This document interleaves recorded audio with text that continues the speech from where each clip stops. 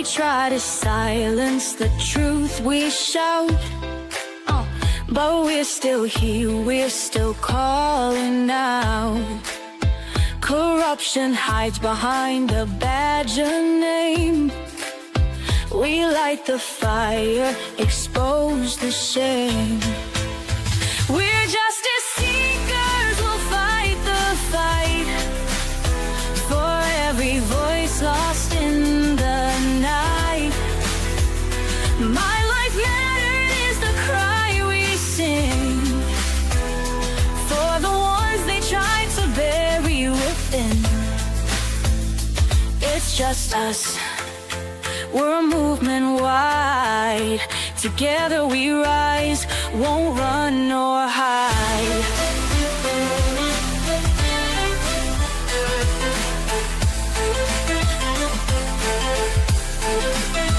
The stories echo, the pain runs deep. For stolen lives we can't just weep. Elected power, but their hearts are cold. We'll bring the truth, let it be told. We're justice seekers, we'll fight the fight for every voice lost in the night. My life mattered is the cry we sing for the ones they tried to bury within. It's just us, we're a movement wide. Together we rise, won't run nor hide.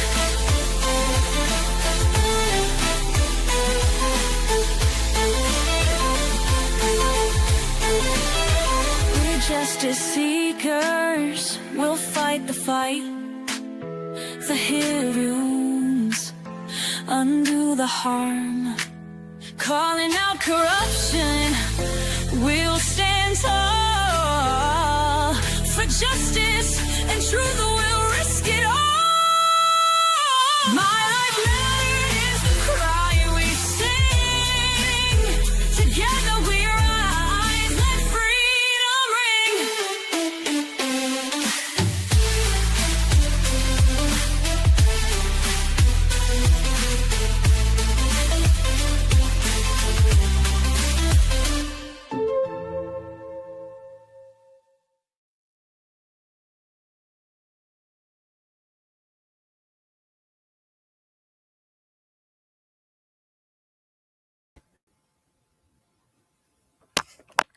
Hello there. Good evening, social change warriors and justice seekers. Welcome to Friday Night Lies, our Friday night episodes where we have been speaking about the Karen Reed trial and the injustice to John O'Keefe. We've been going over the witnesses' testimony from the first trial and the second trial and talking about how they did on the stand. Did they lie? Were they being evasive? Did they tell the truth? So that's what we've been up to on Friday night since January. So what a week this has been, coming along now for 8 weeks?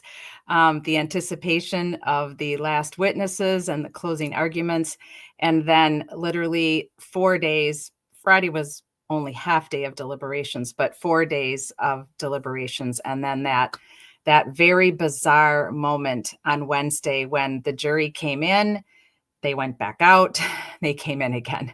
That was crazy. I really think there was probably an utter stilled silence all around the country for those of us that have followed this case from the beginning and were anticipating that jury's verdict on Wednesday.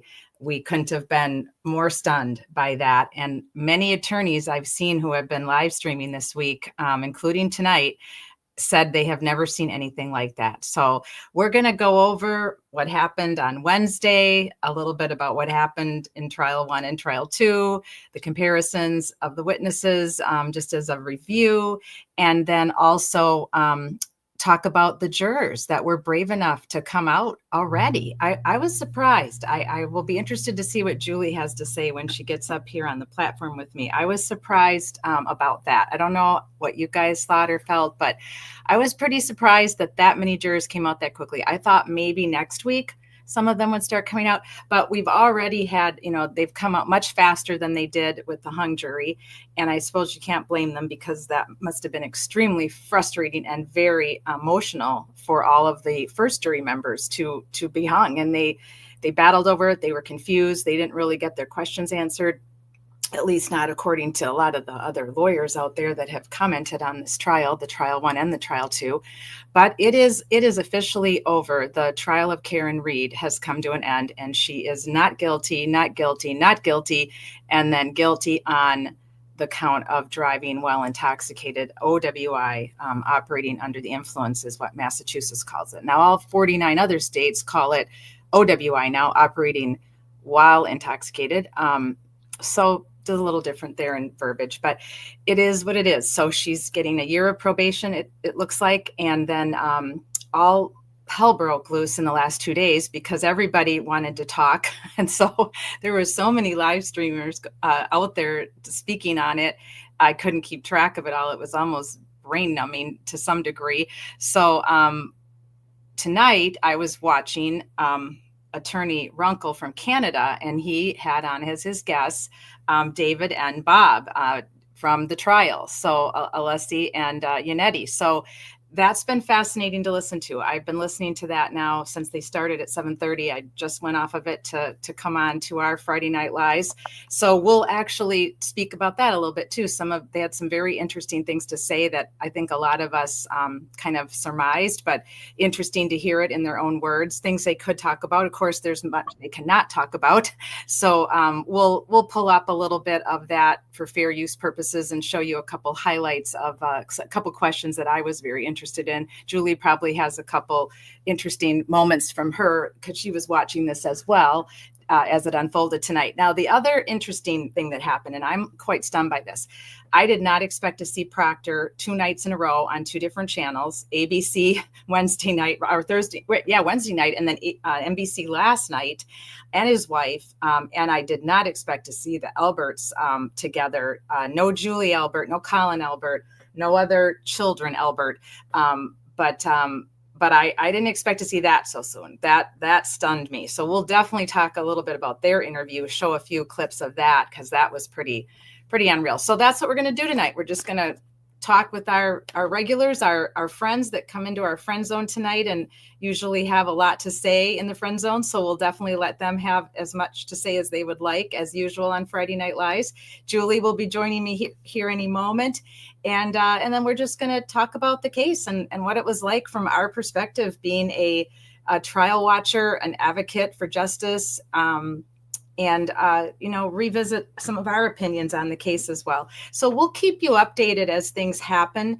I'm hoping things will still happen with justice for John O'Keefe. My prayer and hope for their family is that there is a way to continue to investigate this case and to see if there's anything at all, any evidence at all that could lead them to investigate, to speak to witnesses, reopen his death investigation, look in a different way, look at it with different eyes.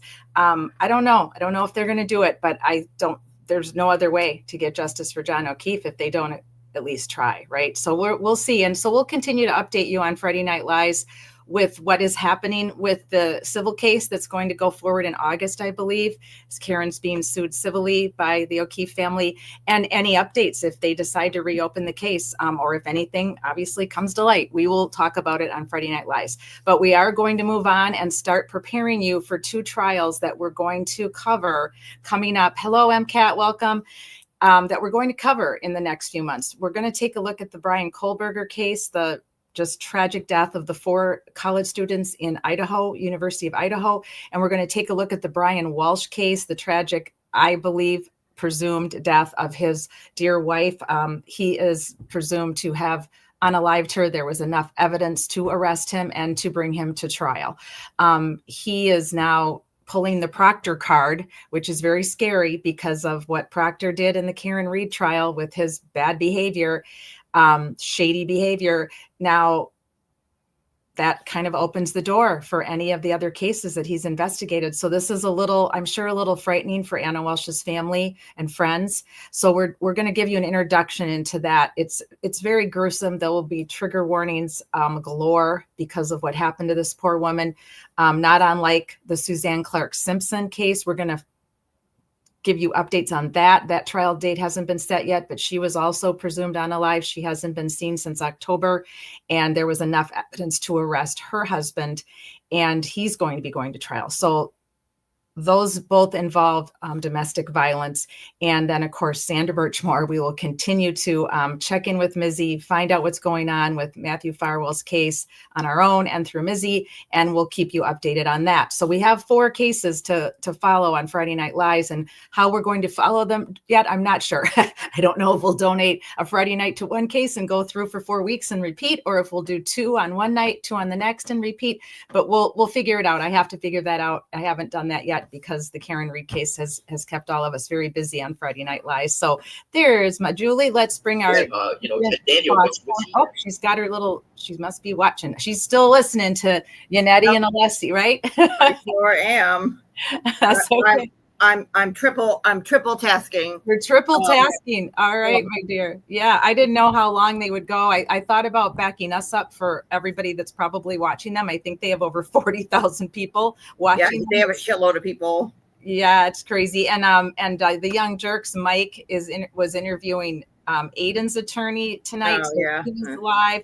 LTL Media was live with Karen's brother. So I mean, it's been a busy night for the live streamers who were following so closely along with the Karen Reed trial. But we are Friday Night Lies, and we've been following along too. So we decided, well, that's okay. This is our normal time slot, either 8 or 9 o'clock on Friday night. So we'll see most of you in the replay, I'm sure. But thanks, MCAT, for keeping us company tonight. I always appreciate it when you're here.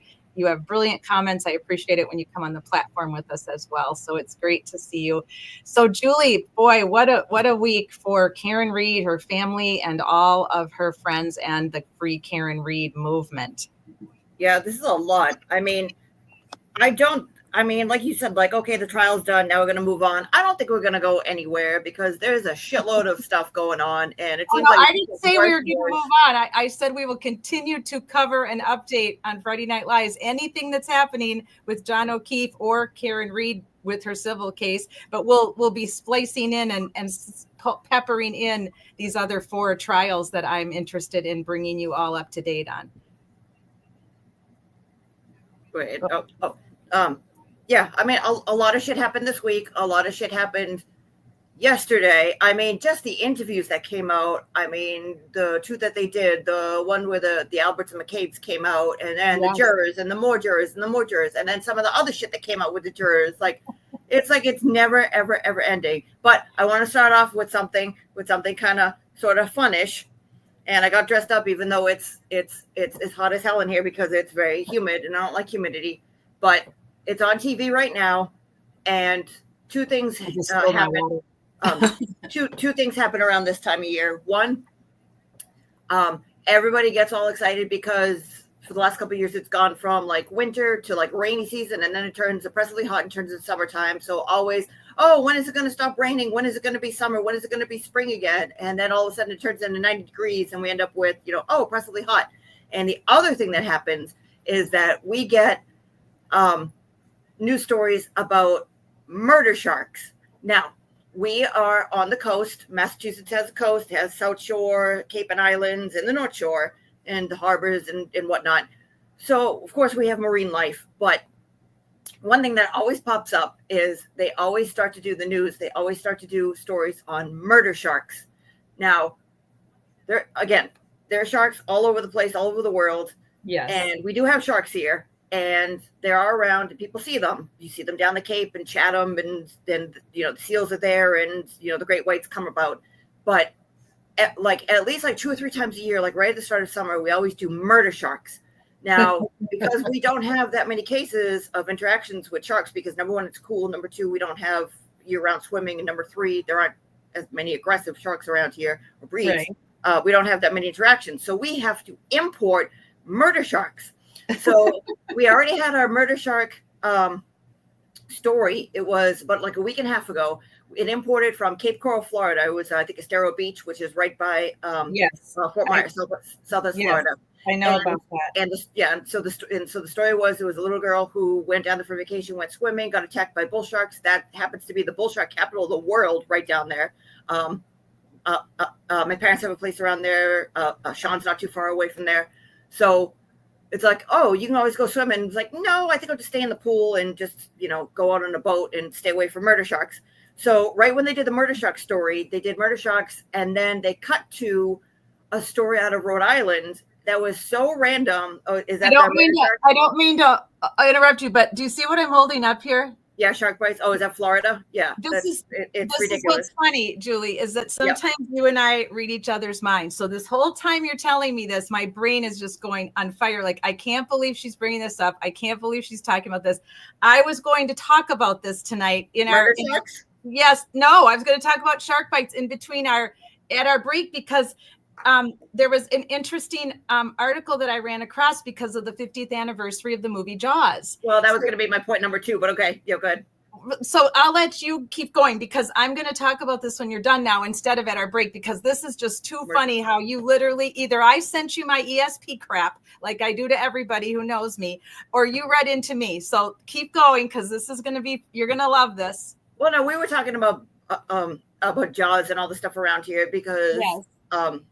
I'm going to mention it again. I'm going to do my little impression, whatever it is. But yeah, so cut to a story in Rhode Island. Now, for anybody who's been watching what's been going on with Karen Reed stuff, there is a reporter out of Rhode Island who does phenomenal ad reads, and sometimes he mentions stories. His name is John DePetro, and he does stories in Rhode Island, but he didn't cover this story, where I guess what happened was there was a very, very, and in fairness, this was a very large shark, and it shocked the crap out of me when I saw it too. So very large shark. And so they cut to and say, yeah, murder sharks are all around. And look at what happened in this pond that was captured. And there were a bunch of, I don't know, it sounded like they were drunk people, but like the most stereotypical, like the most stereotypical New Englander. And it shows this humongous shark fin and dorsal fin. So it was a humongous shark. I don't know how it came from. They said it was in a pond. It was like, did somebody feed like Betty White in the movie, like The Great, whatever it was, where she fed the alligator, turned to a giant alligator? Like, did somebody feed a shark to get this big? So all of a sudden it comes up, and these like drunken, well, not drunken sailors, but they were just a bunch of people shouting. And the way they were shouting in such a stereotypical fashion, that what they said was, there's a shark in the pond. But how it came out was, there's a shark in the pond. And I thought it was the most hysterical thing. It was like, we sound like such assholes because they're just shouting, there's a shark in the pond. Oh, that's so funny. But it was a humongous shark, to be fair. So I get like I get excited about stuff like that too. But like just the way it came out. And John DePetro did not ad read to that story. So, and of course, like Kat, you mentioned, it's the 50th anniversary of the movie Jaws. It's playing on, I think it's nationally on NBC. They have it right now. Every single year they play it because, again, it was made around here. The fictional town Amityville was on Martha's Vineyard. It was, I thought it was Oak Bluffs, but it's Edgartown. And they filmed off of the Cape, off of Falmouth, Woods Hole around there. And it's just such a wonderful movie. And it's very, very, very quotable. My favorite person in that movie is Quint. And that's why I have my headband. And I always have my glasses and I have my cigarettes, but I'm not going to smoke out here. And I have my Jaws button down so I can do my rendition of farewell and adieu to you, fair Spanish lady. Farewell and adieu to you, lady of Spain. I forget when they sang that. I think that's when the shark, like right before the shark attacked, when they were singing, show me the way to go home. Yeah. I'm tired and I want to go to bed. Such a great movie. Classic movie. So especially around here, everybody goes crazy. And then we have murder sharks. So usually it goes murder sharks, then Jaws. So, and now it's the 50th anniversary. They made a big deal out of it last year for some reason, but I think that's because somebody actually got attacked by a shark, which we don't want. Yeah. No, we don't support shark attacks in any way. No, so. we don't support them. But I'm going to ease all of your fears because that's what makes me, when I'm friends with people, I send them vibes, they send me vibes. It's crazy. And so Julie bringing up murder sharks and shark bites just absolutely cracks me up, because earlier in the week I was reading about Jaws and it's the 50th anniversary, and Julie and Sean and I were texting about it. And I wasn't allowed to watch that movie when it came out because I was technically too young. I was 12, and I think I was 12, right? it came out 50 years ago. I'm 62. So, Yeah, or, probably something like that. 12, 13. well, no, I don't even know if it came out 50 years 11. ago. Yeah, I was 12. I was 11 or 12, so I wasn't allowed to watch it. So I didn't get to watch it till I was in high school, and in reruns, but because I was considered way too young. But this is from the Florida. It's from the Florida Museum of Natural History, and it's depicting the number of shark bites in 2024. And so the title of this is "Forget the Movies, Sharks Rarely Want to Bite You." And that's very true. They really don't. Sharks just want food, and the ones that live near us anyway, and most of the sharks in Florida are looking for food. And when you're out, the surfers are the most bitten, because when they're on a surfboard and their legs and their arms and they're paddling, it looks like four appendages hanging down from a body. And so sharks think that is possibly a sea turtle. That's what the lifeguards told me when I was working at the Canaveral Natural Seashore. When I first moved to Florida in 2009, I was working on a program giving tours with children in the Canaveral Natural Seashore. They have a lot of interactive activities there for kids. So the lifeguards told me a lot about sharks and shark bites and what they're after. So this graphic here that I have on my phone, I just pulled it up for you guys. So 32% drop in the US with bites compared to 2023. There were 548 known. Oh, there are 548 known shark species, but only 13 have bitten humans 10 or more confirmed times. So only 13 of the 548 species have ever bitten a human 10 or more times. And so they give you, tips to reduce risk, which is, of course, swim with a buddy, stay close to the shore, don't swim at dawn or dusk because that's when they feed. Obviously, stay away from the schools of fish because that's where they're going to go after, right? Avoid where people are fishing because they have bait. Jewelry, for whatever reason, attracts them, and if excessive splashing, they think you're a sea turtle, right? So this graphic is really interesting because it shows you that in South Carolina, there were 2 shark bites in 2024. That's 7%. North Carolina, 1, 4%. Hawaii, 4, 14%. Texas, 4, 14%. California, 3, 11%. And then you've got Florida, 50% at 14 shark bites in an entire year. And the amount of people that go to the beaches here and all the beaches that we have to have 14 shark bites, this is still incredibly low risk that you're ever going to see a shark, much less get bitten by one. So I hope that takes away the fear that Miss Murder Shark here. Could you see the graphic? Yeah. Yeah. I'm just grabbing some stuff. Yeah, but I can see it. No problem. I don't think the graphic came up. I just see Friday Night Live. So I was on your phone. I'm sorry. Yeah. No, I was trying to pull it up for you guys so you could actually see it. I don't have a clue why it didn't pull up, because sometimes it just StreamYard acts all wonky and it doesn't want to go up for me. That's really strange because I can see it and it says that it's there, but for whatever reason, it's not showing up. So let me try this again, because I wanted to show you guys the actual graphic so you didn't think I was making all this stuff up for fun just to get on Julie's nerves. let me go back to my graphic here again and try. Quick question. With YouTube, do they not like the word murder? Because I tried to write, we're talking murder sharks, and they do not. The comment went away. We're not supposed to even say the word M word. We're supposed to you said about 900 times already tonight. We're never supposed to say the M word. That's okay, Tanner. That's why I always call it the M word, or I spell it out because we're not supposed to say it. All right. Here, then. Now, why isn't this darn thing coming? Now did it come up? Now my dog's making. Yeah, now it's up. Okay, now I don't know how great this is going to turn out. I wish I would have put it on my picture on my Google Deck for you guys. I don't know how great this is going to come up. Let me try to make it bigger here. Whoops. Let's see here. We don't want that. Oh, we got to get through these commercials now, of course. Darn old commercials. Okay, but for people that visit Florida or that visit Hawaii or California, North Carolina, South Carolina, wherever you go where the beaches are warm during, for us, most of the time, I can't get these darn commercials off this page. They just keep flying across.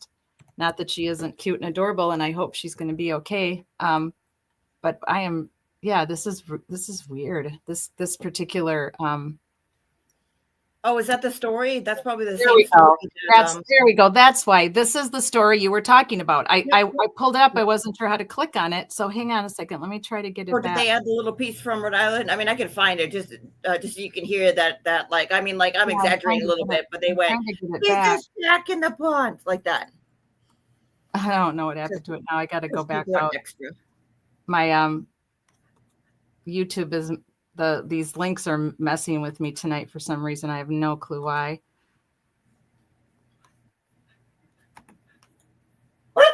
There we go. Quiet.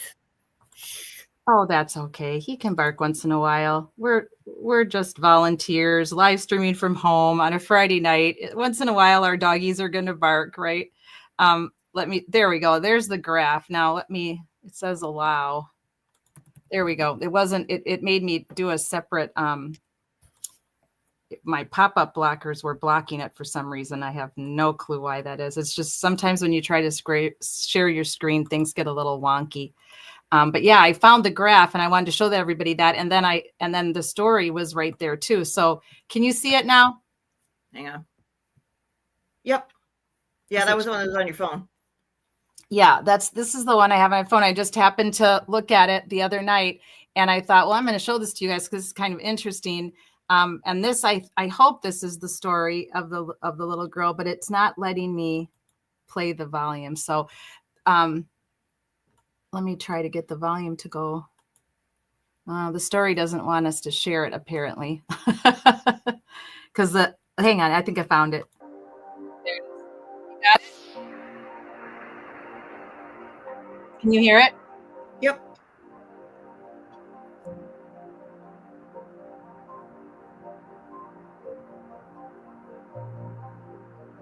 So Florida is still the shark bite capital of the world, even though there were only 14.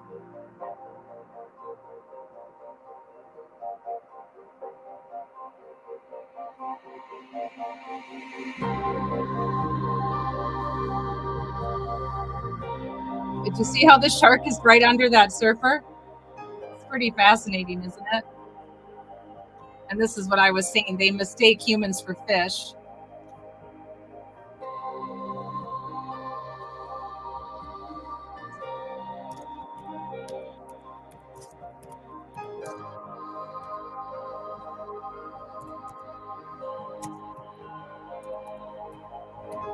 This makes me want to go swimming. Not with those guys. No, not with sharks. Just reflective light resembles fish scales. I knew there had to be a reason that jewelry had to have a reason. Yeah, when you splash, you sound like a struggling fish. Hi, Zeus. Hello, Zeus. Hello.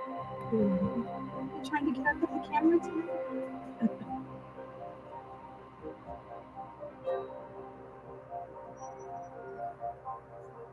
So there's 10 fatal unprovoked shark bites each year. So that's really, I mean, if you think about that statistic, it's really like probably more than a 1 in a million that thing's going to happen to you. I thought that was kind of interesting and pretty with the water. Now, this might be the story you were telling us about, but we got to suffer through the commercial. And these commercials are long for some reason on this particular channel that we're on. We've got the perfect spot to unwind. Grab a bite. They pretty much make us watch the whole commercial. Enjoy delicious food, including a variety of shareables, fresh salads, bowls, and more. Plus, enjoy a refreshing drink at the Pickleball, anyone? It's your go for good food. You got to talk to Canton. Pickleball's become food on that Today. Yeah, it's like so no, popular. wait. We're gonna. How about you give us a crap ton of money, and then we'll different now with everything being go ahead and decide. My daughter introduced me to the e-newspaper, which is a digital replica. Now we're gonna get through two commercials. Is it still a commercial? Oh, okay. It is. Stories, same crosswords. I think the story comes on. I think there were two commercials before too, before I realized that was the story that you had talked about.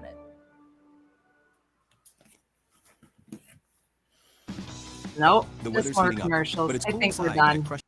I can't seem to get it to come back up now. But that was my little share about the shark bites for all of you that might be heading to Florida soon, and Julie's share about murder sharks. The news needs to bring them up and try to collectively scare all of you up there on the East Coast as you prepare for your beaches to finally warm up and your ocean to warm up a little bit. I don't think it warms up too much up by you, though, does it? Oh, au contraire. It was a very, very, very robust, warm bathtub, 59 degrees. So, Hi, Shauna. Oh, 59. Right in. Oh, hello, Vermont. Hello, Vermont. We're talking about the up there in Boston and up in your neck of the woods. Up in the Northeast. Yeah, your water stays pretty cool. At least down here in Florida, our water is freezing in our, I call it winter beach during our could you winter. please define what freezing is? Because I mean, I've been down there and it's like 75 degrees in January. So Yeah. Well, no, freezing.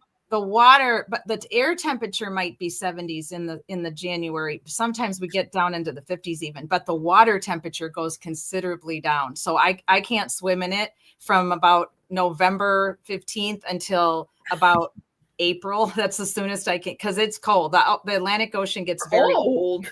It does. Well, the water temperature drops well below 70 when we have what I call. We're lucky if It's the water gets cold. to 70 by like Yeah. like the third week in August, maybe Trust September. me, when That's it's usually when tuna season comes about. when it's At in least on this side. On the Cape, it's a lot warmer because of the Gulf Stream, but sure. the Gulf of Maine, which is Boston Harbor. Oh yeah, but when it's in the 60s here, everybody up north says, "Oh, that's warm," but it's not warm down here. When that wind comes off the Atlantic Ocean, and the Atlantic Ocean is very chilly cold here in our winter beach. It's cold. Trust me. You come down and visit me in December, January, and February, and you will see what I mean. That wind comes off the Atlantic Ocean, and it's fierce and it's cold, even down here. We do see. I'm north. I'm not in South Florida where Sean is, where it stays hot all the time. I'm way up. I'm only an hour and a half south of Jacksonville at the most, which is right near the Florida-Georgia border. So we actually do have a season up here. We have literally two seasons. We have pretty much summer for 6-7 months, and then we have what I like to call a very long fall, and then it kind of ends up to be winter beach for a while. And people that live here know what I'm talking about, because you wear Not in the Gulf of America. No, you wear sweatpants and you don't wear your flip-flops or shorts for almost 8 to 12 weeks because it's cold. It's cold. Oh God! We have a lot. Out. We have a lot that we can discuss tonight. In what was a very interesting week for the the Karen Reed trial, a lot more interesting than I think people bargained for. A lot of people that have been following this case for so long, for 3.5 years, I think they really believed that the jury was gonna come in fast. I mean, a lot of people were expecting Monday and Tuesday at the very latest. What were you thinking? I know you guys know, I told you last week what I thought. I was thinking Wednesday, but I wasn't sure if it would be morning or afternoon. Yeah, I figured. I mean, later. I mean, before I realized that Thursday was a holiday, I figured it was like it's either going to be really late Wednesday on like a fluke thing, and then they're going to have issues and it's going to go to Tuesday, or because of the holiday would have been Friday, and then they started coming back with questions, and it's like, oh, this might go quicker. And then whatever happened on Wednesday happened, and like we heard nothing, and then all of a sudden it's like, we have a verdict. Oops, just kidding. Oh, now we have a verdict again. Are you sure? Yep, we had a verdict, and then boom, done. That's it. It was something, and we were lucky enough to both not be busy, and we got to live stream and watch the verdict together, and that was really quite emotional after all this time that we've spent going over all the witnesses upside and downside. So I came up with a new little graphic for us for Friday Night Live, since we're going to be covering homicide cases because they are scary. And so I wanted to, okay, Zeus, come here, Zeus. So Zeusy went to go to the vet today, and Zeus has a double ear infection.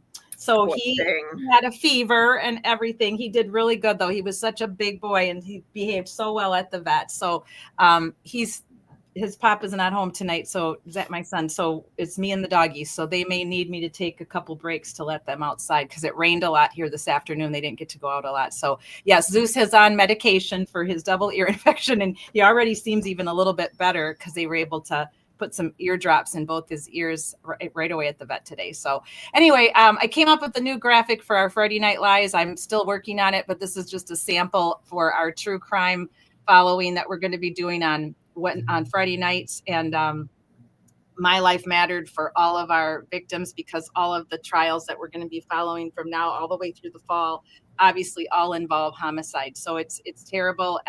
But we are interested in following true crime. Most of us are interested in it because we want to see justice done for the person that was unalived by the hands of someone else. And we want to know who did it, and we want to know for sure who did it. We don't want someone innocent going to jail. Like most of us all bought into the fact that we believed Karen Read was innocent and that she shouldn't be going to jail for a crime she didn't commit. So the 4 cases we're going to follow this summer, as well as continue to follow what's happening with Karen Read and with Justice for John O'Keefe, all involve homicide, and we'll be going over the witnesses' testimony just like we did for the Karen Read trial, determining if we think they lied, are they telling the truth, are they being evasive, and then we'll have to all kind of debate and decide what we think. Now, for Friday Night Lies, almost all of us that were attending Friday Night Lies since January believed in Karen Read's innocence.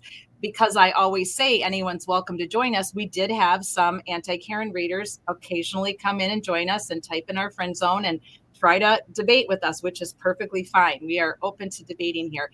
Now, there's a good chance with these 4 cases coming up that possibly with one of these cases, we may not all agree. Everybody that's been coming on Friday Night Lies we may have some good debates going amongst our friends coming up the next 4 to 6 months, because we might not always agree on the cases that we're going to be following. So I hope you'll continue to stay with us and be with us on Friday Night Lies.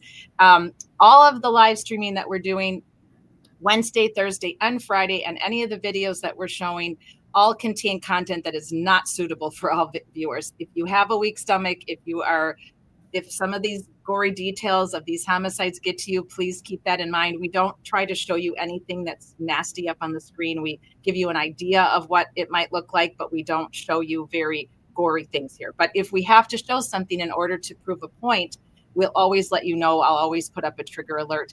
But the opinions and the views expressed are solely my guess or mine. We don't always agree. We agree to disagree. Those of you in the friend zone can agree to disagree with me as well, or Julie. So, but your opinions aren't always going to be mine, and they're not, representing me or social change warriors. They're representing you. So I just like to remind you of all that. And everything that we use for Friday Night Lies and also on Wednesdays and Thursdays when we live stream is fair use. We use it for education purposes. We use it to try to break down these cases, figure out what happened in the cases. Are the witnesses telling lies or telling the truth? We will show police reports that we have gotten due to the Fair Use of Freedom of Information Act. We may show you autopsy photos with the family's permission, only if they're somewhat covered and suitable. We don't want to freak people out. But if it's something we have to show, like in the case of Ellen Greenberg, to determine that she absolutely did not stab herself 20 times, then I will always give you a trigger alert for those. So we have had an amazing and interesting time since January. We've been covering the Karen Read trial, going over the witnesses from trial 1, going over the witnesses from trial 2, and Julie and we've been debating about it with all of you in the friend zone. And I can't thank you enough for joining us and for going over this trial. It's been fascinating. We've been advocating for Karen Read, advocating for justice for John O'Keefe. And since Wednesday, all kinds of crap has happened. So many interviews, so much going on on social media, guys. And when we take our break, when we come back from our break, I'll go over some of the craziness that has happened on Twitter for those of you that aren't on there. A lot of the big voices have been very, very vocal on Twitter Wednesday, Thursday, and Friday. But tonight, I'm assuming a lot of you tuned in to Runkle, who is an attorney Runkle, who's an attorney in Canada that has a huge following in Canada and now in the US because he started covering the Karen Read trial. So he was able to secure interviews, the one and only interview so far, with both of these very amazing and interesting men, Bob Alessi and David Yannetti. So I'm sure a lot of you have something to say about that. Feel free to share your thoughts. Julie, what did you think? I watched an hour and a half of it, and then I had to come live on here. But what were your thoughts on what you watched of the interview that he did with these two amazing attorneys? David Yannetti is the best. He is the best. I think Runkle even said it. I don't know if it was Runkle or it was Bob Alessi, but said that David was the best criminal defense attorney in Boston, and he is 1000% correct on that. He is the absolute best, and to hear these guys talk about their strategies and whatnot, and Runkle asked a very good question. I mean, he asked about like what happened with Welcher, what happened on the rebuttal, and Alessi said like I would have liked to indulge on that, and I was like, oh, me too, girl, me too. I was waiting for that, and this case just fell apart. But to hear Runkle ask and say, listen, I kind of understand it now. And Kurt at Uncivil Law said the same thing. And like a lot of the lawyers are coming around to this, they asked a question about Proctor and said, when you guys were kind of debating about whether to call Proctor or not, they kind of thought about it and was like, okay, but I don't see a downside. I don't see a downside. I don't see a downside. And then they said, well, we kind of got around to it, and now it makes sense. And Kurt at Uncivil Law, and it's a little verified.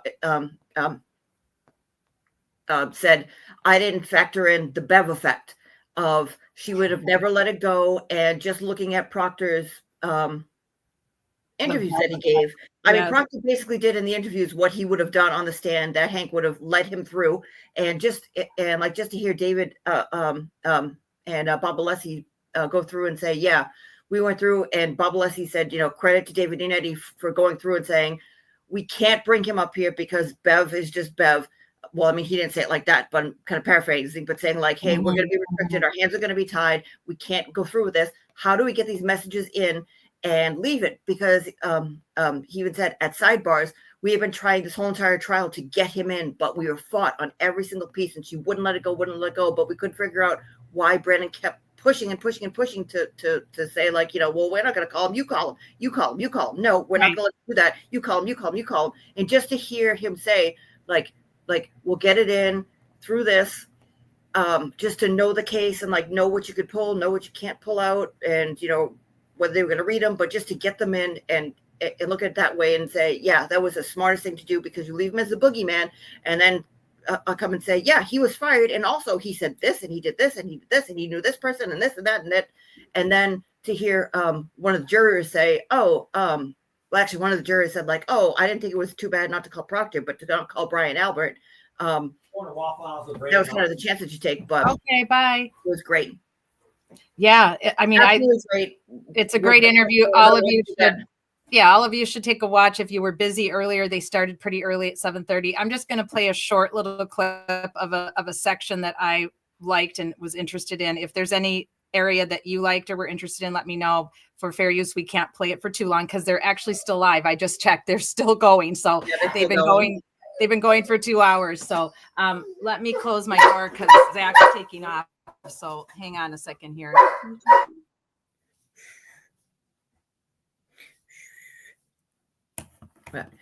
And then just to hear from these guys, like they talk about, like, like Brennan, like it seems like Brennan has much more of a personality, but then to hear David talk about, Adam Lally, where he said like, like, hey, I leave, like I go hard in the paint, I go hard in the courtroom, but then afterwards, like I'll go out to dinner with some of these guys, and like I know relationship. He said, but with Adam Lally, it seemed like there was like nothing there. Like he would just show up, he would do his little prosecutorial dance, and then he would leave, and it was just like he just did his job, and that was it. Like he didn't have anything invested in it. He just like went through the motions, and that was it. So it was very interesting to hear, like, yeah, he seemed just like a lump that was like being forced to do this the first time, and then the second time he just kind of sat there. But it's good to hear that they have a like a working relationship with Brennan, and then to hear Alessi say like it kind of fell apart towards the end when he tried to pull the shenanigans that he did. So right. Well, you're going to hear the goose howling because Zach is leaving to go out with a friend, and Zeus will howl for a little while because he's displaying his displeasure with that. So that's what you're hearing. He's out in the kitchen, looking out the kitchen window. Okay, let me play just a little clip of this just for fair use only, and then we can discuss it. So hang tight here a minute, guys. This using the scientific method. People probably heard enough from me about confirmation bias and scientific method, but those are important precepts when you come to experts. I thought our experts discharged themselves fantastically in being Yes. in honoring the scientific method and being objective. And I think the jury picked up on that. And to your point of the own goal, um, I'm not sure how much experience the prosecution had with regard to truly cross-examining experts. I cross-examined every one of the Commonwealth's experts. It's a different world cross-examining experts, as you know from your vast experience. It's a different world, it's a different skill set, it's a different approach. And if you don't do it the way that is merited by the situation, you can end up with double-digit owned goals. And I think that happened. Absolutely, I it thought it did. was actually quite striking to see some of the differences, both in the quality of experts, because watching the trial, like really the prosecution expert who I might want to call was Dr. Wolf. If I was sitting here making a list of like who out of this list would I bring on a trial of mine, Dr. Wolf I'd have no problem with, but he was also a big problem because he straight up said, we see this all the time. Somebody falls and this injury and they die. And I went, oh, You just wow, made a Brennan, point. did you not even have a conversation with this guy? But But Brennan you're just struggled. piggybacking on your comment, Ian, the brilliance of Bob Alessi in terms of his cross-examination of Dr. Wolf. It was one of the most unorthodox starts to a cross-examination that you will see, but it was ingenious and it was done for a reason. It was very clear that their Dr. Wolf was a brilliant man, a very experienced witness and very confident, and he was going to be a big challenge to cross-examine. But if you'll remember, Bob started his cross-examination by introducing himself, saying it's a pleasure to meet you, and tell me about your normal day. And Dr. Wolf was an experienced witness, and he was happy to talk about what he does during the day, including, getting up early and making his wife coffee. And these seem to be the softball questions. And, Bob extended that day into a week, I think. And it was only at that point that, having completely set him up, invited him for dinner and put the plate in front of him, that Dr. Wolf realized the food was actually poison. Because that's when Bob struck, if you recall, and said, geez, that your day is fascinating and you're doing important work, but I didn't hear anything about forensic pathology, Or which dead is the people. topic that he was called on to testify to, And I think at that point, Dr. Wolf realized he had been had, and he got a little angry on the stand. He did. He said, well, you could have just asked me if I'm a forensic pathologist. I'm not. But facing such, he was probably the most difficult witness, or the most formidable witness for us to cross-examine in the whole trial. And I thought it was just brilliant the way he handled that. Yeah, a good expert witness is very difficult to cross. And one of the questions I have for you, Bob, is just, if you don't mind me calling you Bob, is how do you manage to learn? Because you were coming in and at points correcting the experts and going, didn't you just use the wrong term? And they'd be like, oh, sorry, yes, I did. You had to cover like 6, 7, 8 different fields in order to be good enough that you can, that the experts sort of also recognize you as an expert, which we didn't see with Brennan. Brennan's trying and they're like, no, you're like a kid in the sandbox. How do you possibly do that? He's a scientist. The first part of the answer is I just love learning. I always have. I went to pharmacy school before law school, so I had every chemistry, physics, calculus known to man. And I enjoyed all of it except for calculus. I never enjoyed it. He lost points with me right there. But I just enjoy learning. I enjoy technical STEM type issues. And I'll stay up all night to read about them and to learn them. And it's a joy for me to do. I have in my career, like the best experts. I feel like I get mini master's degrees just by working with brilliant people. And the fact that I don't sleep much allows me to have about 1.7 times a life than others. So I get more time to prepare. It's like the person who takes the exam gets extra time. That's me.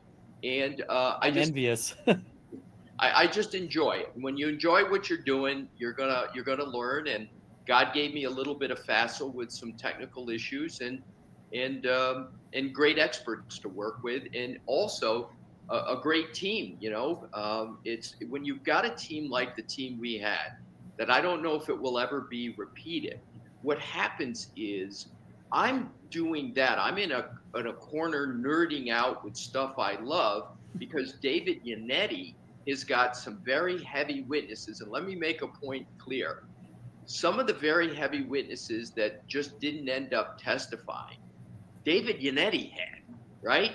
And so I can be confident that when I'm diverted all my time and in my, technical bubble with all these experts, that I've got Boston's best criminal defense attorney on the other things. There it is. So in sum, it's me doing what I like to do, and my background allows me maybe to do it slightly better than other attorneys, but also knowing all the time I'm myopically focusing in on that. I've got other team members like David Yannetti who are at the top of their game on the other matters. So it's just good team construction and team dynamics that really synergizes into many other salutary aspects of.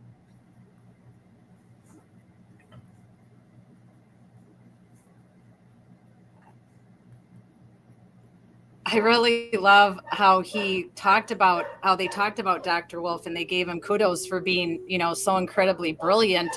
But that really was an amazing way that he went about starting his cross with Dr. Wolf. I was fascinated when it happened. I know you were, and you were, leading us through a lot of our conversations, dealing with all of the science and the data, because you are our science and math queen. So I found that clip after I watched it, I went back.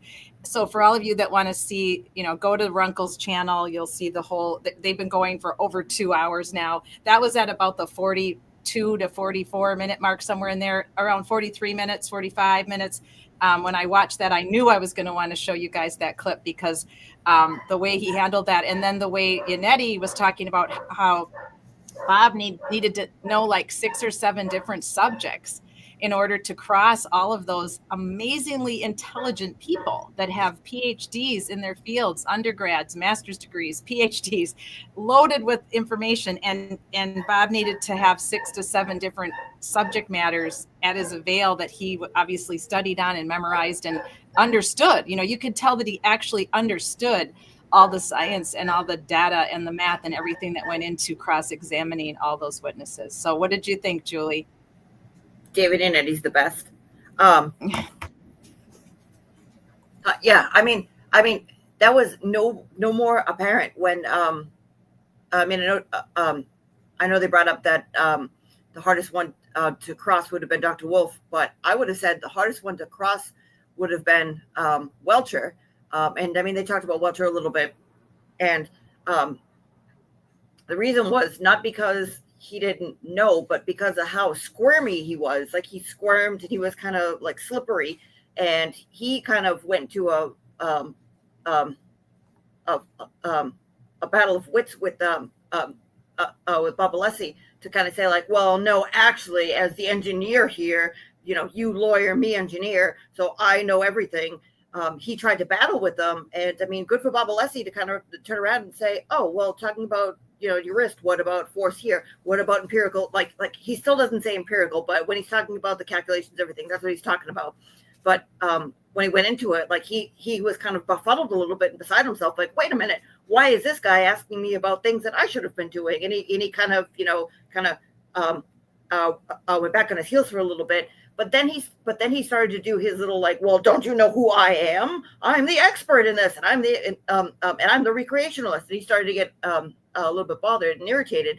And when he did that, he, instead of making mistakes, he kind of doubled down on it. But But it was interesting just to see the battle of wits by saying like, oh, well, actually you have bones here and the force for this. What kind of an impact would that be? Would you expect that kind of this from there? Can you show your work? And he kept saying, show your math, but can you show your work? Can you tell me why this wouldn't have been fractured? What about over here? How much force would it take here, here, here? It just kept poking holes in it. And he kept going and going and going. I think that's why he said so many stupid, ridiculous things. Like he switched from, well, this is the way it's done to, well, no, actually, you don't know what you're talking about. I know what I'm talking about. To, well, anything's possible. I mean, it's engineering. I mean, the Lexus could have blasted off into space. And it's like, well, if you actually think about it, that's a stupid, stupid, stupid thing to say. And it only would have come out because he got poked. Like if the shoe was on the other foot and you had Breenan cross-examining him, I mean, we saw it with Jessica Hyde on Redirect. I mean, Brandon just fell apart because he had no idea what the hell he was talking about,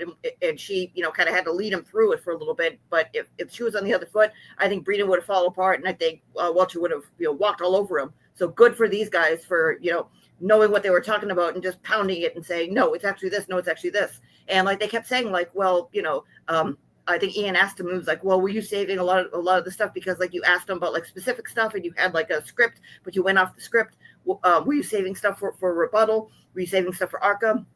And I think he was just trying to set him up because he knew that Arca was going to decimate him, and he knew that like, let me get this on the record so that when you come back, I'm going to pound it even further. And just to see Breeden say like, nope, we're going to pull him because like we're going to call it. Was right. Masterful. Yeah, it really was. Now you have to give the defense a lot of credit. I mean, they had 3 lawyers, and then they went ahead and got Bob for the second trial because they were switching direction. They were going after the science and the data, and they knew they were going to need him for the crosses for all that. And the prosecution could have brought on a third attorney that might have had more science background and more data background than Hank, and let that person tackle the defense's, experts. They could have done that. Your dog hears Zeus in the background, so now he's going to bark at Zeus. Okay. So Shauna has a question for you, Julie. When you were speaking, she said, "What bridge is that, Joel? In his photo, Love Yanetti's office." Yeah, so that's what I'm trying to figure out. That is, let me see. That is, I think that's a picture of Boston behind him, and there's quite a few photos behind him. Where do you see a bridge? Are you talking about the photos behind him? I think that's I think it's part of the city of Boston. I think those are 2 buildings. I don't know if that's a bridge, or maybe it is a bridge. Let me see.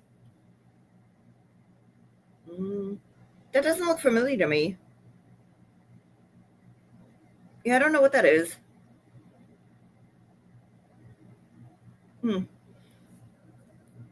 Yeah, I don't know what that is. But yeah, I mean, this is the first one that they did. I mean, obviously, they had the interviews with Karen where it was just like, like stick to the script and we still have to go to trial. But now it's, fantastic to see that basically, for all intents and purposes, it's done and they can, unleash and just kind of let it fly. And I mean, they're still lawyers at the end of the day. So everything has to be, said with a certain kind of direction and intent. But I mean, just to see them with their hair down and to kind of get a glimpse into what it was going forward. Wonderful. Hey, MCAT. Hi. Can you guys hear me? Mm-hmm. Hello. You're good. Zeus is having a barking meltdown because Zach went out with some friends. So I'm just muting in between talking so you guys don't have to hear him. He always, he has separation anxiety when Zach leaves. Now, if Zach takes his own car and leaves, then Zeus is fine. He knows he's home with me, his grandma, and he's good. But when Zach doesn't take his truck and he just walks down the street to the neighbors, Zeus thinks he's supposed to be down the street at the neighbors. So he's going to do his little crying and barking thing for we don't know how long. It goes on for a long time some nights.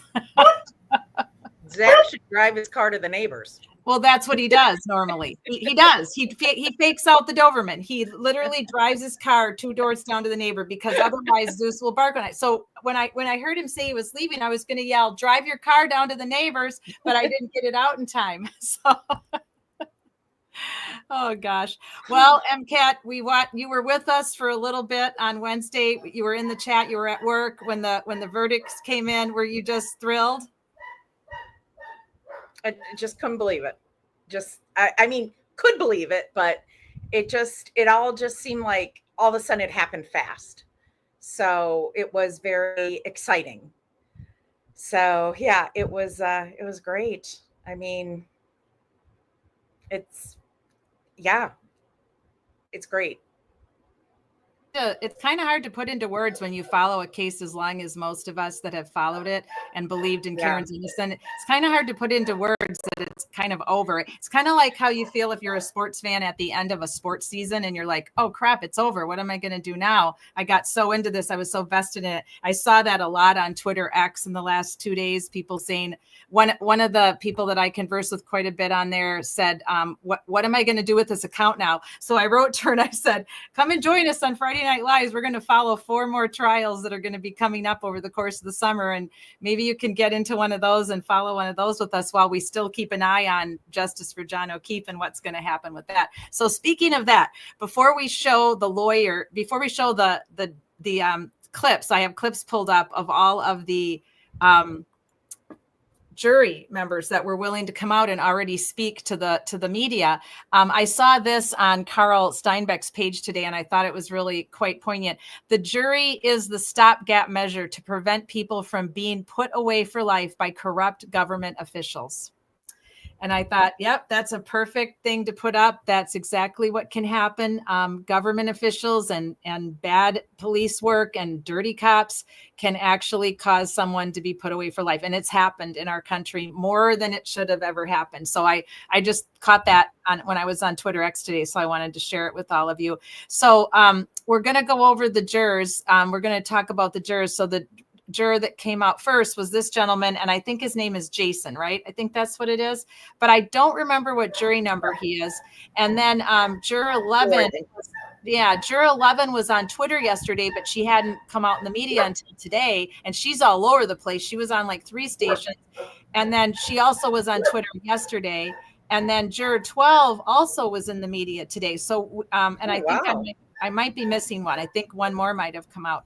But then her brother and her father spoke to the media, and then the parents spoke to the media. And yes, we have a lot to cover tonight to go over. And then I have to find, what did I do with the other one? It should be, I put it in here somewhere. Where did I put it now? I've got so many things in here from before when we were talking about Higgins. I thought I've already put it in here because the Alberts came out to the media. So maybe I didn't get it in time before. I'll have to refresh that in the chat. Was it more than a statement? Was it actually? We're going to play it. It sure was. Yes. Okay. The only thing I've seen is the one lady. I heard her this morning when I was listening from work, but I had no idea all these people came out. Wow. Oh yeah, it was a free for all. Yeah, it was a free for. We have a lot of clips to cover, so let me remove that for now. And then I'm going to thanks, because I copied in a picture of all the Alberts, but I must have not have refreshed my deck before I put it up tonight. So I'm glad I've got it in the chat. So let's start with the Alberts and the McCabe's, and then we'll go backwards and hear what the jurors had to say, because this is pretty epic. And when I watched it, my head kind of hurt and the comments, I'll read off some of the comments to you on my phone that were in the comment of this news station that covered them, because they just double down on all their speak that they've been speaking about the whole time. So let's see, which one is the family? The top one. Very top one? Okay. Yep. All right, let me open that up here. I've suffered through a couple commercials, hang tight.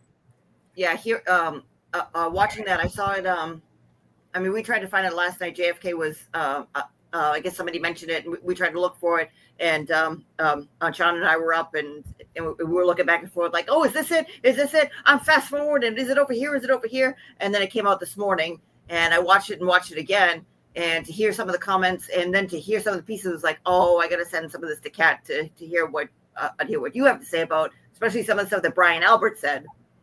Because it's Brian Albert's in it? Oh yes. Oh my gosh, Julie. That's very interesting. All of the big guns except for Higgy, isn't it? It's 255. Yeah. Higgy anymore, do they?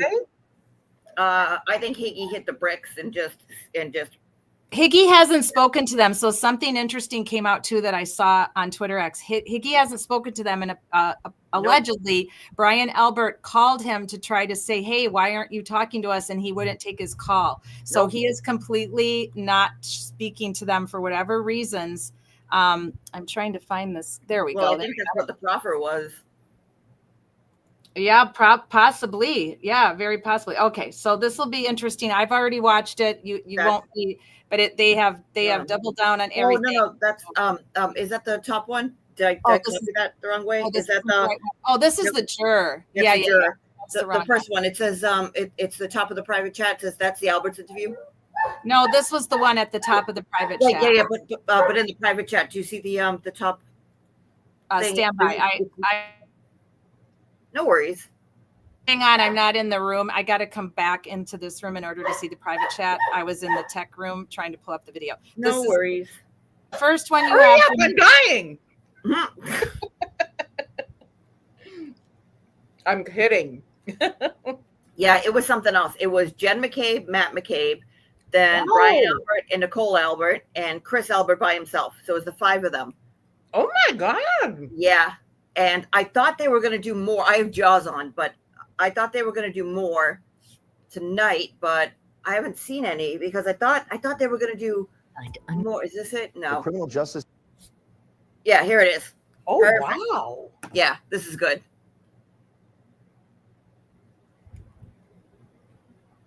Was this on 2020 last night? Every turn. No. And yesterday was the final letdown. And that's why we're here, because there's nobody left to stand up for us. Think real long and hard before you're a witness in a case, because no one. I don't think you get a choice in the matter, but that's okay. Very. Newsflash, Nicole.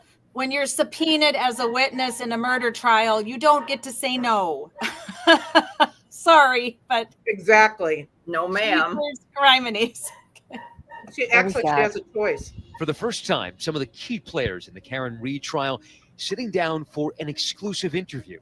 His friend, Jennifer McCabe, and her husband, Matt, former Boston Police Sergeant Brian Albert, and his wife, Nicole, like Jimmy brother, says, Chris Albert. All 5 of them pulled into the center of this high-profile case and now speaking out.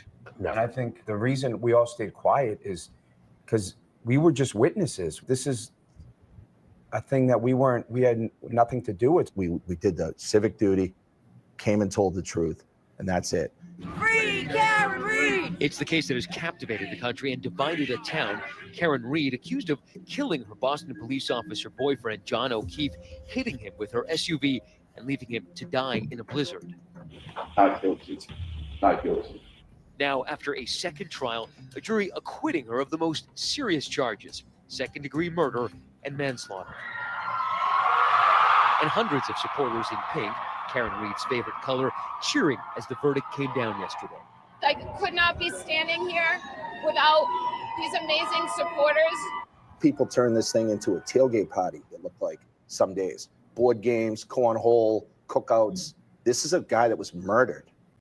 It's atrocious for that family. While the prosecutors blamed Reed for O'Keefe's death, the defense said this group of family members framed Reed to cover up what really happened that night. Ever since, their lives becoming open season for endless conspiracy theories. What they've done is they've dehumanized us to the sense where we're not real people. We're almost like caricatures. We're pawns. Have each of you been called murderers? Like actual murderers? Oh, yeah, on a daily basis. Anybody who's touched this case has been called a murderer at some point. And anyone who's friends with us Any is a giggles. prop killer.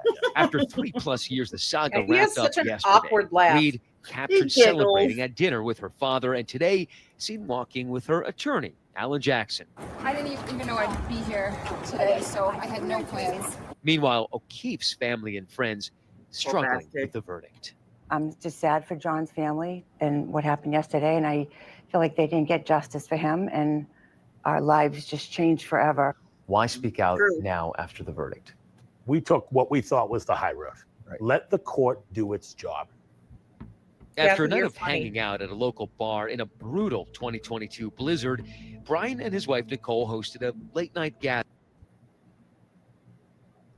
So welcome, Cam's Graham, to our friend zone tonight. You are always welcome here at Social Change Warriors. Great to meet you and see you. Welcome again, Kathy. Welcome into the house, Kathy. Cam's Graham says they all lied on the stand. Kathy says, what was Christopher a witness to? The cover-up? Asking for a friend. Shauna says, I can watch that over and over, but these McAlberts, oh my. And she was referring to, Kathy posted when she first came on, hello, ladies. That was a fantastic interview with David and Bob. Yes, we went over it a little bit right at the beginning. We showed a clip of the part that I was interested in about his explanation about Dr. Wolf and why he started his cross the way he did. So that was epic. That was really epic. Yes, it was. So welcome to all of you who are in the friend zone with us. Welcome on the replay. Glad you could make it in eventually whenever you can. There's so much going on right now in the Karen Read movement with all the live streamers. So we welcome you whether you're live with us or on the replay. So we wanted to, we showed a little bit of the section of Runkle's interview with David and with Bob, but for fair use purposes, we can't show too much of that. But I wanted to show that clip because that was really interesting. So that's around the 45 mark. If you haven't watched it yet, go back on Runkle's channel on YouTube and watch it. It's Kathy watched the whole thing, and she obviously said it was great. I didn't get to see the whole thing because we started living here at 9, but that part was at the 45-minute mark when he was asked about Dr. Wolf and how they were talking about what an amazing, intelligent doctor he was, and that he was probably the most formidable expert for them to cross. And it's a very interesting, we showed that part tonight. You can either rewind us and watch it with us, or you can go over straight to Runkle and watch the whole thing, obviously, with him.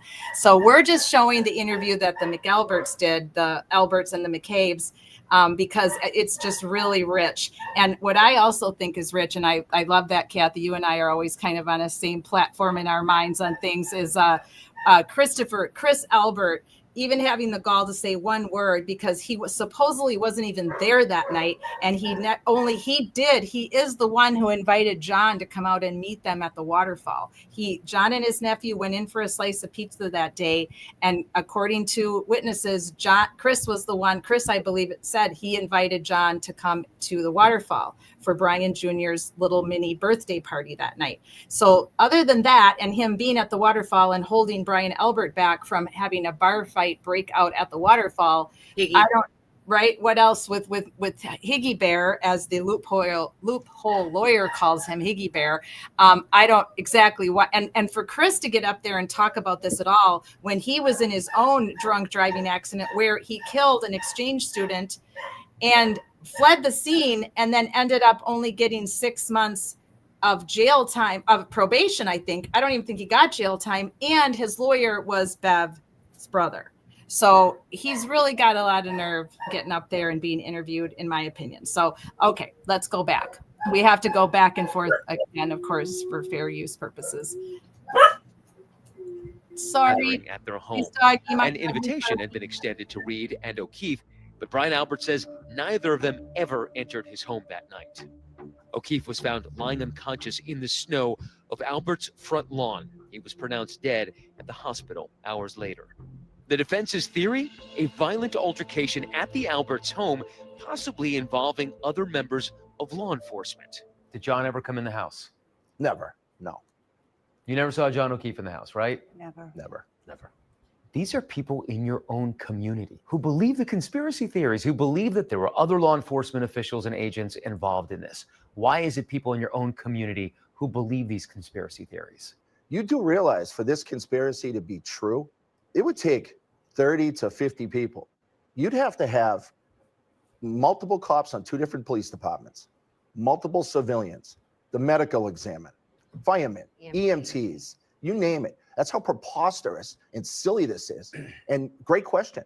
I don't understand how people bought this. Brian Albert says he and Nicole only found out about John's death when Jen McCabe, who is Nicole's sister, barged into their bedroom. She was just upset and ask them why they didn't come out of the house. Immediately thought something had happened to one of her children or one of my children, because why else is she in my bedroom at 6:30 in the morning? You'll get to it, Kat. Oh, okay. She said, John's yeah, that's coming. John, I think John's dead out front. I said, what the are you talking about, Jen? And I'm like, who? I didn't know. You still didn't piece it I together. didn't understand what she was talking about, because why would John be out front of my house? So massively confusing. So angry. There are police officers, EMTs on your front lawn. You're an officer. Why don't you just go outside and investigate or take a look? I'm not a Canton police officer. I'm a Boston police officer.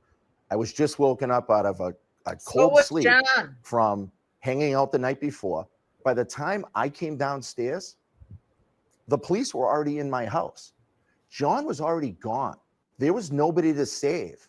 I would have taken a bullet for John O'Keefe because he was a fellow cop. That's the most ridiculous question that people always ask. It made zero sense. What am I supposed to do? Run out front in my underwear and start running yellow tape around the fire hydrant? Over the course of the night, Can you pause it right there? Yeah, there we go. Okay. Yeah. Disgusting. Yeah, you are supposed to do that, Brian Albert. You're a freaking police officer. You took an oath.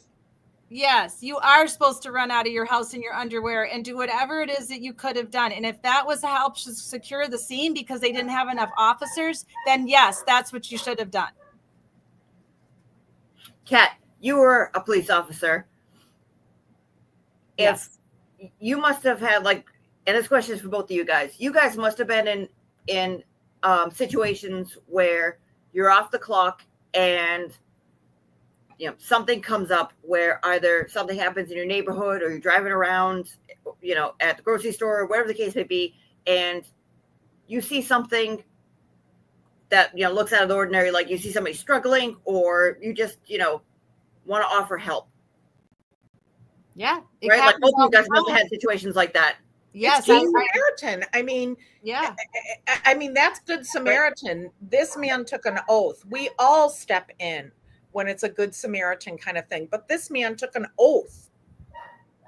So Kat, like in that situation, do you look and go, "Oh, I'm 50 feet away from the city line of Madison, Wisconsin, so that's out of my jurisdiction. I'd love to help, but you know what? I'm not in my uniform. I don't want to get written up, so I'll just let that person pass away because it's the line's over there and I'm over here. So I'd help over there, but I can't help over here.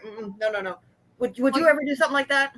No, because you technically, when you're not on duty and you're not in uniform, you then are technically a Good Samaritan like anybody else. But you have the skills that anybody else doesn't have. That's where the difference is. So Exactly. Brian Albert running out of his house in his underwear to give CPR before EMS got there, he's now a Good Samaritan. That's his house. It's his property. But he knows how to give CPR properly. He knows the correct way to do it. And so it's interesting you would bring that up, Julie, because I actually ran across a couple times. I've helped out people. I helped deliver a baby once off duty in Union South before the cops and EMS got there. There's a lot of little things though, just cuts, bruises, things like that. Sorry about the Doberman in the background. He's not going to be quiet tonight. Apparently I'll have to go in and soothe him in a minute while we're watching one of the videos. But I was on my way home from Florida back in 2005 with a friend of mine, and we were on our way. We were going to get off at Paducah, Kentucky and get something to eat because we were getting really tired, and I was driving and he didn't feel like driving. So I said, I'm getting tired. I got to get something to eat. I don't want to be in an accident. So we're almost to the exit of Paducah, Kentucky, and I see an accident happen right in front of my freaking face, and it was over on the other side of the interstate, and I didn't see it. It was like a blur. I just saw these two cars. One car looked like it had flipped over, and I'm like, holy crap, Pat, that car's in the middle of the median, and the other car's over there. It looks like a minivan. I got to stop. He goes, oh, okay, but be careful. So I pulled over on the interstate. I got out. I was very careful crossing the interstate. This other woman ahead of me had already pulled over. She was actually already she got across traffic before I could. And she's yelling at me, I'm a nurse. I said, I'm a cop. I was obviously off duty, but I was a cop. And I said, I'm an off-duty cop. What do you want me to do? We got to do something. So she said, I've already called 911. So she took the minivan. I took what turned out to be this red sports car type convertible hardtop. And we literally rendered aid until the police got there. It was terrifying. Like, it was an older couple in one car. Zusi, stop that now. Go lay down, buddy. It was an older couple in one car, and it was a woman about my age. I was in my late 40s at the time, mid 40s, late 40s. I could tell she was about my age in the front seat by herself, and I could tell she wasn't breathing. So, and then this other man came up and he said, I'm a first responder. I work on an EMS and I'm from Illinois, but I don't care. And I said, I can't get her seatbelt off and her car was pretty crashed and the window was crashed out. So I'm yelling for someone, bring me a blanket, because I couldn't reach the seatbelt.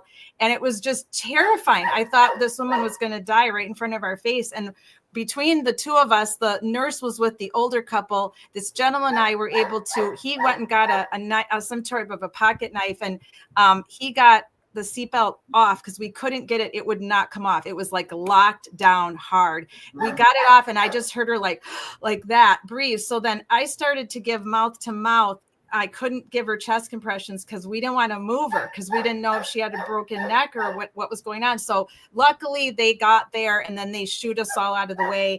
But I ended up getting to talk to her family. She survived. I'll never forget it. Like, I literally remember every second of it. And it was way back in 2005.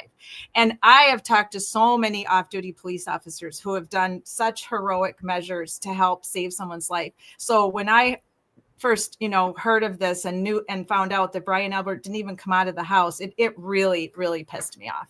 So thanks, Julie. I would have never thought to tell that story, to be honest with you. I don't tell that story very often. It's sort of personal, and it was a personal moment. And thank God my friend Pat was patient and willing to let us be on the side of the road for almost an hour. But that is what you do. That's what most people do. I mean, I was there with 4 other Good Samaritans who pulled over, got out of their car, and did something. So he has no excuse in my mind. He has absolutely zero excuse. I will never forgive him for not coming out of the house as a fellow law enforcement officer. It sounds like you saved that woman's life or that guy's life. Absolutely. I think we did. I think me and the guy that was helping me, I think we did. And then the nurse came over too, and she was helping. What we were trying to get her to support her head so we took turns giving her breaths.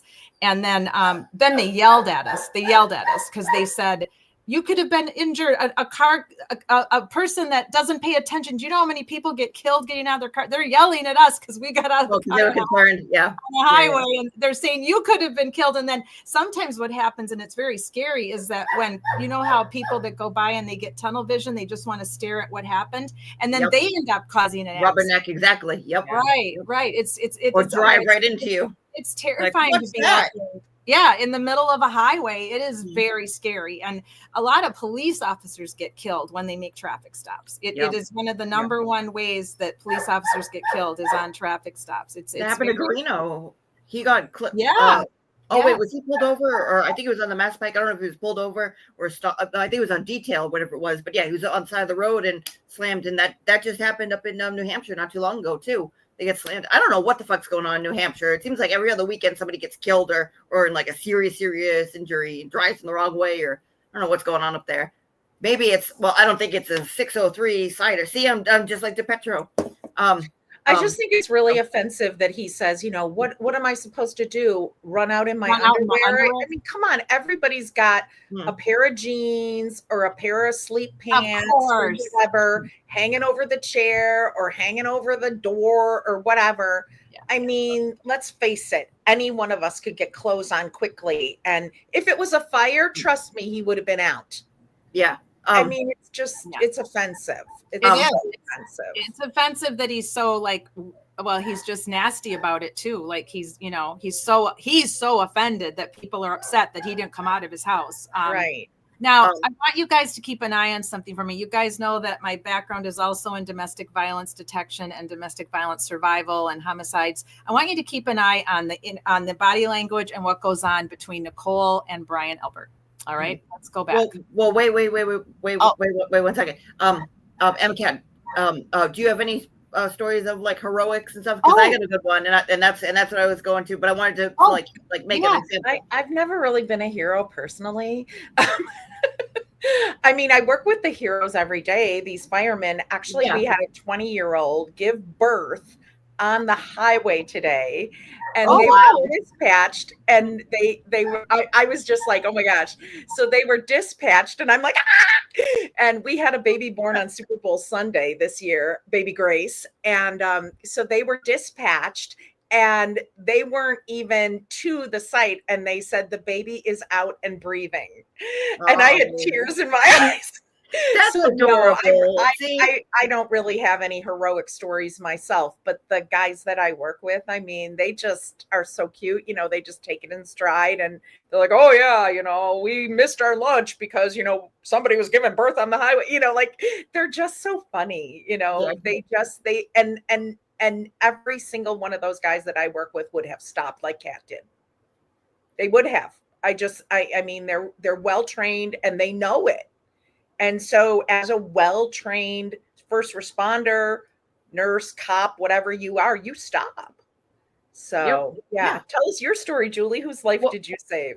Well, I don't know about that. Well, all right. So you guys, Kat, you're a trained police officer, and like I know people give you shit, and like you say, like, oh, they call you the social work police officer, but you are a police officer. You have the same training as any of the other schmoes that you worked with, and MCAT, you work with heroes all live long day in Chicago of all places. So that's, you know, big to do. And so me, I'm a crazy person with a blow up doll, and I do things in my driveway.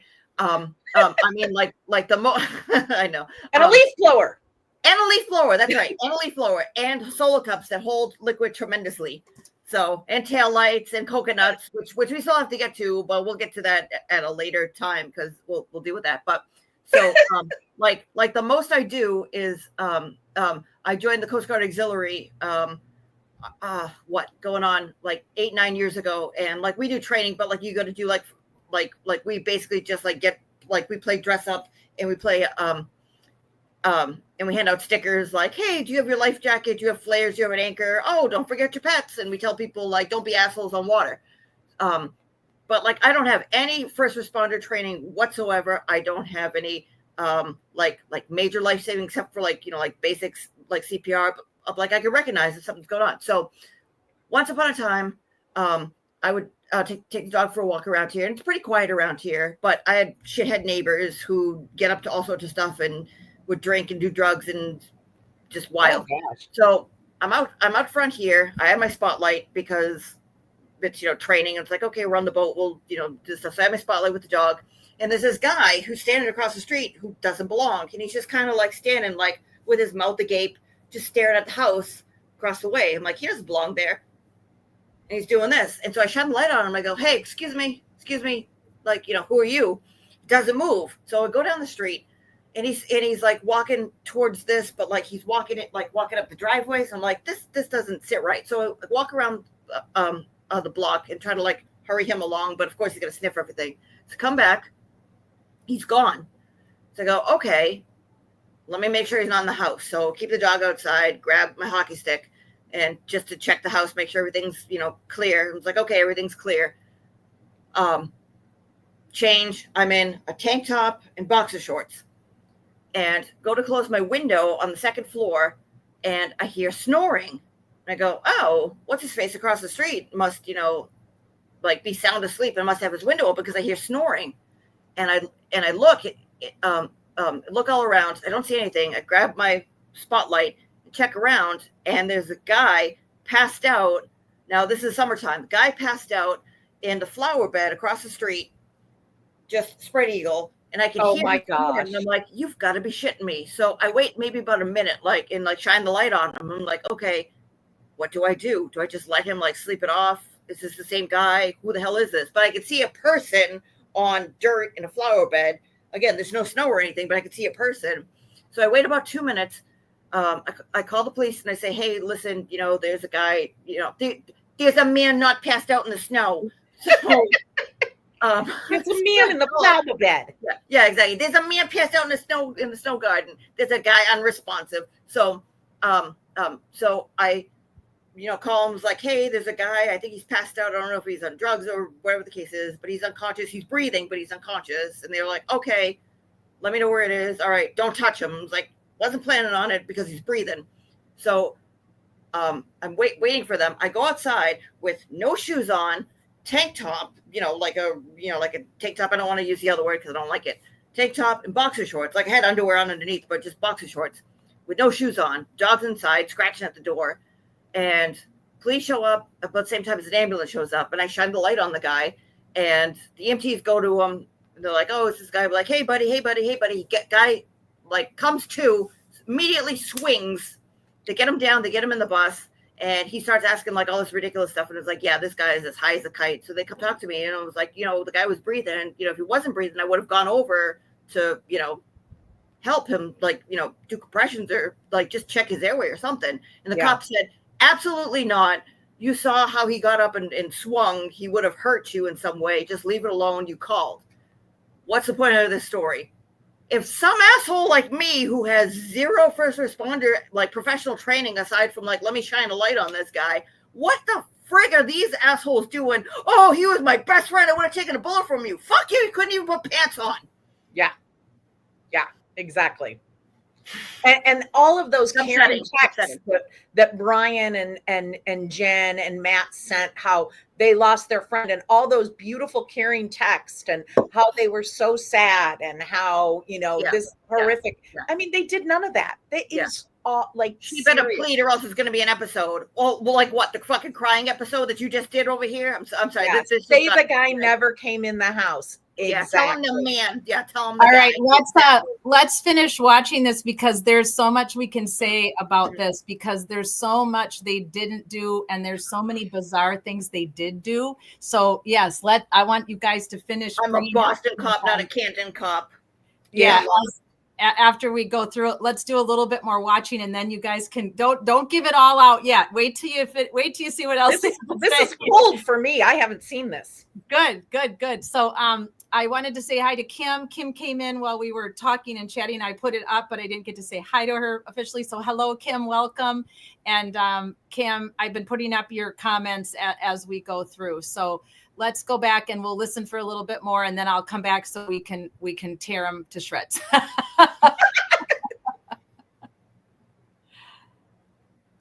Let me bring them back up here to the stage.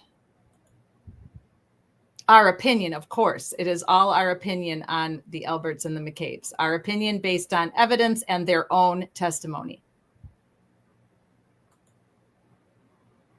And texted John 52 times. She then called Jen asking for help to find John. Karen previously telling me she and John had gotten into an argument that night. Would you say that you were angry with John that night? Yes. Could you have been angry enough and slightly drunk because he had annoyed you that in a fit of rage you just backed up and Never. tried to tap him? Would Not never to try to kill him, but try to tap him with my 6,000-pound full-size SUV. To hit John's body with my car. No. I spoke with a juror tonight who told me she believes a collision did not occur.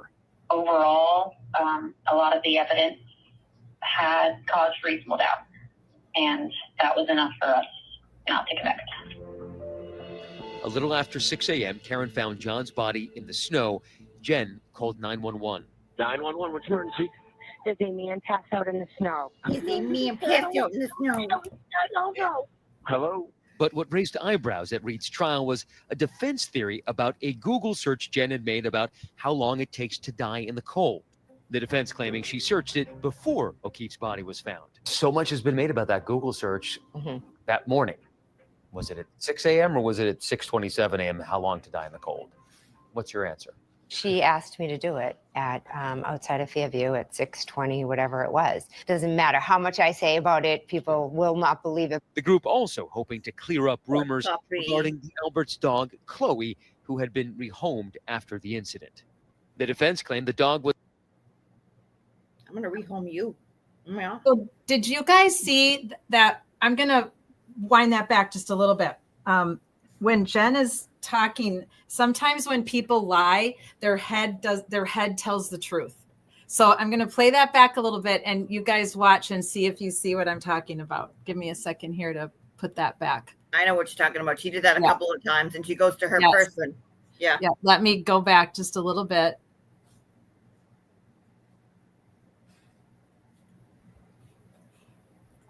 You're so freaking cute. You're so freaking cute. 6:27 a.m. How long to die in the cold?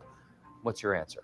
She asked me to do it at outside of Fairview at 6:20, whatever it was. Doesn't matter how much I say about it, people will not believe it. The group also hoping to You're clear up shaking her rumors head? regarding the Alberts dog, Chloe, who had been rehomed after the incident. Well, and she keeps The moving defense her claimed the eyes, dog was too. involved in Yes. O'Keefe's death. They all move their Those eyes wounds around. were inflicted as the result of a dog attack. Those marks are from teeth. They've known for 2 years where Chloe is. The state shared it with them. So if they wanted to take DNA evidence from Chloe the dog and match it to possible DNA evidence on John O'Keefe, she's hiding they could have something. matched. Absolutely. But now, with the trial behind them, they say they're still faced with threats against them and their families, but hope to continue calling this community their home. You get down, you get depressed, and it's like, Brian but and this is the Nicole town we rehomed grew up in. themselves. Like, we didn't do anything wrong. We all contributed to our town. We love our town. Why should we have to go anywhere? They're so angry. Are you thinking of I selling can't your believe home he in did that. He's a this area? selectman You in wanna the go- community.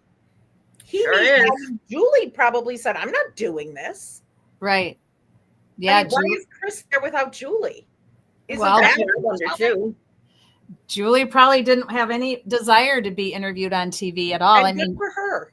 now I want to go. A couple of you pointed out to me that I know Cam's Graham did, and I think Kathy Coppins, you talked about what Cam's Graham said, but there's some report where, and I haven't seen it. I just saw it. I saw people talking about Twitter where in an early interview with the police that Chris says something about stopping by the house.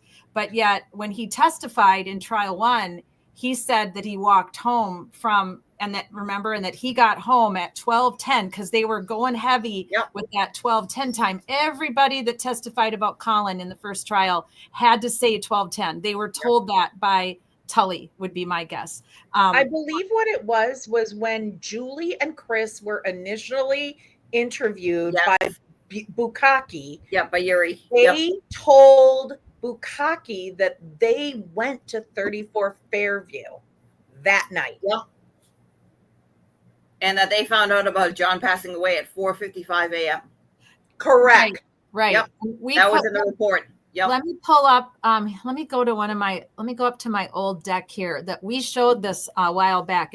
I'll hang on. I'll remove it while you guys chat. I'll find it first and then I'll put it up. There's the proof that Julie Albert was called by. Was it Nicole or was it Jen? I think it was Jen. I think it was Jen. Let me go find that. I found the actual. I have a copy of the actual report because we went through it. Way back when we talked about Julie Albert's testimony on Friday Night Live. So let me see if I can find it while you guys chat about this. Yeah, because Karen called Jen McCabe and then said, "Oh, let me check," and then they hung up the phone and she called Julie Albert and then called Karen back because JFK went over that saying like, "Oh, she was warm up. She was down the street at Walgreens in the car that was all nice and warm, getting ready to drive by to drop the donuts off or whatever it was, then had to stop." So they called her immediately, which is very suspect. Absolutely. Oh, there it is. Yeah, there it is. Yep.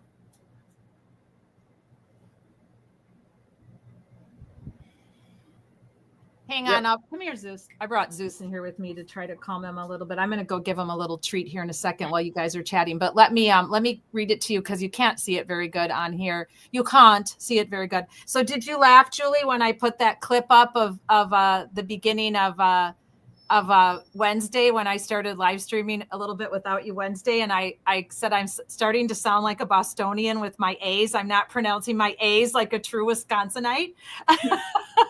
I'm starting to say can't instead of can't. Oh, you're rubbing off on me. Okay, let me find it here on mine so if I read it to you, I will. I'm on my own deck here now so I can dig it out so I can actually read it. That's like old school. Can't. See it. Well, I say half, but bathroom. Yeah. Oh, it's slide 31. Okay, I had to go back and figure. Yes, I love that. But I told you that's from that Singing in the Rain when they were trying to get her to say. Oh yeah. She kept going can't, and they were trying to get her to say can't. I can't stand him, and she would go I can't stand him, and it was just that's my favorite part. One of my all-time favorite parts of Singing in the Rain is from that section when they were trying to give her diction lessons. Oh gosh. Okay, here we go. So what it says is, and I have to blow it up so I can actually read it. It's hard for me to even read on here. I should have pulled it up on my phone. So here we go. This is Sergeant Yuri Buchanan, badge number 3543, Massachusetts State Police, Norfolk District Attorney's Office, respectfully submitted. Julie told us that she was asleep at 4:55 a.m. on January 29th, 2022, when her phone woke her up and it was Jen's missed call. And that in of itself, he didn't word that very good. So the call woke her up and it was, but she didn't get to it in time. So wait a minute. If your phone is waking you up at 4:55 and you missed a call from Jen, wouldn't you call her back immediately at that hour and be concerned that something was wrong with one of the kids? You would think. But it makes no sense to say it was Jen's missed call, and that's how she found out about John dying. But You missed a call. Yuri may have not written that very properly. So I'll read again. Julie told us that she was asleep at 4:55 a.m. on January 29th, 2022, when her phone woke her up and it was Jen's missed call. So she must have heard it and then missed the call. And that is how she found out about John dying. So that means there had to have been a voicemail, right, MCAT? Yeah, I mean, that's what I think. Exactly. Maybe he didn't have a dictionary at the time and didn't understand the words missed call and received call.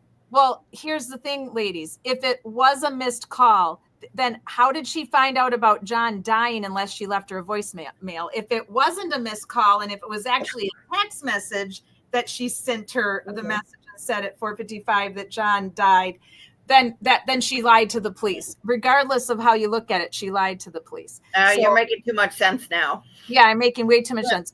When both Julie and Chris told us that John did not have any injuries to his face during the evening at the waterfall, to include tears and rips of the clothing. When asked to list everyone present at their table, Julie and Chris. So here's another problem.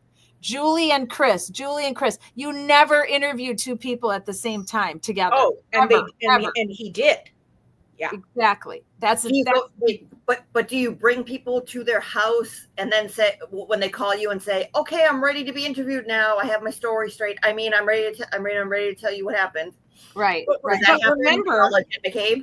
remember though, this is when Buchanan and Proctor were walking to Julie and Chris's house, about to knock on the door, and Proctor says to Buchanan, oh, by the way, I know them. Mm-hmm. Right. So then the rest of this says, when asked to list everyone at their table, Julie and Chris had mentioned everyone previously accounted for. Additionally, which he should have listed them all out in this report again for accuracy. For additional, Chris mentioned a Greek couple that was at the end of their table. Trooper Proctor since has positively identified the two and scheduled an interview with them. Well, then he should have put in here who they were.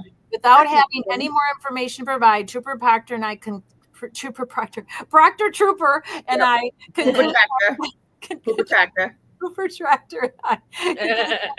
interview of Julie and Chris. We thanked them for their time and left the residence without incident. I mean, so this is huge. Julie told us that she was asleep at 4:55 a.m. on January 29th when her phone woke her up and it was Jen's missed call. And that is how she found out about John's dying. So Jen's missed call, that either means one of two things. Julie called Jen back and found out that and she told her John died, or Jen left a message telling her that John died and she didn't call her back and waited until she went with donuts at 8 a.m. None of it makes any sense. Yeah.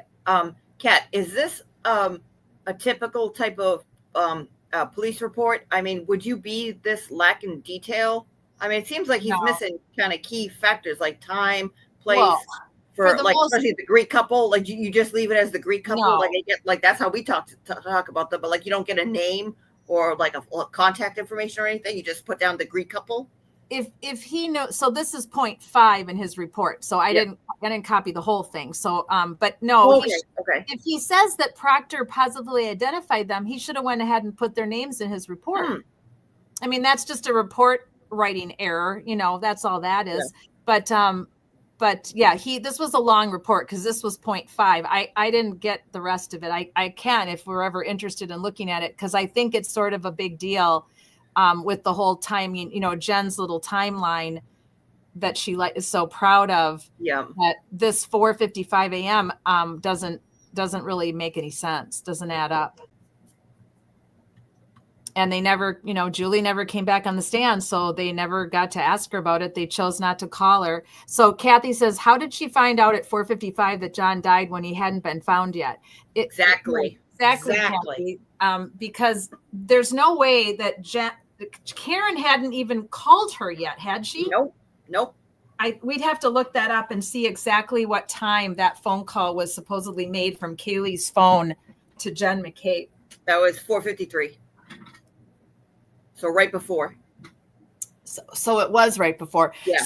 So Jen could have conceivably immediately called Julie, but why would she say John is dead?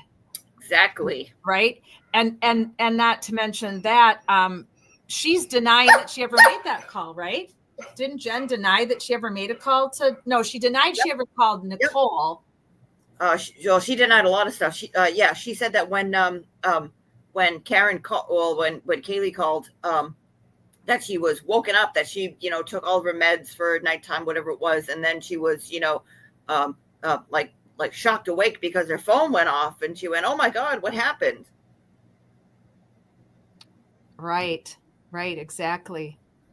And then they could hear her screaming through the phone and everything else. And that's when Matt, and isn't that when Matt McCabe said, like, oh, I heard someone screaming, and I kept telling her, like, shut up, you're going to wake, or like, I can hear what she was saying because she was screaming so loud. And then she showed up, and one of the people on Twitter, on good one, TikTok Kim. or YouTube, yes, to say, like, because I think Jen McCabe said it this time too. She's like, well, I was, dealing with Karen, and she was, and then I called, I guess other people to try to figure stuff out. And I went downstairs, I got dressed, I made my coffee, and then Karen showed up just out of the blue. So I said, wait a second, let me finish making my coffee, and then we can go out and look for him. It's like, wait a minute, you stopped to make your coffee? What?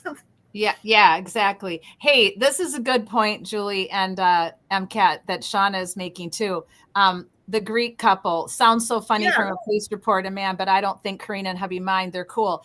That's okay that they're cool, but the bottom line is they should have been described as the basketball friends or anything else, but by their nationality. That's just no. Well, it's just like saying the Asian house. It's not necessary. Rude.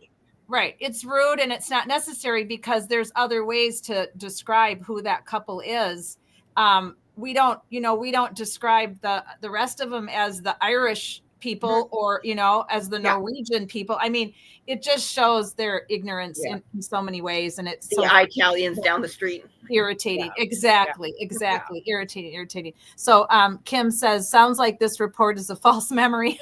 That's what MCAT was saying. Good one, Kim, too. And then Cam's Graham says, because Jen looked up how long to die in the cold. No, Haslong, exactly. Haslong to die in the cold. Oh, I mean, do you guys think that this whole thing had the plan for Julie to come to bring the donuts and then discover him? I think so. That's what I think. Yeah, I think so. Because John, she was ready to go, it seems like. Yeah, I mean, I don't know about that. I don't know if Julie was supposed to discover him. I don't think so. I don't know about that. I do. John Como said, am I pronouncing that right, Como? Oh yeah, John Como. Yeah, John Como mentioned that scuttlebutt through the town is that is something that she does. That is true. That she does bring her nephew donuts. So I never didn't believe her on that component of it. It was the leaving them. Come here, sis. It was the 5 o'clock in the morning, though. It was leaving them in the car. Well, it wasn't until 8 o'clock in the morning that she got there, but leaving them in the car didn't make any sense to me, because if she knows that her brother-in-law and her sister-in-law don't lock up their house, then common sense would say she would just quietly open the door and put the donuts in the house. And remember, Brian Albert said she brought coffee too, which I don't think she did. I think he added that in there because it sounded better. And I don't think she did bring coffee. And maybe he didn't. maybe he didn't know that she didn't say anything about coffee, but he said she brought us coffee and donuts. But maybe she did bring coffee because she was coming to the family meeting to figure out how the hell they were going to cover up this mess and what they were going to do. Maybe she did bring coffee because she did go in the house with the coffee and the donuts. And that whole testimony of her and Brian did not add up. It didn't sync for me.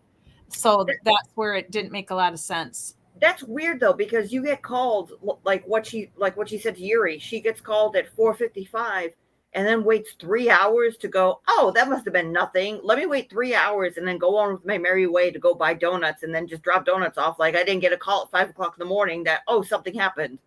Right. That's weird. That's very weird. Yeah, it's very strange. I mean, if you get a call that somebody's dead in your brother-in-law's front yard, I mean, aren't donuts off? Like, exactly. Like, I mean, it's just like, skip them. Yeah. And then the whole thing with the half dozen donuts. I grew up in a family of 7 kids. They had 5. Wow. You don't show up anywhere with a half dozen donuts. Like, really? Gonna have upset people. I don't know. That whole thing was just, Yeah. I actually called a couple of the Dunkin' Donuts way back in the earlier, when we first started live streaming, prior to when we did Julie Albert's, because I had some tech issues the night we were supposed to do the Julie Albert testimony, and Julie and I just ended up chatting about everything and anything because I had a tech issue with, well, it wasn't me, it was StreamYard. We couldn't get the testimony to stream, so we had to do it the following week. But leading up to that, just for the hell of it, I called a couple Dunkin' Donuts trying to figure out which one she may have gone to, because there's more than one, and they didn't have any records if they were. I told them that was the night of the blizzard, and then he said, well, you're not the first one to call. Yeah, of course, I'm sure. Of course, like, can you imagine how many people actually did try to call? Well, That's hello, so Pickled funny. Sweets. Welcome to our friend zone tonight, where we're chatting and breaking down everything that happened since April, and basically in the last 3 days especially. And then, Cam's Graham, remember, it was a blizzard. Yeah, exactly. It had turned into pretty much a mini blizzard that morning. So it wasn't the safest thing for Julie Albert to do if she wasn't really going to a family meeting to bring donuts for. And here's the other thing too. Did they expect us to believe that was written in a police report, and then they expect us to believe that nobody in the family called them to tell them what had happened, and that she just randomly showed up with these donuts and was going to leave them in the car? But Brian Albert was looking out the window, because that's what we do at 34 Fairview. We just look out the window all the time, and saw Julie pull in and waved her. And then she said, oh, but I wasn't going to go in. I didn't really want to. I just wanted to leave the donuts. But then he said, no, you have to come in. I don't buy that in a million freaking years. There's no way they didn't call Chris Albert and tell him what happened prior to Julie Albert leaving the home while Chris is still sleeping. Well, and if she got a call at 4:55 a.m., a voicemail like somebody's dead, she didn't wake her husband up? Of course she did. Say, honey, I know you didn't brush your teeth, so don't talk to me, but somebody's dead over there. And it's ludicrous. It's a load of crap. It's narcissistic, absolutely gaslighting all of us to get on TV and go on an interview and expect us all to believe that you're nefarious. You're nefarious. Julie says it way better than me. Shauna said nefarious. We're going to get Shauna up on this platform. Nothing nefarious. Because Shauna, with her New York accent, saying nefarious is freaking hysterical. I want to hear that, Shauna. Come on. Shauna needs to come up. We want Shauna up on the platform. We want to hear her New York accent. It's to die for. And we've been begging her to come on up and talk to us. Come up. She's shy and she doesn't want to show her beautiful face, but we're fine with that. She can show us her little meme, and we can hear her. Wear a mask then. Exactly. Put on a performance. But yes, when Shauna says nefarious and when Julie says it, I laugh so hard. But so was this on Nightline last night? It's not that big. Come on. Tonight? I don't think it was on Nightline. What was it on? That's what it said in the corner. It said Nightline. So that's okay. So that's what we were trying to figure out last night, and I guess that they replayed it at 12:35. But I mean, we were up until 2, and I mean, we couldn't find it. And what's his face? Jimmy went on Deb went on at I think 8 this morning, and he played some of it, and okay, a so lot, must be on. and some other people had it around like 8, 9 o'clock this morning. So I don't know where it came from, but I don't know if they played it this morning or whatever it was, but it just all of a sudden appeared out of nowhere. So it wasn't on any of the local channels, like ABC or CBS or NBC. Because so I don't know where it came from. normally comes on here because I'm in Central, so then everything's earlier. So Nightline comes on at like 11:35 here. So it must have come on last night. I didn't see it till today when Julie told me, but Cam's Graham says, I believe in a higher power. If Karen didn't crack her taillight, Lucky wouldn't be blamed. Lucky would have been blamed and in jail. I think you're very right about that.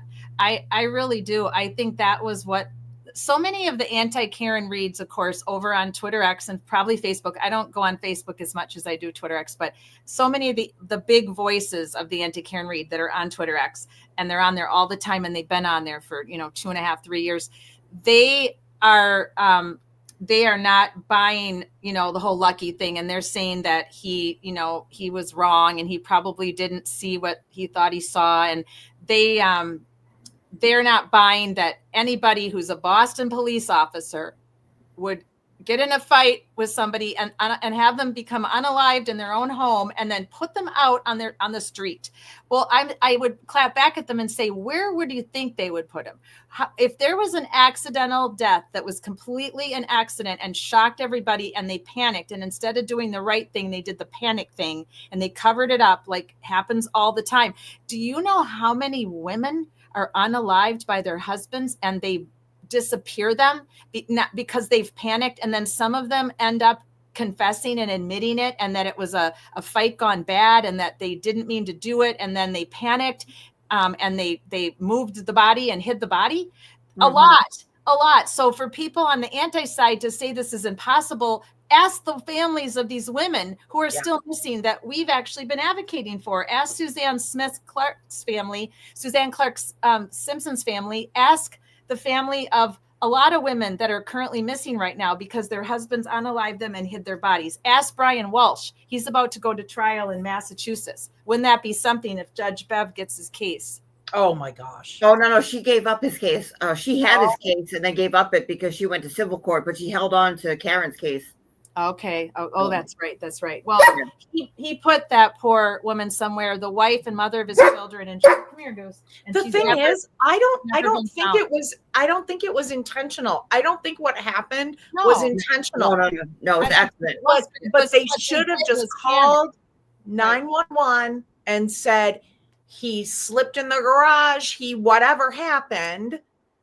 And but I think you're right, Cam's Graham. I think that they probably figured, you know what? It's a blizzard. Plows are going to come by. They'll think he was hit by a plow, and that'll be the end of it. Yeah. But then when they found out that Karen was calling and on the road, then, He didn't slip in the garage, though, MCAT. That didn't happen. If he would have slipped, they would have called. They would have called 911. He didn't slip. Something nefarious happened to him. And there's no way he just slipped because I don't think there wouldn't be a panic then. That kind of a panic that would have ensued for him to be put out in the front yard. It was not. It was. He didn't slip and fall. Maybe he was pushed. No, I think they were fighting, and I think he got knocked down. And I think he got back up, and I think he got knocked down again, and then hit, and that was the end of it. Yeah, he fell more, and they were definitely fighting all the time. What's up? Like the freak fall or not even fall, but somebody is pushed. And I mean, I know of a couple of people who have been victims of freak accidents, and it happens. Yeah, absolutely. Yeah, absolutely. It's like the perfect thing. Everything aligns, and Yeah. But no, I agree. I mean, I think that there was an episode, that's not the right word. There was a fight, or there was guys, a bar fight can literally happen, boom, like that. It's literally that fast. I've seen them break out right in front of me, like bam, like that, off duty and on duty down at a college, campus situation. And it's so fast. It's so fast. And that fight was already brewing at the waterfall. Yes. So Agreed. that's why it happened that quick. People say, how could it have happened that quick? Because they were already pissed at John for whatever reason. They were already hot. Look at Higgy. They were already they hot. were. They absolutely were. Bitching about it during the day on the way home from the funeral that they went to in New York. They were bitching about it at the waterfall, their little play fighting and all that little peacocking they were doing. And so it happened that fast. And I'm really starting to think, come here, Zeus. I'm really starting to think that it did happen in the garage. I think there's a very good chance, because that's why the young kids, Sarah Levinson, Julie Nagel, come here, Zeus, and Brian. Sorry, guys, Zeus has a double ear infection. He's very miserable. He's the puppy is sound cold out to the world asleep, but Zeusy is very unhappy because Papa Zach is not home. And he wants his papa because he doesn't feel good. So I'm trying to appease him here. I think it might have happened in the garage. I think, Julie, we talked about this way back in like February, that it's very possible, because if Karen thought he went in that secondary front door, the secondary front door that faces, if the guys were in the garage, which is very possible that they were in there, and they would have opened that door and said, oh, come in this way. It's snowing. Come in this way. There's a lot of reasons why it could have happened in the garage. I think then that would explain why none of the kids saw him, and they didn't have to lie on the stand, because they didn't see him, because they were in the kitchen area. And if he went right into that side garage door, they wouldn't have seen him. Very possible. Yeah, so, maybe. Not as many people. The other thing about the anti-Karen Reads guys on the Twitter X, because I've been reading it for a year and a half, is that they keep dismissing, they keep saying 30 people would have to be in on this. Brian, you heard Brian Albert say it tonight, right? No, Yep. 30 40, people, 50 people, all these people. Nope. No, 30 people did not five, have to maybe be in 6. on it. Exactly, because I don't think the CERT team was in on it. I think the CERT team found what they found because that's what they were directed there at that time. And then once they found what they found, they were told to leave, and they were never called back. Well, did the CERT team actually find anything? Because it seems like every single person that found something, when the CERT team was there, it's not written down who found it, and there were at least 2 people who were unidentified. It's just like it's like, okay, we had the CERT team, and then these 2 other guys showed up, and then we started doing stuff. They did find something. I just, off the top of my head right now, there's so much confusion with all the that's in my brain from all this. I don't remember. We'd have to go back and look. But no, they did find something. But what doesn't make any sense is, why weren't they called back? Wait, no. While the CERT team was there, taillight was discovered. I don't think the CERT team found the taillight. That's what I'm saying. It's that these 2 random people who weren't part of the CERT team that nobody has identified or written down the name found the taillight. And then Tully called them off when I forget his name, O'Hara, whatever it was, said, hey, you want us to keep going or we'll come back tomorrow? And Tully was like, no, we're good. We got it. Oh, yeah. No, the end of it. And those guys were both lieutenants. It was Lieutenant O'Hara and Lieutenant Tully. You mean to tell me that a sergeant or a corporal or just a basic trooper is going to come up and tell them and go, hey, Lieutenant, we want to keep searching. They're going to say, shut up and go in your car and go away. We're done. They're not going to sass them back. They're just going to go along with it and go, great. We don't need to be in the freaking cold anymore for hours on end searching in the snow. We're done. You don't have to tell them twice. Yeah, exactly. They're just done. So now there was definitely something nefarious going on with all that. And then, we've put up the photo of the taillight many times that somebody put together, and Sean had showed on his show way back when, where the finding of the taillight was, this corner was Proctor, this corner was Bukaki, this corner was Berkowitz. There is no way in hell that would happen that way. If you listen to Arca and how he explained, if the taillight were to break and were to go anywhere, it's not going to go exactly in 3 spots, the exact taillight that fits together perfectly like a puzzle, for Proctor to find one little section of the puzzle. And no, the chances of that are completely astronomical. And so that's how they really screwed themselves with it being that they planted that taillight, was by finding it the way they found it over the course of those days, and then they found the exact amount of taillight that went into the puzzle. That they really screwed themselves with that. And I'm going to catch up to the chat here for a second. Shauna says, professionals, forgive me, I can barely see this tiny font on my phone. Oh yeah, I know it's hard, I'm sure. Yeah, Cam's Graham says, I know families that would cover it up. This thing with Karen spoke to me. Yeah, I bet if you know that could happen, then yes. I think there's a lot of families that would cover things up. Come on, Maura Healy, Jesus Christ. Sorry. Shauna said, spoke to me too, Cams. Did you have a terrible experience? Pickled sweets. Mom is 70 and falls occasionally. Come here, Zeus. And we have, come here, Zeusy, come here. And we have concrete floors, and I'm terrified she's going to hit her head. And concrete floors can be very rough, a very rough surface. I was gonna say, when I did my little coconut test, I mean, I don't want to give, it's not going to do anything now except help. I did my coconut test and I dropped it in snow. I dropped it in quote unquote frozen ground in 15-degree temperatures, and I dropped it on frozen concrete.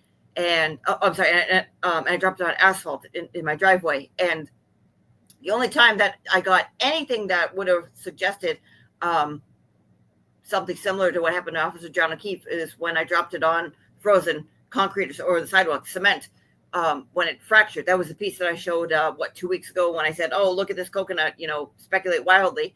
That was the only time that it broke. The only other thing time that it remotely came close was when I dropped a coconut on asphalt when it was frozen. It was about 22 degrees. Dropped it on asphalt 4 times, and on the 4th time it broke in half. And it was just because they were older coconuts. It just happened to be the way that it broke. And if a coconut won't shatter and fracture like John O'Keefe's skull, a skull won't shatter because a coconut's going to shatter much more easily than a human skull. And the only time that it did that was on the cement or the concrete out on the sidewalk. So when I saw Dr. Lopesada say, hey, like something hit hard, it was like, oh, I wonder if there's asphalt or concrete around. And I guess there's the patio out back on 34 Fairview, and then in the basement, but the basement had that rubber padding on it. But then they were talking about the garage. Now it's interesting because I was thinking about that today. Nicole Albert in her testimony said, oh, we put cars in the garage, but we don't really go in there because it's filled with all sorts of stuff. We don't really go in there because it's filled to the brim with stuff and we don't use it for storage or anything. I said, that's interesting. And then all the stuff came out about like, well, maybe you went to the garage or something. And I said, oh, well, I know garages usually have like cement floors and hard surfaces. And then the stuff came out that Turtle showed. And it was like, yeah. And it showed the little lip, or they call it an elbow up here where it leans, which is like a cement concrete stair. Like my bulkhead has concrete stairs. I said, oh, I wonder if that's where like something would have hit, because it had to be hard. It wasn't going to be asphalt because asphalt is made for, to absorb because it has some spring to it. Excuse it me, had to be hard. Julie, I'm gonna let the dogs out. Is there anything you want to play, or is this a good time? It's 2 hours. We're 2 hours in. Do you guys all need a stretch break and get a snack? How about do you see the in the private chat one? Sorry, 2, was 3? that the entire Oh yeah, that was the whole entire thing. Yeah, that was it. Okay. Yep, So I just went to see if it's available, and it's available on Hulu. Oh, okay. All right. Yeah, I don't have Hulu. Okay. Yeah. That's what we were checking last night. Is it the whole entire piece or is it just 7 minutes? So it said 19 minutes. So it must be the whole show. Because I think that Nightline comes on at 11:35 and I think it's on till midnight. So it's probably a 19-minute show then with the commercials, it's 25 minutes. Oh, I wonder if they used old stuff from her last interview. Okay. Yeah. So I'm going to go ahead and record it tonight just in case they replay it, which I'm guessing they won't. But I think one of my sisters has Hulu, so I'm going to watch it. Oh, perfect. Okay. Or maybe I can even find it on YouTube. I don't know. I'll have to check YouTube. Julie, which one did you want me to play, Julie? Can you do the 4th one where it says this is for comic relief number 1? This is just a quick little little piece. I think it's about a minute long. But we'll take a break. So this is a person who kind of does like what Jimmy Auntie Deb did. Her name is Emily C. She's local because she had some pictures that she took. Oh, I saw her on Saturday on his show. Oh my gosh, she's adorable. She's funny. Yeah, she is very, very, very funny. Oh, she's hysterical. Yeah, I haven't seen the tow truck. 1161. I'm going to stop you right there. 1162 was the incident. But according to the security camera footage that I watched, that's not I said 1162 was the incident. Oh, okay. How did you determine that? I determined it with $400,000. Okay, great. So the incident occurred on the 1162 key cycle, and yep, I can see it right here. That was a backup maneuver. Wow, she is a monster. Is there anything else you want me to include? Yeah, see if you can explain how somebody would get a whole bunch of dog bites on their arm from a car. I'm on it. Say no more. Wait, what? I feel like I need to say more. I have that data back from the Reed Lexus LX57. Okay, great. Tell me what you guys did. Well, we started with a known key cycle, 1164, and then we worked backwards to determine the key cycle of the incident. So 1163 was driving into the Sally port, 1162 was driving onto the tow truck, 1161. I'm going to stop you right there. 1162 was the incident. But according to the security camera footage that I watched, that's not I said 1162 was the incident. Oh, she's so funny. She's very, very, very funny. And then there's another one, the second one, the fifth one, the last one I put up.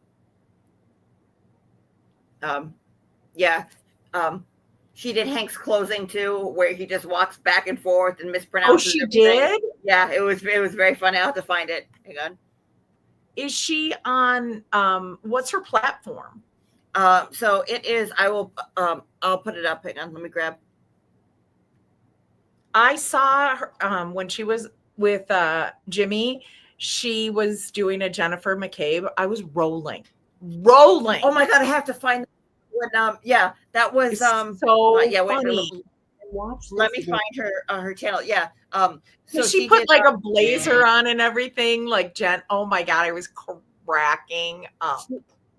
So so Jimmy brought her up and they were talking about if you remember when Tex had a character limit, it may be time for Neutrogena. They were talking about Tristan because Tristan was going to get a watch for Dave Portnoy. Like, oh, you get to wear a brick and that way you can advertise, because if you're going to get called, why don't you come up and while you're on the stand you can advertise. And so he did like he was basically like doing ad reads like while they were testifying, and they were like, oh well, Matt came in and said, oh my God, is that her screaming? Tell her to shut up. I haven't had my Rise coffee with whatever it was. I went downstairs and I made my coffee and I had blueberry. And so I got it all set. And Rise is so wonderful because it comes in 4 different flavors. And I tried the blueberry pomegranate. So I made it. And then I said, okay, I'm ready. It was so freaking funny. Oh my God.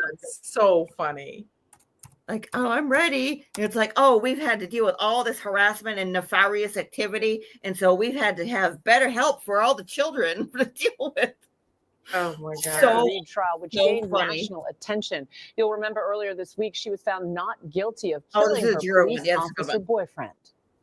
In test, defendant not guilty or guilty? So say you, Mr. Foreman. So say you all.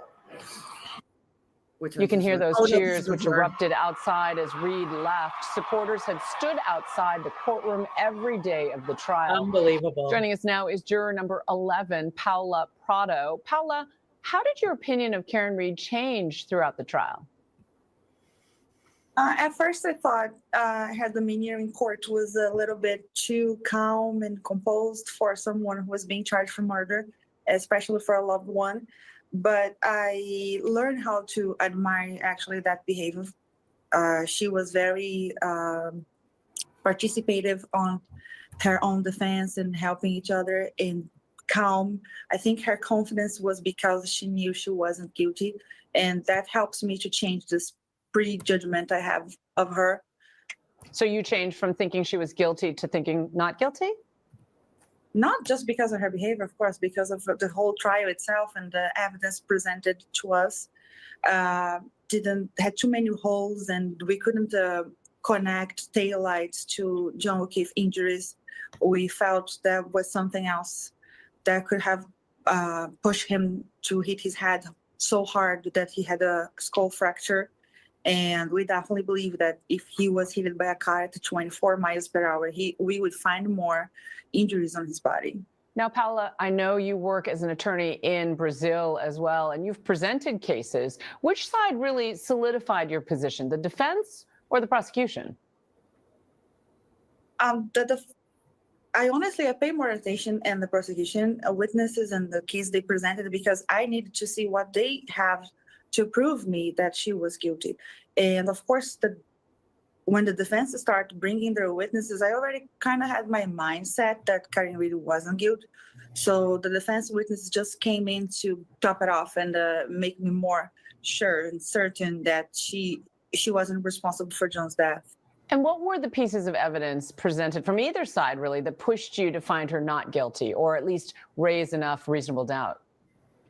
Definitely the tail light. We had the opportunity to check the tail light from inside the deliberation room.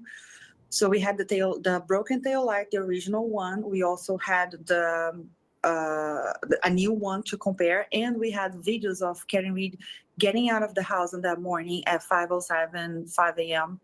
And we saw her car lighting. The red was way too strong and way more spread out, as if her tail light wasn't broke that much. The pieces that were missing were too much for us to be able to see the red light. Take us inside the jury room. Was there a lot of back and forth with the verdict with other jurors, or was it everyone on the same page? No, we definitely, at first we started deliberating on Friday, so everything was new. Everybody wanted to just talk one over another. But on Monday, we start being more organized, and there were different opinions.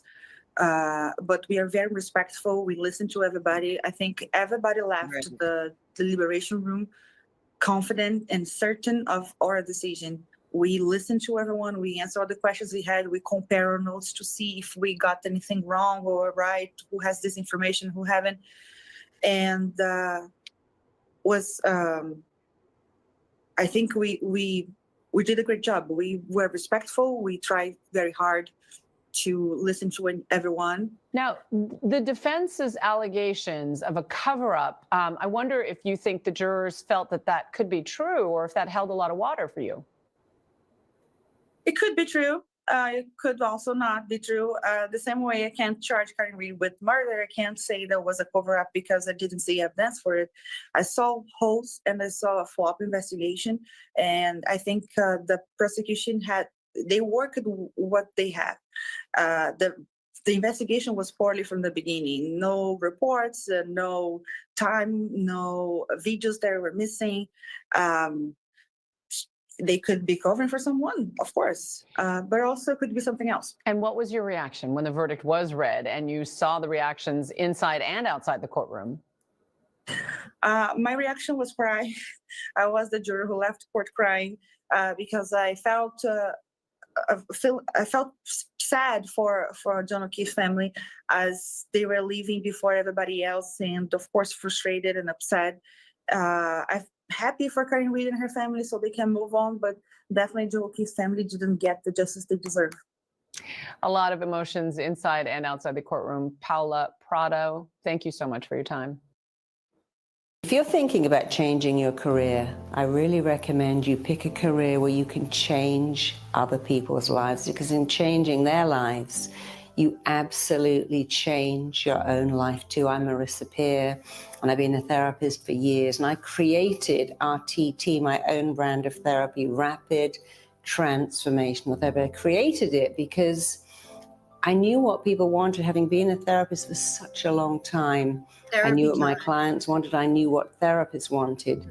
And I saw the blessing of So being a there's a therapist. new I was a interview single with parent her at home with a parents out newborn that they baby. just showed on NBC And I 10. felt so Let me see if I can lucky to find have it. a career. I could work from home, pick my own And our hours. mother Now I talked train people all or over the speaks world about to do this. Zoom gnosis and Skype gnosis and FaceTime therapy. And we train many single parents, many retirees, many people like you who say, my job doesn't make my heart sing. When you are a therapist and you have the... There it is. Okay, got it. We do now have a guest here with us, Senator Amy Klobuchar, joining us. Senator Klobuchar.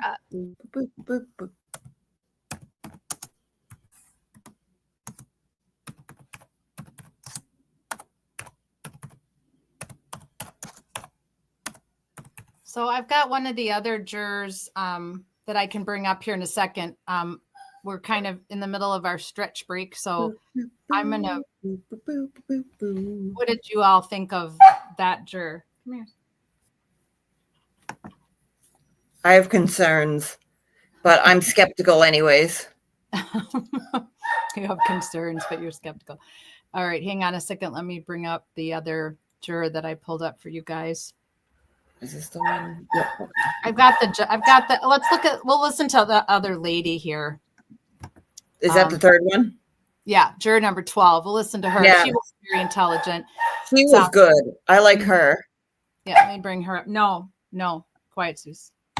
Do you have the links? Because I put those links in there too. I already have this one. Okay. Let me Right. a Okay. second. I have to bring back up the screen share for a second. It takes a second for me to share the screen. There's a couple different tabs I have to click on, and it's not super fast to get there. It takes a couple seconds. Okay, there we go. Shush.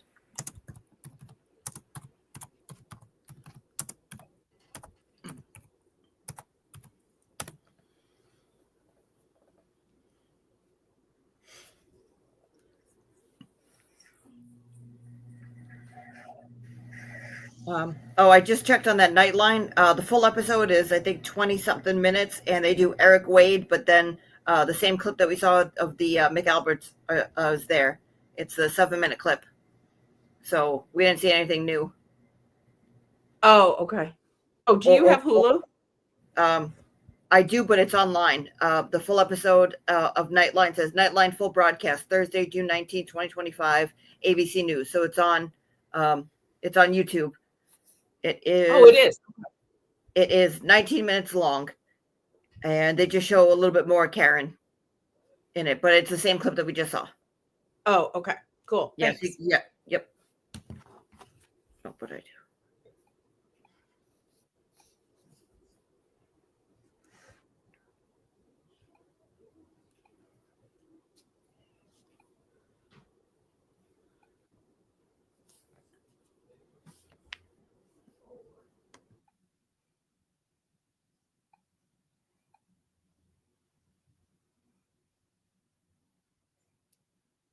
Tell my gut instincts.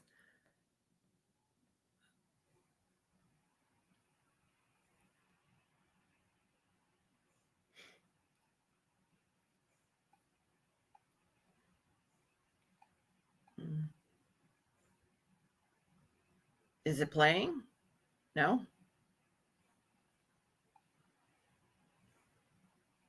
No, it's not playing. No. Sorry, stand by. I don't know why it's not working. Hang on. No worries. I mean, we got plenty of stuff to watch, so. Because everybody wanted to talk today and yesterday. We've heard from who rendered their verdict of not guilty for Karen Read. This one, juror number 12 says during those 20 hours of deliberations, can you hear it she now? changed her mind. Yep, you're good. Felt like if they didn't pick me, they'd be fools because I didn't know anything about this case. Personal trainer Janet Jimenez says before this second trial of Karen Read, one of her clients had mentioned the case, but she says other than that, she'd never heard of it. When she was picked to be juror number 12, she suddenly had a front row seat. I couldn't help but see her because I was right. I mean, I think I had the best view in the house. She was right there. The defense was right there. Did you form any impressions of her? No, like I said, I knew nothing about her. Jimenez says she filled a notebook and a half as she listened to witnesses and studied Oh, evidence wow. for 8 weeks. She says when it came time for deliberations, she was open to listening to what the other 11 jurors had to say. I was hoping that my fellow jurors could help me to go through all of this. So I went in with a very open mind, but definitely leaning toward that she was guilty. Jimenez says what changed her mind is when she went looking for something in the more than 200 pieces of evidence. She won't say what that something was, but says she didn't find it. And it was one big part that led me closer to there's a lot of doubt here. Jimenez says there were holes in the investigation, but she stopped short of saying she believes someone else killed John O'Keefe or that there was a police cover-up. I'm not there to say the defense's story was right or wrong. Do you know what I'm saying? Because there could have been other circumstances that happened. So I think there was things that we saw, things that we heard, the evidence that could have fit that scenario. So again, that's the whole doubt thing. Jimenez says there is one part of the defense story that she did not buy, what that was and what she thought about the crowds outside, coming up tonight at 6. Live in Of course, coming up tonight at 6, because they're just going to milk this out, for everything they can. Show part of it at, 5, 6, 4, whatever, 3, 2, 1, all over the board. But I liked what she said. Do you have the second part? I have it in the chat. Okay, thank you. Let me. It's the third one from the top. Yep. Takes me a second to navigate myself over there. No worries. So out of all the jury interviews, I think this one was the best one because she seemed the most. Did you say the second or the third from the top? Oh, the third from the top. It says that's interview number 2 next to it. That's interview number 2. Got it. Yep. Yeah, I mean, she seems the most truthful and most forthcoming by saying, like, hey, I went into it. Somebody told me about it in passing. I had no idea. Like the first 2 jurors who've gone public since the verdict was rendered. And this one says that she found way too many holes in the police investigation to convict Karen Reed. But she says going into the deliberations room, she didn't feel that way. Just seemed like it was in the stars that I was going to get picked for this. Personal trainer Janet Jimenez says going into jury selection for Karen Reed's second trial, she knew it was likely she'd be picked because she says she knew almost nothing about the case. It's very interesting. I found it fascinating. Jimenez says she filled a notebook and a half as she listened to witnesses and studied evidence over 8 weeks. She says when it came time for deliberations, she was opening to listening to what the other 11 jurors had to say. I was hoping that my fellow jurors could help me to go through all of this. So I went in with a very open mind, but definitely leaning toward that she was guilty. Jimenez says she did not believe the defense's story about a Google search for hypothermia done hours before John O'Keefe's body was found. She found lead investigator Michael Proctor's text messages about Reed crude, but not necessarily proof of a cover-up. Do you think he planted evidence or tampered with the investigation? I can't determine that. Jimenez says what changed her mind is when she went looking for something in the more than 200 pieces of evidence.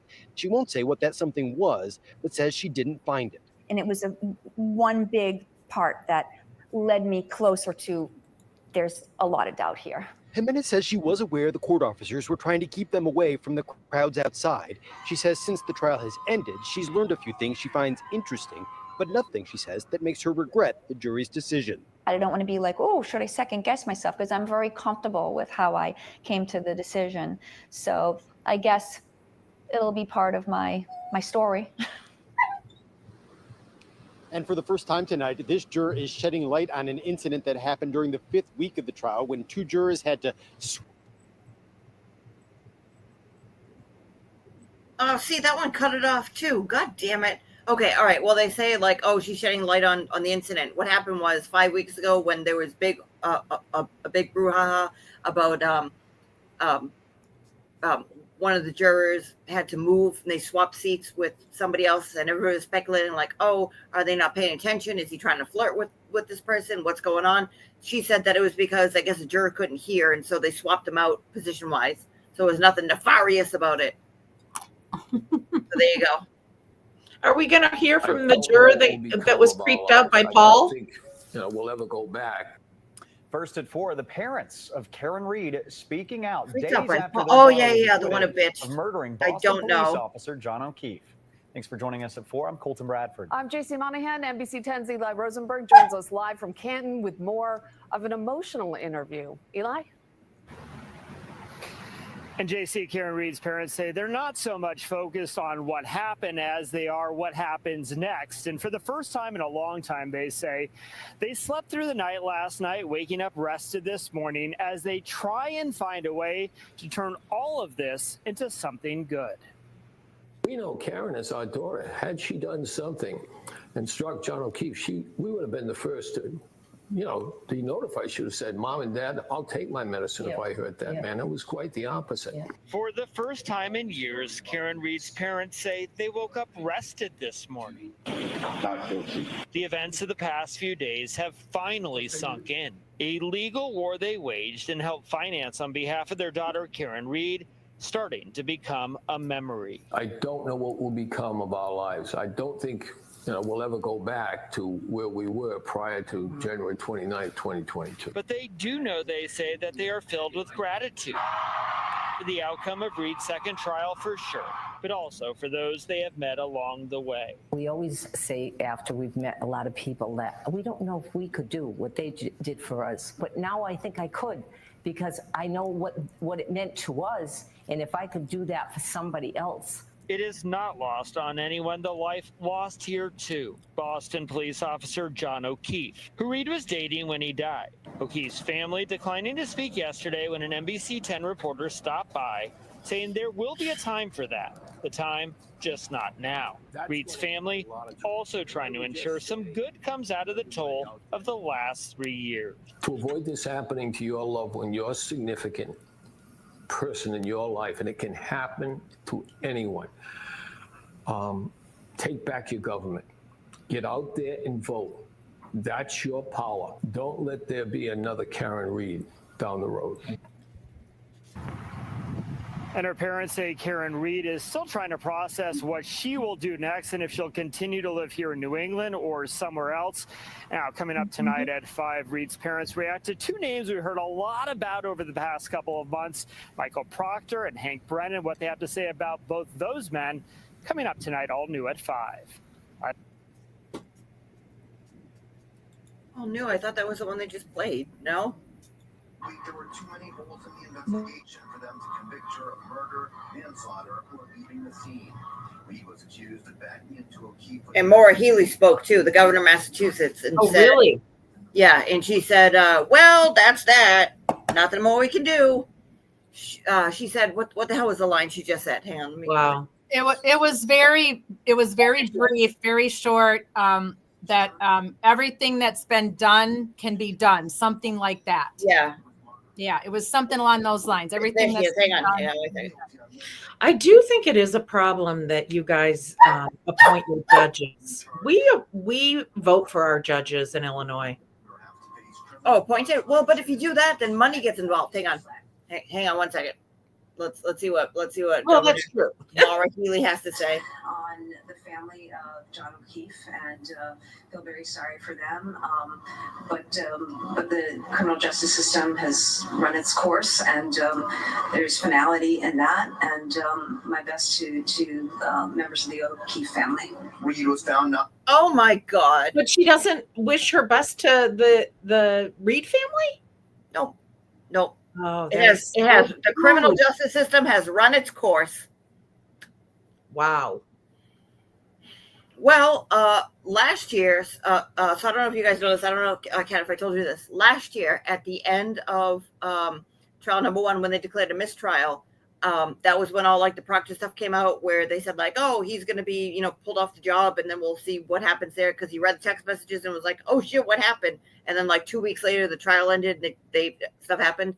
So that's when Maura Healey decided to. We had an interim colonel of the Mass State Police, so she hired somebody else to come in, and that person was told to put him on leave.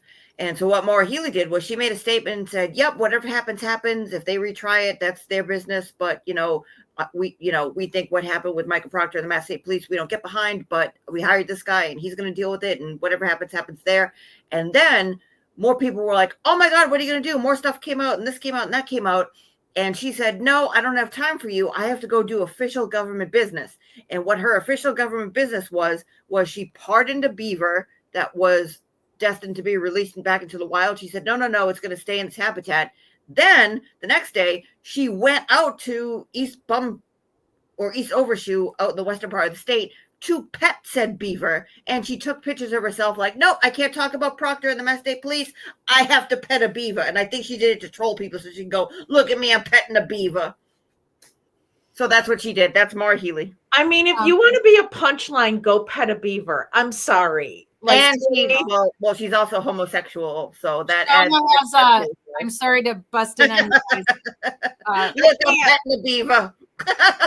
Sorry to bust in on you guys, but Shauna had, when I put up a banner, that usually means somebody has a question or it's some statement that I want you guys to reflect on or talk about. Not to rain on you two's parade. No. I still have a friend zone to control over here. So you guys got to let me sneak in here a little bit once in a while. I know we're talking about beavers. And your conversations about beavers, or we could go to woodchuck. So Shauna said Maura something. Healey's beaver. When I was with the dogs, Shauna said, I want to hear Julie, do tell your gut. And then Shauna said, the banner cat at blocks MCAT. That's fine. Well, it doesn't block you, MCAT, except if you're on a phone. So if you're on a iPad or on a laptop, the banner, and they're not banners, they're actually your text messages. So if I put up a banner, just so you guys know what that means, if I put up a banner, it's going to look like this. It's going to be much bigger. So those are banners. I have the banners of all of our people that we're standing for that I put up when we close at night. So I'll just throw them up there right now to get everybody's names out there since we're talking about it. But when I have the comments up that you guys make, I like to share your comments so the replay can kind of understand where we were going with all of our conversations. So that's what I want to hear Shauna's thick accent. Yeah, that's what those are, Shauna. Those aren't actually, that's the banner that I have up now, but those aren't banners that I have up. Those are actually your comments in the chat box that I like to share. And unfortunately, because you're on a phone, that's probably why it covers up MCAT's face. But if you're on an iPad or some type of tablet, or if you're on a laptop, then the chat that I put up doesn't cover anybody's face, just so all of you know that. I'm not trying to ever cover up anybody that's guest speaking with me's face. I just want you guys to all know that. But I try to take them with that. Yeah, I try to take them up and down as fast as I could. So no worries. Zeus is driving nuts. When does his daddy get home? Yeah, Zeus is he's not driving me nuts because I absolutely love my animals. So I've had many animals since I was 21. I've had a dog constantly in my life since I was 21, and I've had multiple cats. Zeus has a double ear infection and he does not feel well. So he just wants daddy, and daddy went out tonight with his friends because he hasn't done that all week. So he went to do some friend stuff. So Zeus he's in and out of unhappiness, unfortunately, tonight. So sorry about that, guys. But he was fine when he was in here with me for a while, but then he wanted to go back out of my office area and go back out in the kitchen so he can look for Papa in the window. So and he did take his truck. So for some reason, we're not fooling him tonight. The truck is not in the driveway. Only my car is. We are not fooling the Doberman at all tonight. He's not fooled. He knows that he wants to go with his Papa, and that's the way it is. So, but anyway, it can be a little tricky at times, hosting, having two guests and running a friend zone. So I just want you guys to know that that's why I have to go in and out sometimes into this production room where I can't see you anymore.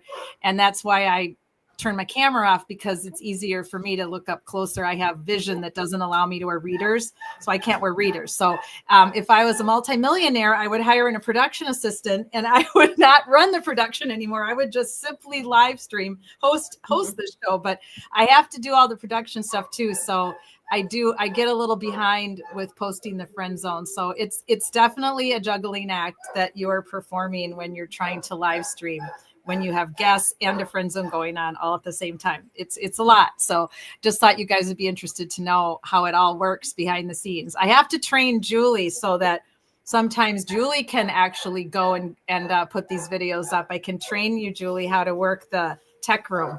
We can do that too. I call it the tech room because that's just what it's not really. But when I go where I have to go to share my screen, I no longer see you guys. So if you're trying to like wave at me or give me hand signals, or I can't see you. So that's just how the workings of StreamYard are. It's an interesting little system they have set up, but it's very techy and it's very tech friendly that I can actually move between, putting up these screen shares, all these videos, and then putting up our deck that I like to use to keep us on track and keep us on schedule as best I can. There is the Nefarious Family, and then navigating over to the friend zone to put up all your comments and make sure I keep in touch with you guys, because that's really what this is all about, is having interaction with everybody that comes to the show live and is willing to be live with us on Fridays and other nights. It's really meaningful to me that we even have that. So somebody was kind of snarky with me on Twitter X today. They were, it's a person that I've gone back and forth with, an Auntie Karen Reed. And they said, well, Kat, you can't even call your show a live stream because you don't get enough people live. Your replays are looking pretty good, but you don't get enough lives. You should just make videos. And Wow. I mean, X can be very mean. It can be. I mean, did you ask for anyone's opinion? Well, no, that's the beauty of Twitter X. Nobody asks for anybody's anything. I mean, Twitter X is crazy, but it has good points too, though. I mean, yeah. I learn a lot of interesting facts and tidbits about this case from other content, not just content creators, but people that have spent so much time advocating for Karen Reed on their Twitter X accounts. And I actually went in and thanked Carrie today in a direct message, or it might have been yesterday, because Carrie I met way back when I first started live streaming, and her and I were mods together on a channel that shall not be mentioned. And when she left and then I left, and then she continued to just do this amazing job of advocacy for Karen Reed. So shout out to Carrie, True Crime Carrie, because she really did a lot of advocating for Karen and for John O'Keefe. And I hope people were thanking her.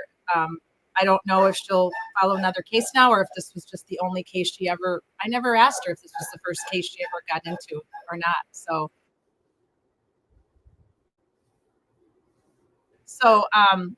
yeah, so there's just so many people out there on Twitter X, and I'm sure on Facebook, that were constantly advocating for John O'Keefe and constantly posting every day. So I would go on there probably a total of like an hour a day, 10 minutes here, 10 minutes there, sometimes more, because I was finding really good stuff that I wanted to share with you guys. And I've put up some of their tweets and some of their comments, both on the anti-Karen Reed side. So yes, you're constantly either being told off by an anti-Karen Reader if they haven't blocked you, or telling you what to do, or telling you why you're not smart about it, or why your opinion is stupid or stinks. But then you also get good comments from people that like what you have to say and that are, agreeing with you, of course. But yeah, this was somebody from the anti-Karen Reed side who said, I can't call myself a live stream because I don't have enough people that show up live. So he suggested I just start making videos instead. But that was his opinion, and that's fine. I don't care how many show up live. I like the ones that do, and I appreciate all of you that you show up live and that you come on Friday Night Lives and the other nights that I live stream. And those of you on replay, you're always welcome as well. You're always welcome to leave comments in the comments too. So there they are. There's the Nefarious group with their little interview. I'll have to go watch it back a little bit again. Did we see all of the witnesses? I think we did. Has Alan or Melanie, not Melanie, Liza Little, have either of them done an interview, Julie? Or yeah. What's his face? Jackson's was with Howie Carr yesterday, I think. Okay. He did a phone interview, and then the juror, the Apollo lady, went on with Howie Carr today, and he said some interesting things that kind of gave me pause. like she kept talking about like, oh, how could Norfolk County spend all this money, especially to have Breenan come up and spend this money, and go, how the hell did she know that? But well, again, I'm skeptical. But I mean, I'm guessing she's probably.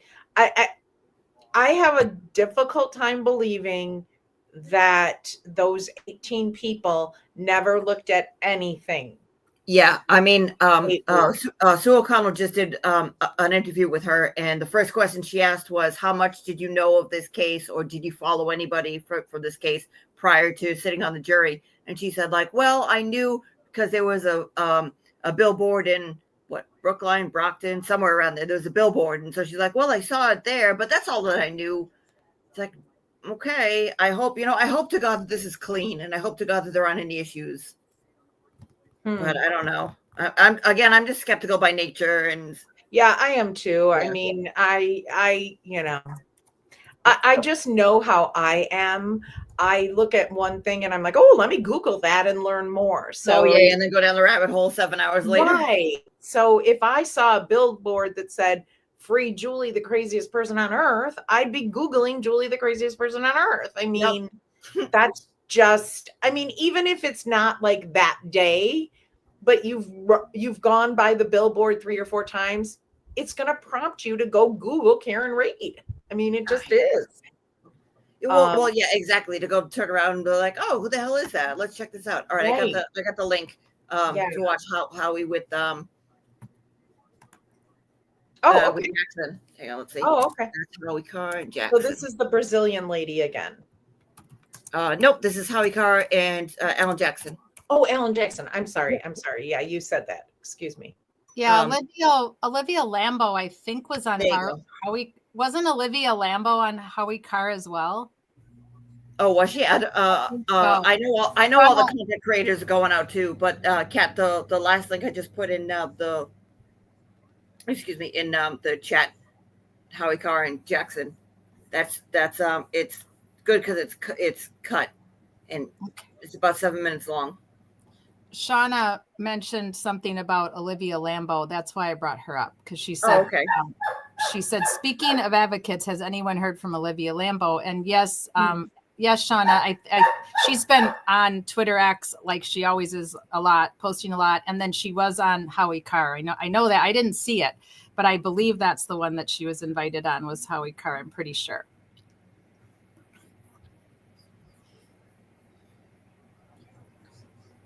Okay, going over to grab this Jackson interview.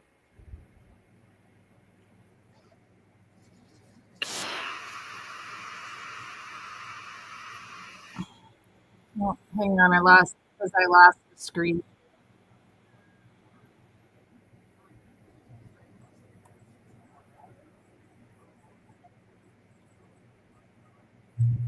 Legend Alan Jackson recently retired from touring. There we go. Radio host Howie Carr on June 19, 2025, for a surprising interview. Instead of discussing his music, the Chattahoochee singer shared his thoughts on the high-profile Karen Reed murder trial, connecting with the case through his namesake, defense attorney Alan Jackson. This conversation has fans and trial enthusiasts talking about Jackson's unique perspective. We'll break down the interview, its context, and the broader impact. Let's dive into the latest updates. If this story piques your interest, please like, share, and subscribe to stay updated with more compelling news. Hit that bell icon to never miss an update. On Thursday, June 19th, 2025. Oh God, is this not going to play? God damn it. Music icon appeared on the Howie Carr The Show, music icon. a Boston-based radio I think program that's the known wrong for its Alan focus on Jackson. local issues and legal dramas. The interview, which kicked off early in the broadcast, centered on the Karen Reed murder trial, which concluded with Reed's acquittal on June 18, 2025. Reed, a former finance professor, was accused of killing her Boston police officer boyfriend, John O'Keefe, in January Why do they do things 2022 like this? by striking him with her SUV. The How long defense, has he been led on the by radio attorney in Alan Boston, Jackson, Julie? argued there was no collision and suggested What a was that? police cover-up, I said, making how the case long a has national Howie Carr been sensation. on the radio in The Boston? country A star, long time.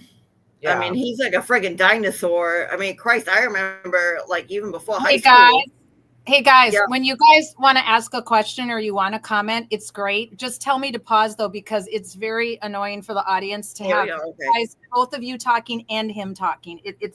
Some people can't handle that.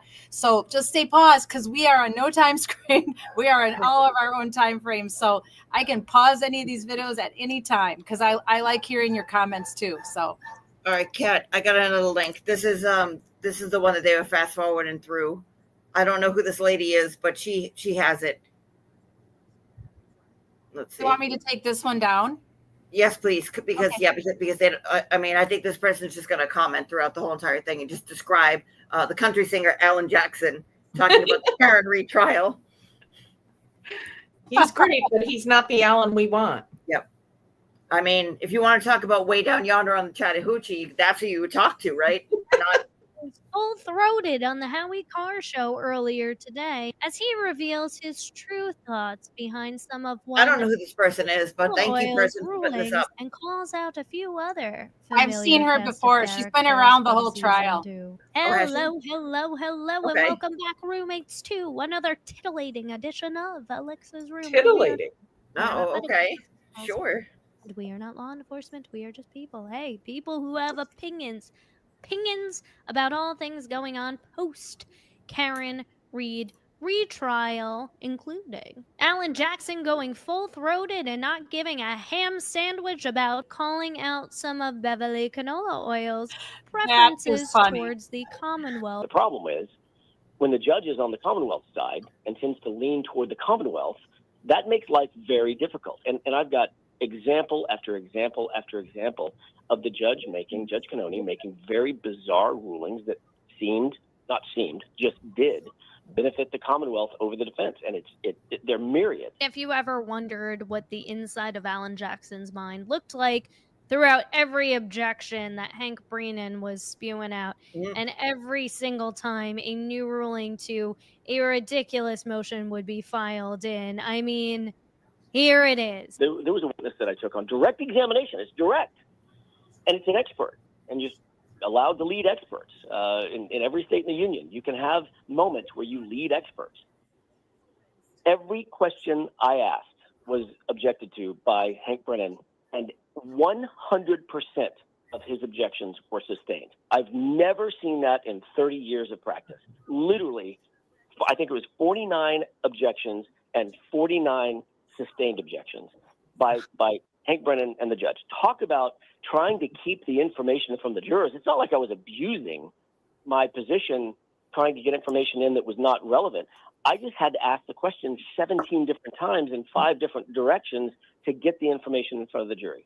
I've never had a situation where the judge sustained every single objection by the prosecution. That's never happened. Statistically, it's impossible. How about the fact when Brennan would kind of like... I mean, can we all guess who that witness is? I know Brandy Churchwell has her own little poll that she conducts throughout, or at least conducted throughout this trial, how many objections were sustained by the Commonwealth versus defense and so on and so forth. So I would be curious to see the final stats throughout both season 1 and season 2. drift off, and you would ask a tough question, and she would ask Brennan, objection, counselor? I've never seen that in court. Have you? No, never. It certainly seemed like the Judge Cannoni had an idea of what she thought should be presented to the jury and how she thought it should be presented to the jury, instead of just being, calling the balls and strikes. That's what she's there for. Her job is very, very it's simple. Yep. Linear. She is a gatekeeper of the evidence, for sure. Absolutely. Right. So you don't want to allow abuses on either That's side the overrider. To occur in your courtroom, but you allow the lawyers to try the cases. You allow the lawyers to direct examine the witnesses or cross-examine the witnesses. You allow the evidence to come in before the jury, because ultimately the jury is the trier of fact, not the judge. The most important folks in the room are the jurors. So it struck me. It's not all about you, Beverly.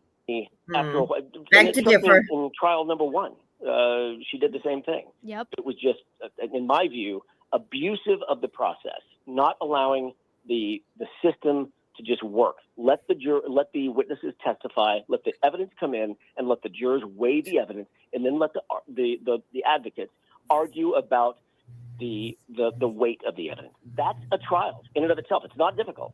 What would you? Yeah, let the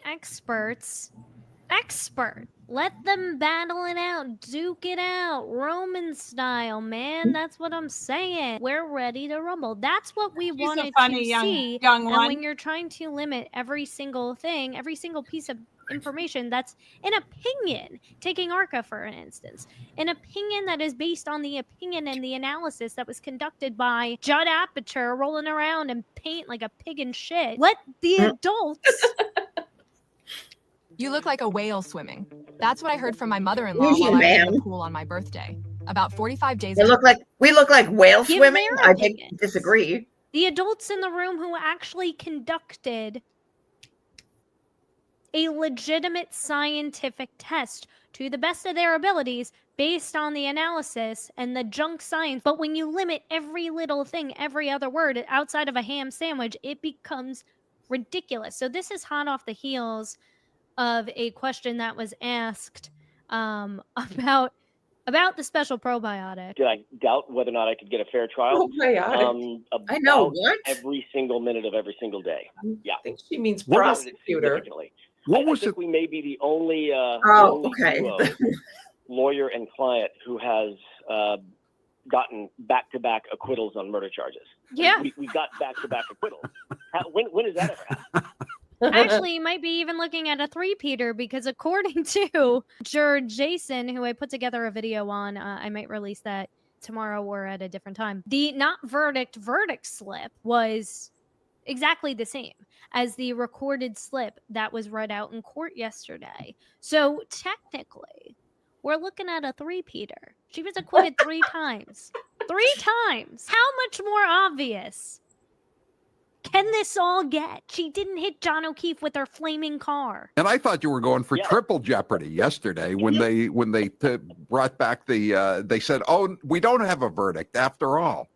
I mean, you're going into the record books. You got two murder acquittals here in a row. Yeah, I don't know that I'll ever meet another lawyer who can claim that. Yeah, this team has gone through the gauntlet.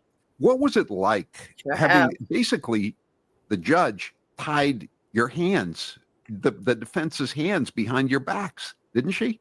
What was that? What was that like? First things, it was difficult. I mean, that was the challenge, right? So Hank Brennan came on as this, sort of self-proclaimed stalwart of justice. We're going to make sure that Karen Reed gets a fair trial. And then the opposite. That was just lip service. It was anything but that.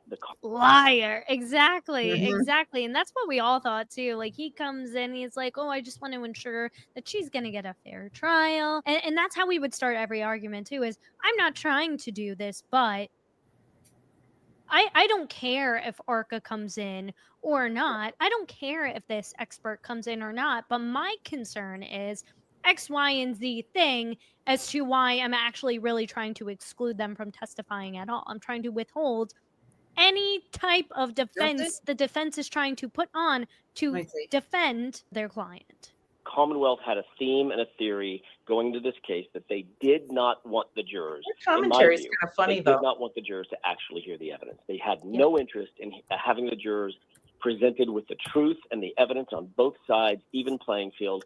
Everything they did strategically was to try to hide evidence, try to hide witnesses, try to hide experts from the jurors. They filed motion after motion after motion. And well, that's one thing. I mean, I can handle a prosecutor. I can beat most prosecutors with my hands tied behind my back. And that's a good point too, is if you were trying to really ensure a fair trial, you would have called Proctor, right? Chocolate chip. You would have called Tully, right? He had his grubby little fingers all over the place. He was even playing chauffeur for Professor Paint Sniff and Friends. Oh my God. Right? He was talking to experts. He was flying all over the country to talk to people. I know evidence very, very, very That's well. Natalie. You allow the evidence to come in before the jury because ultimately the jury is the trier of fact, not the judge. The most important folks in the room are the jurors. So it struck me after a while, and it struck me in trial number 1. And it's not your job to teach the jury the law. It's your job to say, hey, it's up to you to interpret and use the law to help you come to a decision. That's it. He did the same thing. It was just, in my view, That's Bev's abusive job. of the process, not allowing the system to just work. Let the witnesses testify, let the evidence come in, and let the jurors weigh the evidence, and then let the advocates argue about the weight of the evidence. That's a trial in and of itself. It's not difficult. What would if you could speak directly to Judge Canone, what would you say to her in criticism or of what she did? Well, I have to be careful. I am an officer of the court in every jurisdiction in which I'm pro hoc, and I can imagine I may be back here in Massachusetts again. I doubt I'll be in front of Judge Canone. But my God, I hope not. Although she'd be like, "Hey, JJ, how you been? How you doing? I just spent the summer down at the Cape. Do you like my new tan? You like my new nails? You like my new blowout? Hey, oh." my suggestion would be just do better. Don't try to put your thumb on the scale. No judge should ever try to put your thumb on the scale. Let the evidence get before the trier of fact in a fair and, above all else, an impartial way. I did not feel this was an impartial judge. I just didn't. And I don't think anybody who's watching would argue with that. What about the district attorney, Michael what about Morrissey, him? who got 3,000 Where's pages for of him? evidence from the FBI, pretty much conclusively proving that your client did not strike What do you think about that grubby little meatball? John O'Keefe? And yet he went out and spent close to $500,000 to hire his own experts. What would you say to Michael Morrissey, the district attorney? For Michael Morrissey, I have a lot more to say than I have to say to Judge Canone. For Michael Morrissey, the overall arching comment is do better. Do better, sir. You are in the job of seeking justice. You're not in the job of winning cases. And that's what it seemed like he was doing. Not seemed like, that's all he was doing. And that's what Hank Brennan was doing. And that's what Laura McLaughlin was doing, who was writing. Laura McLaughlin? But also, what happened to all that paint after Judd Apatow? Whatever happened to all that paint? That was $500,000 of finger painting. That was $500,000 of paint. That would be my first question. But Laura McLaughlin, we all like to rag on Lally.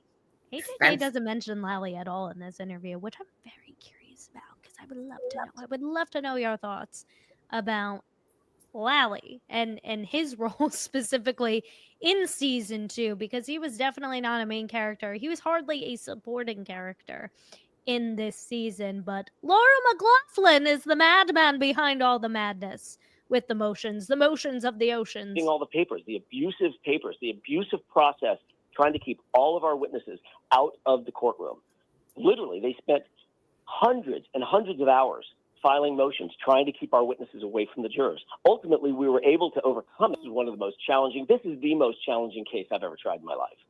And we didn't win because of the process. We won despite the process that was put in place in that Dedham courtroom. It was a travesty, in my view, an absolute travesty. What was the worst thing that they kept out? The butt dials, the FBI, the solicitation of a bribe? The FBI. You just hit the nail right on the head. The FBI. How can you possibly defraud a jury by saying, okay, defense, you're not allowed to mention the fact that ARCA was hired by an independent agency, the FBI and the Department. Well, he went there. Agree. He actually went there, MCAT and Julie. He said defraud the jury by not letting them know that it was the FBI that hired them. That's pretty big. I didn't really know that he would go there like that. What do you guys think of that?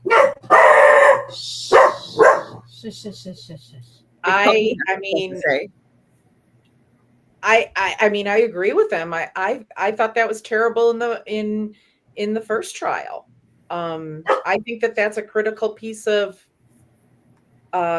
information that, this hemming and hawing the other agency, blah, blah, blah.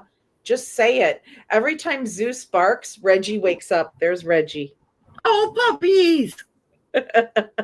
My sister's out of town. I have Reggie this weekend. You can't blame Zeus for that one. Zach came home. Zeus is quiet. That was the puppy. Oh, whoever it is. He heard something outside and he had to wake up from his little cat nap. So, hi, buddy. Yeah, they can hear each other. Yeah, someone, I heard it somewhere else today and now I can't remember, but someone else said something too about how it seems absolutely like against justice to hide from the jury where a particular witness, why they're there. That why the judge was so hell bent on the jury not knowing anything about the FBI. That doesn't make any sense because that shouldn't sway them. That should just be another piece of information that adds to their thought process, that adds to the puzzle. Yeah. So, well, and then they were saying in the first trial that the jury said, "Oh, we thought maybe Turtle Boy hired them or Karen's insurance agent." It's like it just puts too many other thoughts in heads that don't need to be there. Okay, right. Right. So I don't know. That's so weird. Well, yeah, I mean, they could think anything. They could come up with any reason why, who hired. They were mentioning earlier today too. Somebody was mentioning that the jury one thought that it was Karen's insurance company that hired ARCA, and that would definitely make them prejudicial. So that that's really unfair to her to getting a free trial. A fair trial. That her two of her main experts are not allowed to divulge who hired them. That just doesn't make any sense. They need to address that for future because you're supposed to fix things that you screw up on. Yeah. And that element of the trial should really be looked at closely, and that type of thing should never be able to happen again. Yeah, I mean, kind of, sort of. I mean, I get it where, like it keeps coming in, but I mean, like I keep hearing lawyers, and I kind of get this too. Like, it would make sense to say, like, yeah, they should have come in and say, like, yeah, we didn't hire these people, but somebody else did, which means somebody else was looking at this, and something else went wrong. But if you're looking at it as just like a standard trial or a court case, it could unduly prejudice one side or the other. Like, for example, she was on the other foot. The prosecution brought ARCA in, which again, it was their right to bring ARCA in, or they just didn't do it. If the prosecution brought ARCA in through brought the FBI in through ARCA and said, like, hey, we didn't hire them, the FBI did, that would look and say, oh, there must be something like ridiculously guilty here, because why else would the FBI come in? Therefore, they would look and say, like, oh, because these witnesses were brought in through, a higher being, like a federal investigation, like, oh, this person must be found guilty, as opposed to just like, oh, they came in and it turns out it was just, shit luck and it was to do whatever. Like, I get that point, but at the same time, Hank was trying to infer. Hank was trying to be sneaky and try to plant it in the jury's heads that Karen's insurance company hired. Well, yeah, of course. Like, that shouldn't be allowed, though. If you can't say the FBI because you're worried about tainting the jury, then at least let the jury know that they were not hired by Karen to do these tests, that they were hired by another entity and it wasn't an insurance company. Well, that's kind of what Hank did, except it ended up shooting him in the foot, where he asked, like, oh, well, you weren't hired by the defense team. Do you work for insurance companies? And because he said that, the defense turned around and was like, hello, you work for insurance companies. Were you hired by an insurance company in this case? No? Okay, great. Just want to put that out there. So, like, I ended up shooting him in the foot. But yeah, like, it could have just been easier to say, like, oh, some other agency that wasn't this, and this, to at least establish it. But yeah, like, I get what they're saying. Like, it'll sway things one way or the other. Like, oh, this came in, so therefore she must be guilty, or this came in, so therefore she, she must be found not guilty. But like, I see it both ways. But yeah, like this whole entire thing was a cluster and a half from the get-go, no matter which way you look at it. Yep, because they were trying to make a square peg fit in a round hole. Yeah. Okay, you guys, can I just ask you, what did you guys think about, because we didn't talk about this, when Brennan revealed the death of the niece and nephew's father? Oh, I think that was a shitbag thing to do, and I think he did it on purpose because he got mad. That was next level. I couldn't believe that. Yeah. I think he did that on purpose. It's like, oh yeah, you're not gonna call Proctor and you're gonna try to weasel your way around this. Well, watch what I do. And I think he threw that in there. It's like, yeah, well, you open the door, now I'm gonna slam it in your face and I'm gonna make you look like the asshole when actually it's Brennan that looked like the asshole. But I don't know if the jury saw it that way. We did, but that was terrible. Yeah. Yeah, that was a shitbag move. Didn't expect that. That was probably one of the more shocker moments of the trial. That and the ending when he held up, the big giant John plexiglass and tried to pass off those holes. I mean, that was unbelievable. It was a big unbelievable moment. that he did that. Mm-hmm. I mean, it's kind of gotten brushed under the carpet, but that was a really bad. I mean, in some other courtrooms, that could have caused a mistrial. Yeah. Oh yeah, most definitely. That would have caused a mistrial. I mean, that's what even Bob Leslie said. Like when they were talking about, David was talking about it, talking about like, oh, I, go hard in the paint, but I have a relationship with all these prosecutors and couldn't get a read on Lyle because it just seemed like he went through the motions and didn't give a shit about what happened. But then talking about Brennan was, it was like, well, we have relationships, we've been around the same circles, we were both prosecutors, whatever. But then Bob Alessi said, like, yeah, we seem to, get along. Like in the sidebars, he would give us stuff that we would come to agreement with and, like would make stuff easy for us. Well, easier, like wouldn't fight him on everything, but then came in with that and was like, I looked at him differently after that point because that was a complete weasel move. Yeah, he did a couple of things that were really just down and dirty. Mm-hmm. Mm-hmm. So I kind of took a look at what Loophole Lawyer he puts out videos. That's what he does. He just puts out short videos that are like between 15 and 20 minutes long. And I'm trying to see if there's anything new that he put out. We took a look at the one where he was calling him Higgy Bear from the bar. That we took a little peek at that last week, but I like that one. Yeah, that was very well done. That's funny. Yeah. Now this, I don't think. Yeah, we watched that one. Now this is one we have not seen. This one. Let's take a peek at this. I'm not sure. He just put this out 2 days ago. Oh no, let's take a look at this. This ought to be good. Hang on a second. Let me pull this one up for you guys. I love his expressions. Yeah, he's very entertaining. Did it come up? No. Complete hysterics. I just remember my mother being like, what? And I kind of gathered myself. Yeah, I saw this one. They relieved me of duty. What really got me was crying about his uniform. He had to come over to my house and pick up all my uniform.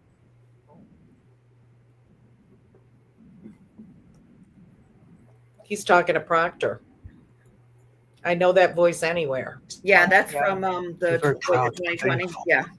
Wah, I can't wear my uniform. Wah. How do you think Karen felt putting on a jail uniform and facing potentially wearing it for the rest of her life? In March, the State Police Trial Board dishonorably discharges Michael Proctor on 2 charges. I don't know any trooper that's been punished for personal text messages on their personal phone, let alone fired. Nice. Oh yeah. What about people who share A supervisor on one of Proctor's text chains, What about that? Trooper Bukaki, is also disciplined. We learned that they no longer care for the dog. I don't know if get rid of is accurate. When I first started investigating this case, I thought someone with special needs, this person right here, was testifying, and I couldn't understand why.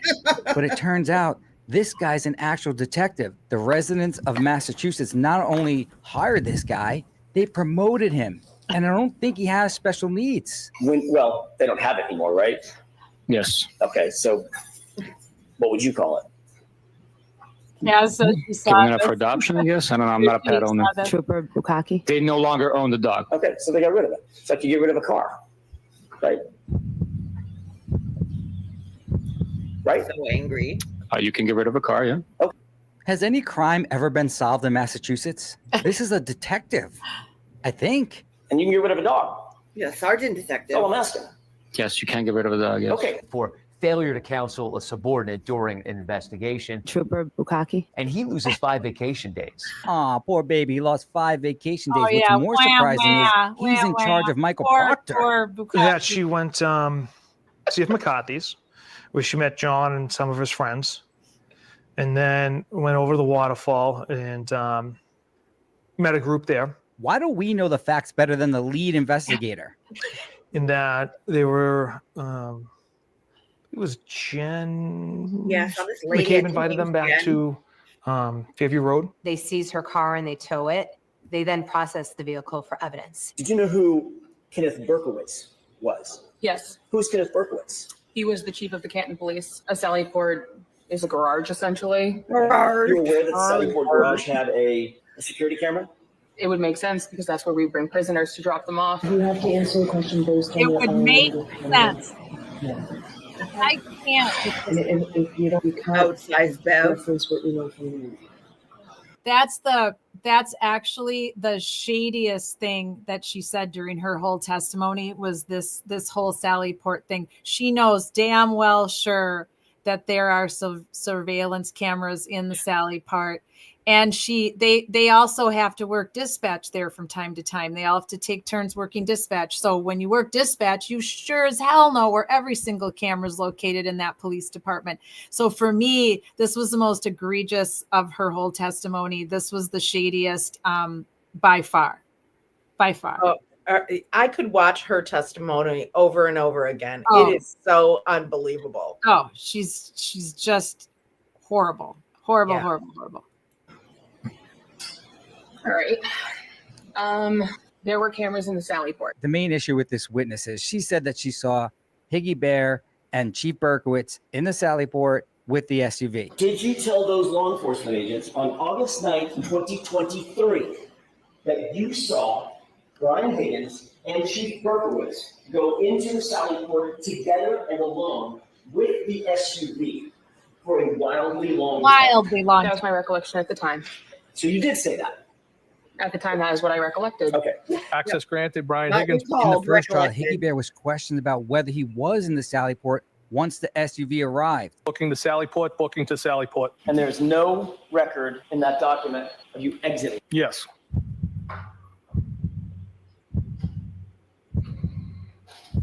I don't, yeah, there's no record. I don't know if it That's all- records you that's all going I- up. you That's answered my fine. question. There's no record of it, correct? Not that I can see here, no. Old Higgy Bear fell for a classic lawyer trick there. After Alan's question was answered, he paused. And Higgy Bear didn't know what to do. And generally, someone that is being Or he quit dishonest with talking. you will then speak again, coming up with an excuse. And that's exactly what old Higgy Bear did. I'm aware her car ended up there, yes. You and Chief Berkowitz were moving in and through Canton PD together, correct? At some points, we might have been together. I'm not, I mean, we weren't together all day. Was he there at 5:36 and 37 seconds at the same time Karen Reed's vehicle was delivered? I don't remember. Were you in the Sallyport at 5:36 when the car was delivered? I don't have any recollection of that, no. One thing to say I don't remember, it's another thing to say, no, I was not there. I don't remember being there, no. Is it possible that you could have been there when that car was delivered? I don't believe I was, no. You don't believe you were? or I you don't weren't? believe I was, no. You're aware that the video surveillance feed from the Sallyport garage at around 5:36, the precise time when the car was delivered, is just missing. Objection. Sustained. Did you receive a call at all around 6:12 p.m. from Brian Albert, I don't know what day you're referring to. the 29th? Ever wondered what your home looks like from space? Enter your address and get a 360-degree satellite view of your.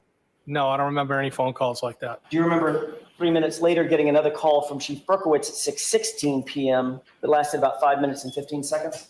No. It's clear now that Higgy Bear and the chief of police Berkowitz were both in the Sallyport with Karen Reed's SUV when it arrived. And that little snotty cop told the FBI that they were both there for an unusual amount of time. It's really Wild. starting to appear that both Wildly. Proctor and Buchanan had nothing to do with planting the taillight. It's more likely that the chief and Higgy Bear noticed that the troopers were pretty dopey and they planted it. Okay, I see those, yes. There was a call at 6:12 that Brian Albert made to you for a duration of 1 minute and 7 seconds, correct? Yes. And right after that, there was a call from Chief Berkowitz to you at 6:16 that lasted 5 minutes and 15 seconds, correct? Yes. Remember, the dopey cops using the leaf blower at 34 Fairview did not find any taillight whatsoever. And it wasn't until after Karen's SUV arrived at the Canton Sallyport and after Higgy Bear and Berkowitz were both seen there that suddenly taillights started to appear at the house. So let me show you. This is what I was talking about that we've put up many times. Supposedly, Proctor found all of this exactly perfectly taillight scattered throughout 34 Fairview that fit together. CERT team found this tiny little section here, and Demel Yuri found this little section here. But Berkowitz also found one piece, and they didn't account for that. But what are the odds? There's no way in a million years that Proctor found all of that taillight. And where were the photos, right? Didn't take any crime scene photos, didn't call the crime scene team back to process them properly. None of it. It's just Didn't photograph the tail light. No. When it was getting on the flatbed in Dighton. Right. No, they just expect us to believe all this nonsense. It's really stupid. That's what drives me the most nuts, is that they expect us to believe all this stuff. Let's see what else he has to say here. Did you testify at the other hearing that, in fact, what was discussed was the substance of the taillights being found at the location? No, that's not what that was in reference to. By the time you interviewed with Trooper Proctor, you had already had numerous conversations with Brian Albert. Is that safe to say? Well, the interview was with both Trooper Proctor, Sergeant Buchanan. Trooper Bukaki. Of course, I've talked to Brian Albert because of what took place. Higgins, that was a yes or no question. Yeah, of course I've talked to him, yes. Okay, and the answer is yes, right? Can we agree? The answer is yes. Ooh, our Higgy Bear is cute when he's angry. By the time you spoke with Trooper Proctor and Trooper Bukaki. you'd already had numerous conversations with Berkowitz, correct? Yes. Is there a reason you don't want to answer that question? I don't have a problem. Objection, Your Honor. Is there a reason? Well, I feel you're trying to make it sound like something it wasn't. It was. I'm not trying to make it sound like anything, sir. I'm asking a question. Had you discussed this case or the issues surrounding this case with those folks? I did discuss things when I went back to the house, yes. And that was before you met with Trooper Proctor and Trooper Buchanan? Trooper Bukaki. Yes, that's correct. You had already spent an enormous amount of time at Canton PD. We've just gone through those records. Is that right? I have been at Canton PD, yes. And you had been able to talk to, you had access at least to all the officers, correct? Access for what purpose? Just to walk by them. Doesn't matter. Nobody asked you. That's not what I was doing, no. I'm not accusing you Oh of my doing God. anything. I'm saying you had access to the individuals within the Canton PD, correct? To interact, And what would he need to be there for, right? He is not a Canton police officer. He is not a Massachusetts state police officer. The death of John O'Keefe is completely out of his jurisdiction, 100%.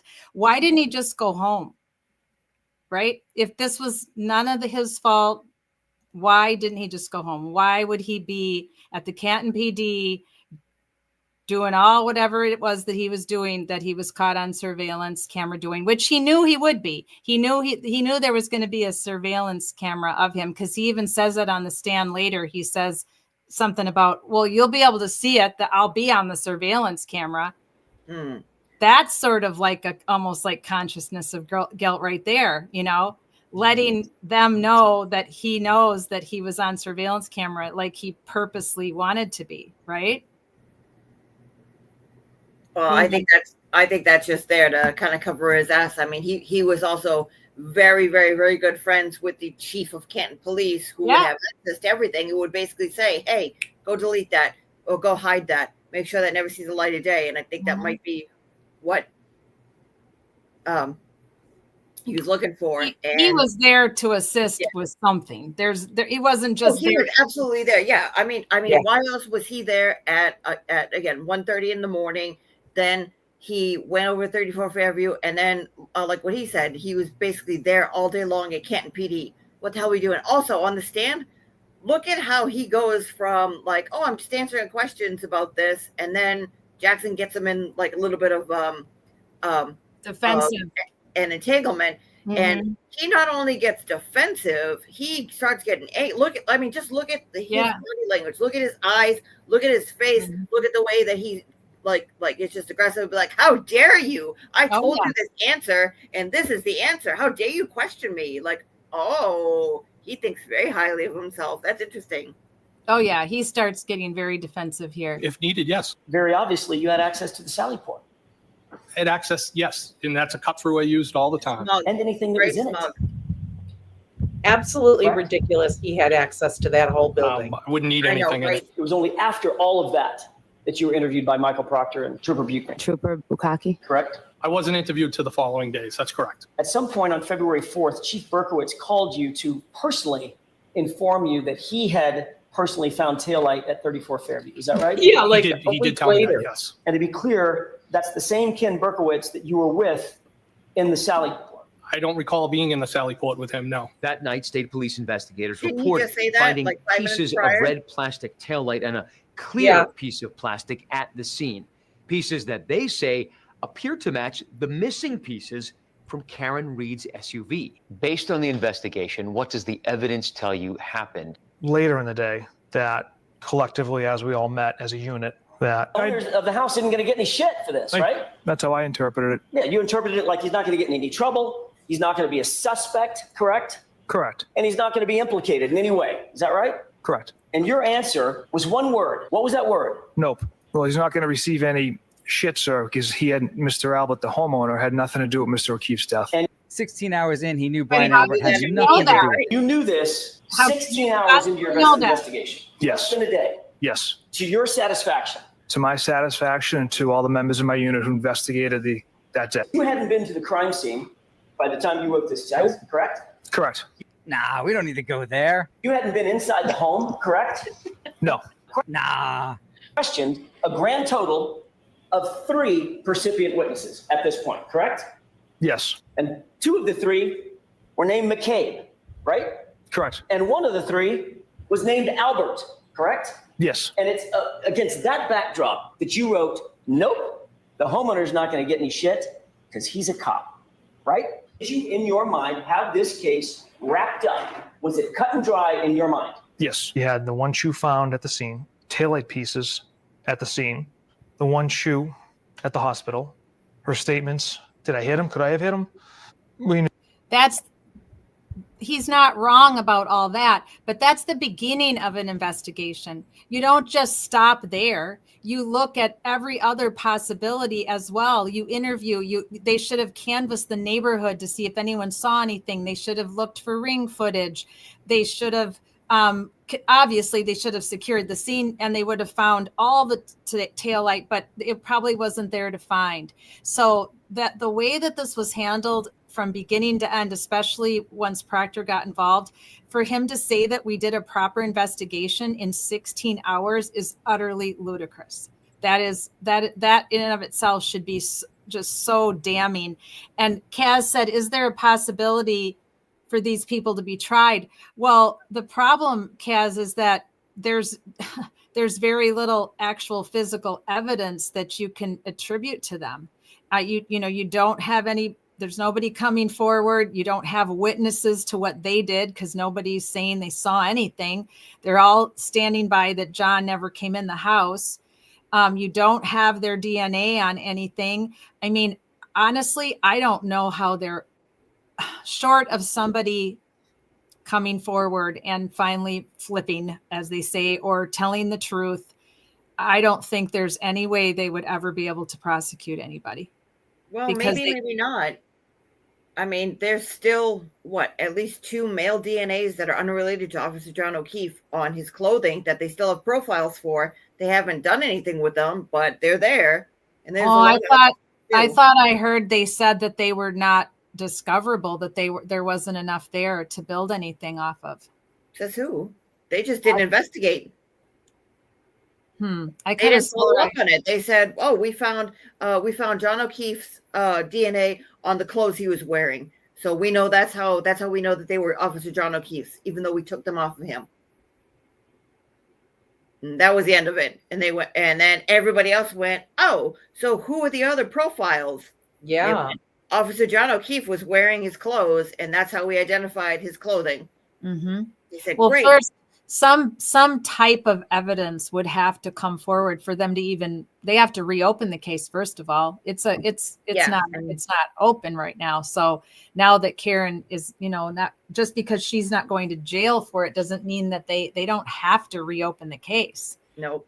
They have to have a reason to reopen the case. There has to be something compelling for it to be reopened. And it would have to be the Massachusetts State Police because Canton cannot. They are recused, so they can't investigate it.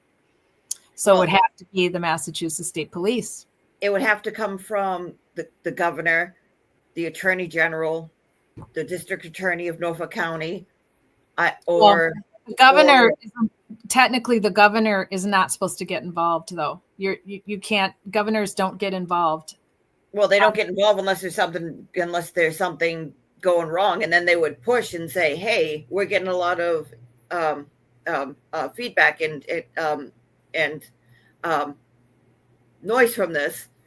Go take a look at this." Very rare, though. It'd be very rare for a governor to get involved because that's not their role. So it's going to have to come from the Massachusetts State Police. Now, if something was proven that there are dirty cops, then the FBI could get involved, or because the Massachusetts State Police doesn't go any higher than that, and Canton is recused, so they can't do it, and none of the other municipalities can do it anymore since Mass State had it. So there is no one higher in your state to investigate this case. So the district attorney of Norfolk County, because of how the police work with the detectives and stuff, they're the ones who would basically say, "Hey, go investigate this," and that's who the attorney general of the state would push on, and that's who the governor would push on. But if Maura Healey comes out and is like, "Well, what are you going to do?" That's the end of it. Like, it's been exhausted. That's it. Then there's nothing there until she's gone, or the attorney general is gone, or the Norfolk DA's office is gone. It's sad and it's horrible, but some cases just can't be solved because there's not enough proper evidence to take it to a trial. And that's why we have a 50% clearance rate of homicides in our country right now, because some of it's bad policing. Some of it is really good criminals getting away with murder. It just sucks. It just really sucks. So, I mean, I guess I just feel like how could they live with themselves? Like, I mean, I guess that's just a different layer that I don't know. I think I'd crack. Well, yeah, you'd think that they would, but it just, I mean, survival of the fittest. And Kaz says, do you think the family might request an investigation? No, because the family believes that Karen Reed is the one who did it and that she's getting away with it. They believe that she did it. Now, if I don't know to the level that they believe she did it, if they believe it was an accident, but they're so pissed off now, and they believe that she covered, that she threw the Alberts and the McCabe's under the bus and falsely accused them. They're so pissed at her now for what they believe went down that there's no way they'll ever ask for another investigation, because they're just convinced that it was her fault. They're not listening to any of they think they just sat there like this during all of the defense witnesses' testimony because they don't want to hear any of it. I mean, the thing is, though, when they went to Good Samaritan Hospital, and then Peggy O'Keefe even testified and said that she said to the nurse, "What is she doing here?" regarding Karen. First of all, the fact that the nurse would even respond is beyond words and say she's being sectioned for psych eval or whatever. But if your son has a girlfriend and the girlfriend's at the hospital where your son is, whether he's there for a broken arm, his tonsils out, or near death, you wouldn't say, "What is she doing here?" Unless you disliked her. Yes. So right. I think Peggy disliked her. I don't think that she probably never liked her. Yep. And then when Karen went back to the house And then she said, "Oh, I didn't even talk to her. She was loud. I didn't even talk to her." It's like, who would do that? And Right. then when they go back to the house and she says, "Oh, she just went upstairs and gathered her stuff." Well, imagine the vibe that she walked into. Right. You would have walked out too. I'm Yeah. sure it was not a mutual condolence. I mean, No. it was ice cold. And she said to her dad and her brother, "We better get the hell out of here." Mm-hmm. And when she said to Aaron O'Keefe, "I don't think I'll ever see you again," I don't think that she thought that that was because she was going to be accused of murder. I think that or M word, I think that she thought that Peg was never going to allow her to see the children. And she thought, you know what? I'm just going to be cut out. Mm-hmm. I don't think she thought, oh, they're going to accuse me of this. I don't think she thought that. I don't think so. At that early stage, I don't think so either. MK, I think you're right, but I think she thought by Peg's vibes that she was maybe that the family was going to blame her. She might have been getting bad vibes about that. So I'm not even. I mean, I agree. I just don't know that. I don't even know that she thought. I mean, she might have thought they were maybe going to blame her, but I mean, I just feel like she felt like she knew Peg was going to take over and be, the new guardian. And I think she thought, I don't have a relationship with her. She's never going to have a relationship with me. With John gone, he was the buffer or whatever, where worlds didn't collide or whatever. And I think she just figured this is futile. I don't know. Maybe, maybe not. I mean, it was still early. And I mean, if she's still trying to piece stuff together by saying, "Oh my God, what happened? Did this happen? Did that happen?" I mean, she might have looked. And I mean, there was hostility on like all sides. And I mean, I know Mrs. O'Keefe, Carrie even said, like, she told them, was like, "Hey, John was found outside, was passed out." And Mrs. O'Keefe basically said, like, "Wait, what? He was where?" And then I think Karen called and was like, "Oh, I dropped John off at a party and he never came home." And the first thing out of her mouth is, "And he just left him there." Oh, like, yeah. Like right then and there, which is done. Like from now until eternity, it's going to be Karen's fault because she drove him to 34 Fairview and then drove off. And she left a grown man. Well, but I mean, she was the designated driver, and I mean, like, I have issues with that myself, but she drove him there and then took off, and I just hope that one day they realize, like, okay, fine, she dropped him off and she took off, and she's gonna have to live with that for the rest of her life, that this happened and something else happened. But I mean, I just hope that they take a look and say, like, okay, she left him there. You can hate her for that for forever, but like, don't just blame her 100%, because it looks like there's a lot of something else going on. Right. That they get to it. And I think this. So I have to interrupt you guys just briefly, and we can circle around to this before we close tonight. But this is breaking news that I completely forgot I was going to share with you guys at the very beginning of the hour. Thank you so much, Sean. I appreciate you so much. That's why my mouth dropped open, because I'm like, oh my God, I can't believe I forgot. A lot of you arrested him. Yeah, a lot of you that have been following along with me about the Suzanne Morphew case. She is the mother who lived in Salida, I think it's Salida, Colorado, and she went missing in April 20th on Mother's Day of she went missing on Mother's Day of 2020, and she was missing for a long time, and they arrested her husband back in the beginning.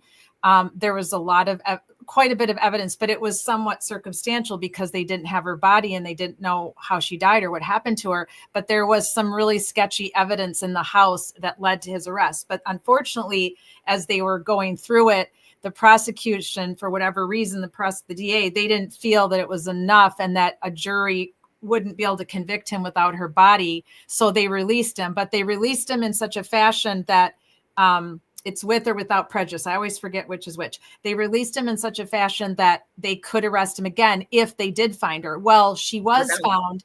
right? She was found completely by accident because they were looking for another missing woman about 50 miles or so from her home. And they found her buried in a shallow grave. And it took months and months and months to do the testing on her remains. But they did find the tranquilizer components in her system, the chemical. And Wow. that was one of the things why they had arrested him in the first place, was because he had a tranquilizer gun that he used to shoot the animals with so he could take their horns. So he would tranquilize them and then take their horns, and then set them free without their horns. And he had that exact chemical in their garage, or his storage shed area, or whatever it was on the property. And so that was one of the things. And there was a spent casing in the dryer in probably some pants, but he of course said that was from the last time that he had used it. He had all these excuses, but they did arrest him, released him. Now that was back in 2021. I think they actually released him. Now he's been rearrested today. And I didn't get a chance to look at any of it because I had a sick dog. I was at the vet, and then we started live streaming. So I am going to play this clip of what happened today, because I haven't seen it yet. And I've been following this case since it happened in 2020 on my own personally. And then I've been live streaming about Suzanne since I started last August. So this is big. For now, the thing is that her daughters have never believed their dad could do this to their mother. They've stood by his side the entire time through all of the accusations, all of the different stories that have been aired about her. And the kids have never, ever believed that their dad could do this. So I'm sure it'll be interesting to see what happens with the daughters, if they come around now or what. That's what I want to know. Connection to the murder of his wife, Suzanne Morphew, in southern Colorado. It's a story that captured the nation's attention after the mother of two was reported missing on Mother's Day near Salida in 2020, after the daughters came from a camping trip and found the house empty and their mom's mountain bike gone. Nearly a year later, Barry Morphew was first arrested, but those charges were dismissed in April of 2022. Wow. Then human remains were found in remote Saguache County and identified as being Suzanne's. Her death was ruled a homicide. Today, a grand jury indicted Barry Morphew, and he was arrested in Arizona. He has repeatedly denied any involvement in his wife's death. And today, the 12th Judicial District Attorney gave an update in Alamosa about what's next in this case. It has been a long road. 5 years after a mother of two disappeared in Chaffee County, her husband is once again the suspect in her murder. The latest twist in a case that has now lasted more than half a decade. I know The families of the victim have been so patient. The community has been so patient. But I can tell you that our law enforcement officers have never forgotten, have never given up, and they have been working so hard to get to the place where we are today. Barry Morphew is charged with the first-degree murder of his wife, Suzanne Morphew, and is getting extradited back to southern Colorado after he was taken into custody in Arizona. It's a win for not just the community, I think honestly, the whole world. Like, this is a worldwide case that it got big. And I mean, I get contacted all the time from people all over the United States. The new indictment also presenting new evidence against Barry Morphew. It claims prescription records show Barry Morphew was the only private citizen living in the entire state with access to a combination of drugs used to tranquilize animals, which was found in his wife's blood. Yes, It Pat. And I mean, yes, pretty Pat. horrid to read that was found in her body, because that's a pretty slow death. The prosecution of this case will not take place in Chaffee County, where Suzanne Morphew went missing on Mother's Day in 2020. Instead, it will be handled in the San Luis Valley, where her body was discovered near the town of Moffett in Saguache County in 2023. I have reached out to and contacted my friend and colleague, elected District Attorney Jeff Lindsay, who currently covers Chaffee County. He is in full support of our efforts to prosecute this case here, and has committed to providing any resources that we need to prosecute this case.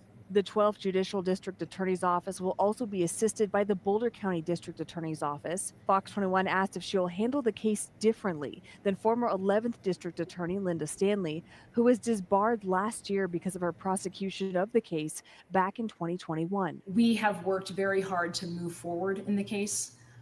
This case is a different case. Morphew remains in custody on a $3 million bond, with loved ones now feeling they're one step closer to justice. I think we're now on the right track. I think the biggest thing is we have to support law enforcement, even though the last trial was not what we want. Barry Morphew's lawyers releasing this statement tonight, saying in part, Barry maintains his innocence, the case has not changed, and the outcome will not either. I don't think this time, Barry. Not this time. They've taken the reason why this took so long, because I was reading some of the support pages that they had out there, the Facebook support page for Suzanne. The reason why it took so long is because they had released him already once, and there's no way they could do that again. They knew they couldn't arrest him and then release him. I mean, they could, but they couldn't. The optics would be bad. So they were literally, probably compiling every little bit of evidence that they could, that they had, maybe that they didn't bring out the first time. And there was something sketchy going on with that prosecutor getting disbarred. And, then they released him. So I think they've got more evidence than anybody really knows. Because I'll do a live stream about Suzanne again next week, because I have a lot of information. She has her very own Google Deck that has over 100 slides in it with information, because there was a lot going on with Barry. He was supposedly gone somewhere for work and stayed overnight somewhere, but they have surveillance camera of him dumping garbage, bags of stuff, which is very similar to what Photos Doulos did when they found him on camera when Jennifer Farbro Doulos went missing. So they do have, I believe, a lot of evidence against him, even though some of it is circumstantial, but some of it is not, now that they were able to test her body for that horrible tranquilizer chemical. So I'm so glad. I've been just kind of waiting. Now we're waiting for Ellen Greenberg's case to it hasn't had any movement since February. They haven't said that they were reinvestigating it or opening it yet or anything. I don't know what's taking them so long. Her parents must be getting frustrated, but this is huge for Suzanne Morphew and her family. But I don't know what the daughters are going to do, because the two daughters have been steadfast. They've been staying steadfast by their father this entire time. So it'll be very interesting. I don't see them changing their mind at all. I think he has them completely brainwashed that he didn't do this, but it doesn't make any sense. There's no one else that could have done this to her. It wasn't like she was a woman with enemies, or that she'd been involved in nefarious activities that would led to her being shot with a tranquilizer gun and left out there in the middle of nowhere when, her husband has a tranquilizer gun, and they were probably getting divorced and having a lot of marital problems for quite a while. So, I mean, the 1 + 1 = 2. It doesn't mean he did it. It doesn't mean that he will get convicted of it. But I think it's a huge deal that they've arrested him, that they have to have something more that we didn't know about the first time they arrested him. That would be my opinion. So, And do you think he moved to Arizona, Mhm. or he did? Yeah, he sold their big mansion in Colorado and moved to Arizona quite a while ago with his new girlfriend. Oh. Mm-hmm. Yeah. So I'll do a live stream about that next week, because I had a lot of you don't know as much about that case as I haven't said anything about it in a while, because I've only mentioned that it was cold because it appeared to be cold, because there was just crickets coming out of, I would check the media almost every couple days and always looking for, like today, I already looked for Ellen Greenberg to see if there was anything, nothing at all, on her. And so this will be interesting. Now we'll have this to follow, what's going to go on with Barry Morphew. So thank you, Shauna. Thank you so much for reminding me. So is there anything else that we need to talk about tonight or close out with, or any video you want to show before we close out tonight, Julie? Yes. Yes, ma'am. What would you like? Can you see? Let's see. I will go from the bottom. 1, 2, 3. Can you go the fourth one on the bottom? The fourth one from the bottom? Brennan? Yep. Yes, Got please. it. We'll do a little bit of comedy before we sign off. I like that. 45.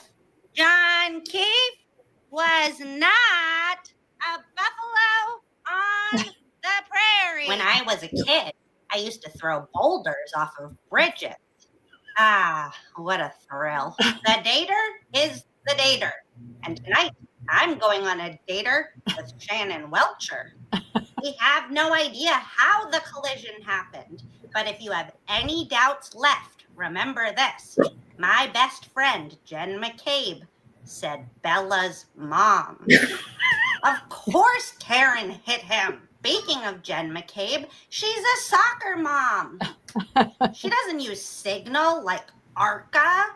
She keeps everything right out in the open, like how long until John dies in the cold? We didn't need Michael Proctor.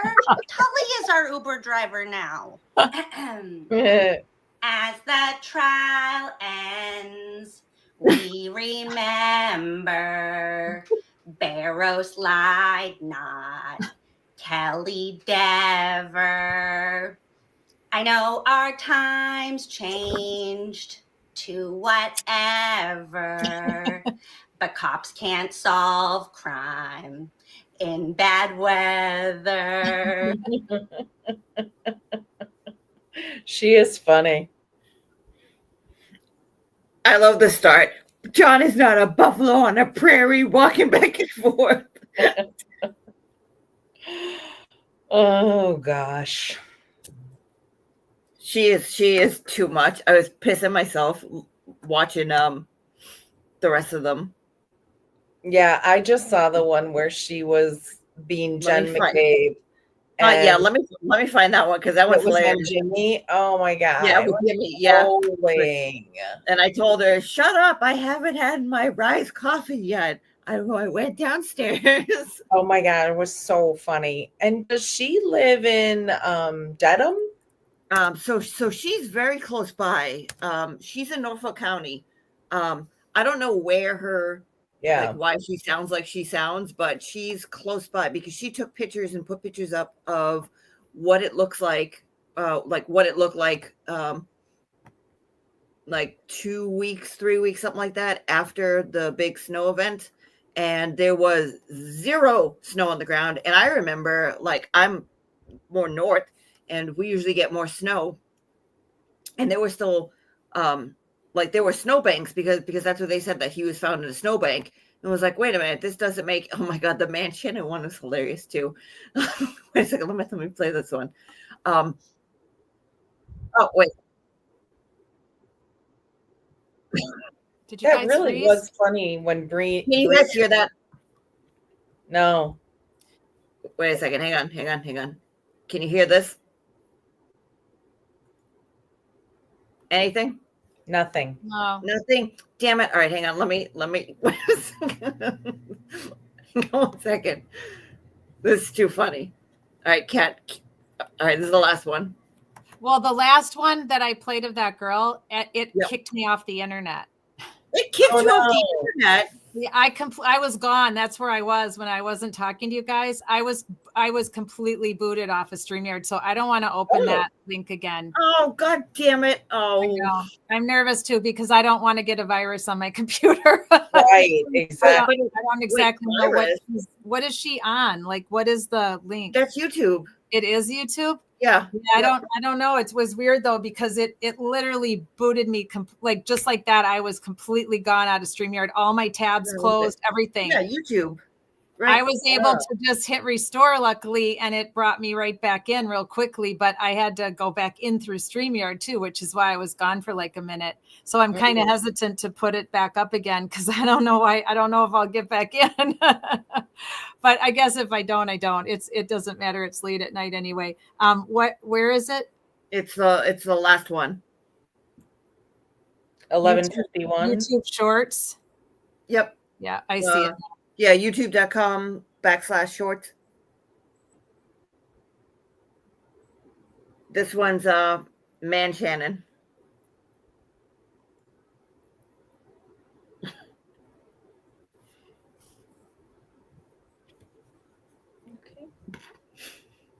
very funny. Spell your name? Sure. It's Shannon with one N. The word mendacity. Hey, you know, this CV isn't as bad as you're making it seem. I mean, in Massachusetts it is, but in Alabama, it's only 2009. I graduated high school last year. Well, when Mr. Alisi was asking you those questions, he did not ask you, do you always follow the rules? Well, I went right from high school to a job protecting cops and insurance agencies, so there really aren't very many rules for me. So it's almost like you're like Steve Jobs or like Oprah, right? Do you have them in Alabama yet? Yes, Your Honor. I'd like to start with the most simple question that we ask every single expert witness. I'll allow it. I'm sorry. Where did you graduate from college? Sure. So my mama always said I was too smart for college. Ah, yes, you are, sweetie. How do you spell your name? Sure. It's Shannon with one N. Do you know the word mendacity? Hey, you know, this CV isn't as bad as you're making it seem. I mean, in Massachusetts, it is, but in Alabama, it's only 2009. I graduated high school. That's crazy. Well, so when Mr. Alisi was asking you those questions, Mr. Alisi. Mr. Oh my Alisi. God, Mr. Alisi. Did Auntie Deb ever do Man Shannon? I haven't caught up with him. He didn't, huh? No, so Jimmy kind of just he did one with I think one or two with the quote unquote supporting cast. Like he brought Bev in and was like, "You don't like my curtain?" Talking about Bev. Oh yeah. And then did all the Peg O'Keefe stuff, and then people got mad at him, and so then he started doing the mornings, and he said, I'm just gonna do the morning stuff. And then he would cut and slice the stuff with yeah, right. So he never went back to no. Now wait, this is season 2. Did we ever show this one? Season 2, episode 11, The Return of Miss Hyde. Did we show that one? I think so, but play it anyways. It's anything with her was hilarious.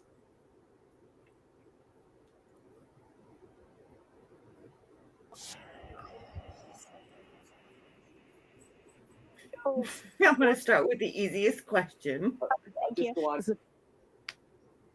Where did you go to school? Correction, I teach at George Mason University, not Georgetown. That's correct. It is closed source. Absolutely. Yes. That's an open source tool. But thank you. I also, could you repeat that phrase? I was unfamiliar with it. Apple's source code. Okay, thank you. Is the term we would use. Cool. It's not just Apple. Lots of tools are closed source. That's 100% correctly. So that was just her, but that wasn't what I thought it was going to be. I thought it was him doing. If your bath has seen a lot of life, nobody gives it new life like Bath Fitter. Well, whatever shape your bath is in, I think he Bath Fitter might will do another transform one it. because he When it's saw the McAlberts put out their little people are being mean to us because we need to have our coffee before we go look for somebody, and I'm not going to go running out of the house with just underwears. So I think he might do another one. So, I always like to end our night if we can find a good one of him because he's just so good at it. But I'm trying to figure out where the one was I wanted to show you guys because the one that he does where he came back and did a new Miss Hyde was just so funny. Let me see if I can find it. This is all I think that song Garage is hysterical. Garage, I know. Oh my gosh. About once a day, I just have to listen to it. And I also like Your Game is Whack. But that Garage, my God, it just kills me. That one is that one is so funny. Yeah, that one we already saw. That was that was one of his well, this one might be kind of funny. This I want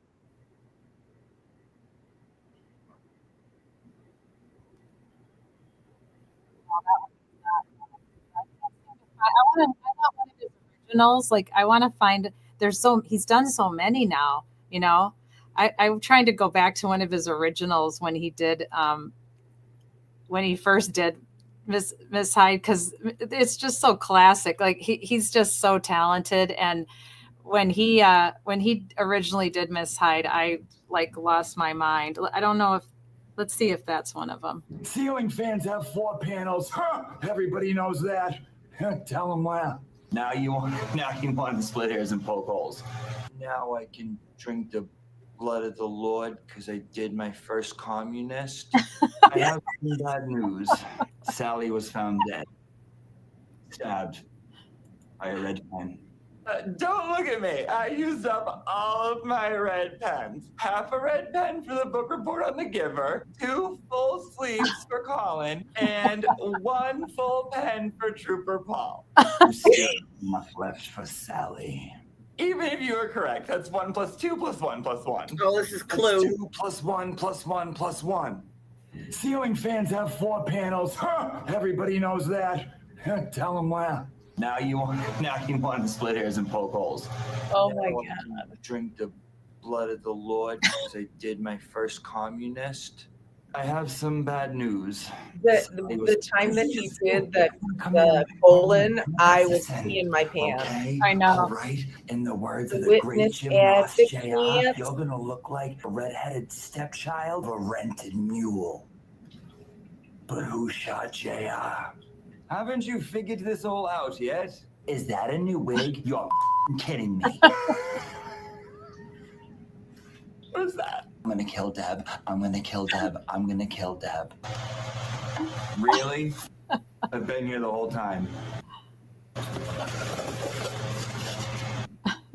What did she just do? You want to come in my courtroom again with that? Listen, okay? All right? In the words of the great Jim Ross Jr., you're going to look like a red-headed stepchild of a rented mule. Trauma fueled by alcohol, gay Jeff's basement, resentment, jealousy. Jen is brunette. One little town of weird, related but not related, but kind of knew each other people. Always, yeah. Since he was knee-high to a grasshopper. Huh? There's something here that they want. Okay, listen, did Touched by an Angel leave yet? Okay? Jesus, can I relax? Can I breathe? Oh, why did I hate her? Hated her. Trauma fueled by alcohol, gay Jeff's basement. So this video is only... I'm afraid you're not in Canton anymore. Look who it is, Mr. No Internet. Some are in this very room. I let him show me his red coat. Huh! The more there are, the stronger they become. You think I don't know they don't care about me? Leftover, episode 1, Julie Albert wig. I'm the only one that cares about the 4th. Not everybody can handle Gay Jeff's product. Why do you think Jill acted so crazy? I'm afraid you're not in Canton anymore. Look who it is, Mr. No Internet. That is a great way to end Friday Night Lives, because there's nobody better at parody than him. I wish they would like take him on to Saturday Night Live. Oh my God, he is a riot. When he first started doing Judge Bevan, he'd go, huh, like that deep, that's the funniest damn thing. That makes me laugh every time. But his Matt McCabe is the best. I love it when he does Matt McCabe. That is so funny. It just stitches, like in stitches. But it's kind of an interesting way to end our kind of final Friday Night Lives, full, hours and hours of Karen retrial. It's hard to believe that the first time we covered the witnesses from trial 1 was way back in January. It's hard to believe. And Nicole and Brian Albert, that was on my birthday. It was we did a Valentine's Day, and I had the whole thing behind me decorated for Valentine's Day. And we watched the testimony of Nicole and Brian Albert, thinking that they would for sure be called again.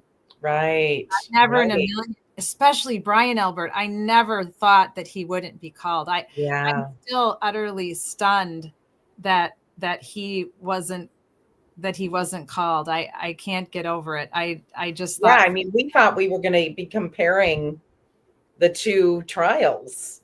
Yeah. It's interesting. All right, so then what are we going to do next Friday? Well, so next Friday we will probably have more interesting things to talk about yet with this Karen Reed trial, though, because I think more jurors, now that they see their fellow jurors coming out to share, I think we'll have more jury testimony. I think there'll be some nefarious nonsense going on. Let me quickly read you guys a couple things because I know some of you aren't on Twitter or Twitter X, because it's been kind of going crazy since this all happened. So, so Paula just posted a little while ago, let's be honest, I knew I was stepping into a hornet's nest when I chose to speak out about my experience. I expected heat and I expected hate. So that's tough. I mean, why is anybody hating on the jury? I mean, they literally did the job they were told to do, right? So that just makes no sense to me. And then about 5 hours ago, she wrote, just to clarify for the curious, you all know how I got selected as a juror, right? I walked into court, showed the judge my gang tattoos, courtesy of my monkey friend from the Brazilian jungle cartel. She was terrified and I got in. Oh, that's funny that she wrote that. Oh, wait, wait. Is that her or is that the parody account that people were? No, that's actually her. I think this is actually her. It's her photo, and it's her photo. Yeah, but that doesn't mean anything. The topic was illegal alien, call ICE. No, I think it's her. It's the profile I looked at earlier. So, because she was getting a lot of hate, people saying that this is why I'm against immigration and.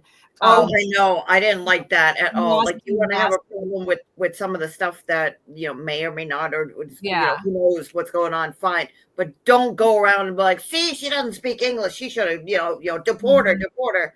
Like, that's ridiculous. Oh, we missed something, it looks like. Hang on. John DePetro show. Interesting question. Can a verdict be nullified if a juror lied about their citizenship? For example, if they are actually a citizen of another country but lied to get on the jury. Oh, come on, John. Get off that. He was losing his mind. Where was Julie Albert during that interview? Just south of history asks. Lauren Katie says, holy shit. Anyone see John Jackson on Court TV with Vinny tonight? Who's John Jackson? Oh, that's John O'Keefe's friend. Oh, okay. So here's what it says. Holy shit. Anyone see John Jackson on Court TV with Vinny tonight? He attacked the juror and Vinny. Whoa. That makes sense. Ooh, Yeah, we might have to go pull that up real quick. So Court TV with Vinny, it must have just happened because she posted this an hour ago. Yeah. Then Christy Citron said, Karen wasn't in the house and she's free. Guess who was in the house? And then she's got a picture of Colin Albert up saying, hope it's worth it going after jurors. Wow. There's a lot of shit going on. So that thing with Vinny tonight, that must have been in the second hour, because in the first hour of his show, he was having that Paula, the juror. And I had heard him say 2-hour show. Well, that's why. That's when the attack must have, whatever happened, verbal attack. But Bev's Yankee Curtain says, if any of them have a conscience and will eventually tell the truth, I think it'll be Matt McCabe. Well, I don't know. I don't know about that. He would lose his marriage. Right. It's backseat juror. I love backseat juror. Would you want to be Jen's ex-husband? Come on. Hang on, I'm going to share this with you because there's some videos that I can actually play for you guys. So hang on a second. Let me present my screen. I tell you, Twitter X has been insane the last month, but even now this week, it's been super insane. Did it show up for you? Can you see it? Oh, yeah.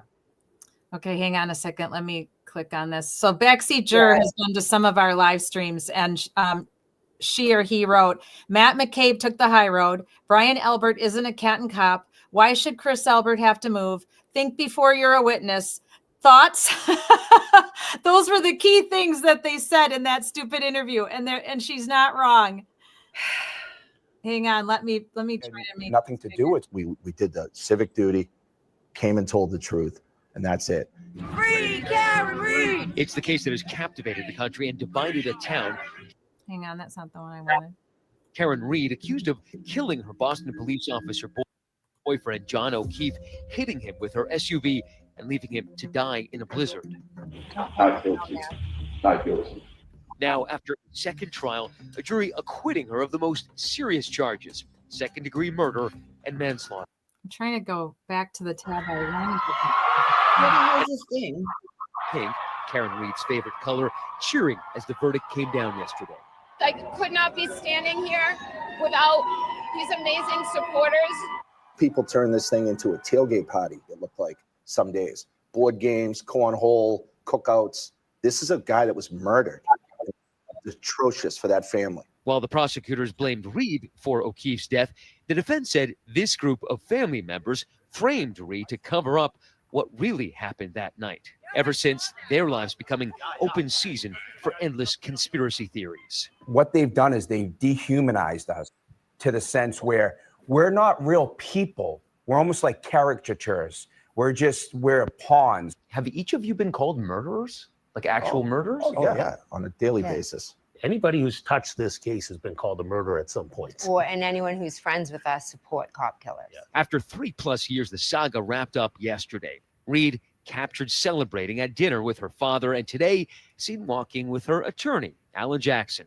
I didn't even know I'd be here today, so I had no plans. Meanwhile, O'Keefe's family and friends struggling with the verdict. I'm just sad for John's family and what happened yesterday, and I feel like they didn't get justice for him, and our lives just changed forever. Why speak out now after the verdict? We took what we thought was the high road. Let the court do its job. After a night of hanging out at a local bar in a brutal 2022 blizzard, Brian and his wife Nicole hosted a late-night gathering at their home. An invitation had been extended to Reed and O'Keefe, but Brian Albert says neither of them ever entered his home that night.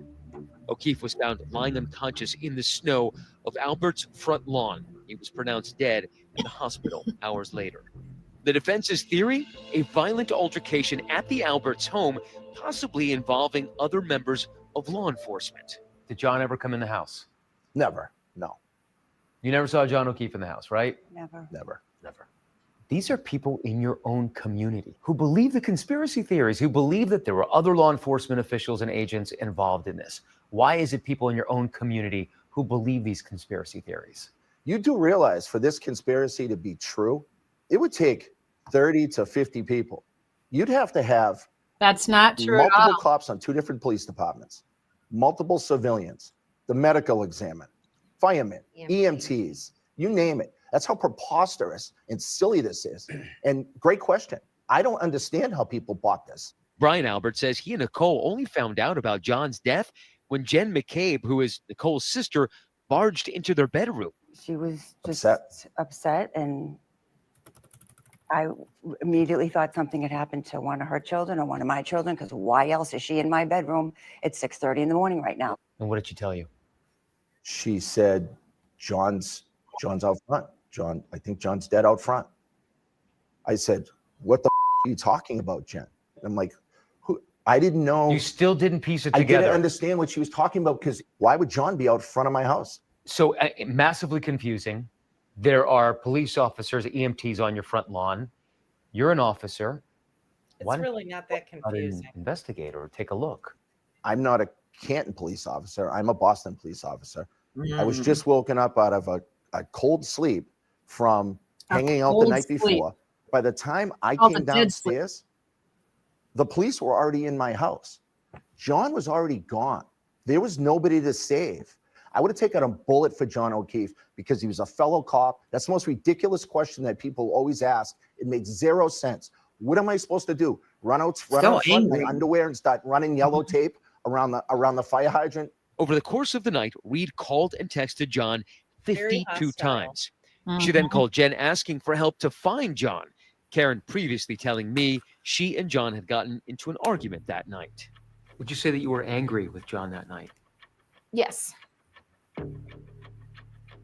Could you have been angry enough and slightly drunk because he had annoyed you that in a fit of rage you just backed up and Never. tried to tap him? Would Not to never try to kill him, but try to. tap him with my 6,000-pound full-size SUV. To hit John's body with my car. No. I spoke with a juror tonight who told me she believes a collision did not occur. Overall, a lot of the evidence had caused reasonable doubt, and that was enough for us not to convict.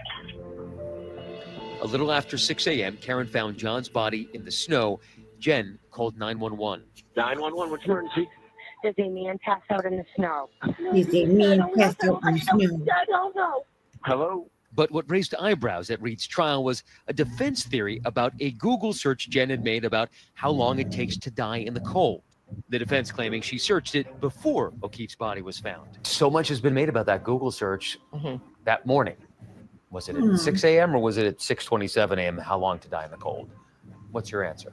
She asked me to do it at outside of Fairview at 6:20, whatever it was. Doesn't matter how much I say about it, people will not believe it. The group also hoping to clear up rumors regarding the Albert's dog, Chloe, who had been rehomed after the incident. The defense claimed the dog was involved in O'Keefe's death. Those wounds were inflicted as the result of a dog attack. Those marks are from teeth. They've known for 2 years where Chloe is. The state shared it with them. So if they wanted to take DNA evidence from Chloe the dog and match it to possible DNA evidence on John O'Keefe, they could have matched it. Absolutely. But now with the trial behind them, they say they're still faced with threats against them and their families, but hope to continue calling this community their home. You get down, you get depressed, and it's like, but this is the town we like grew up in.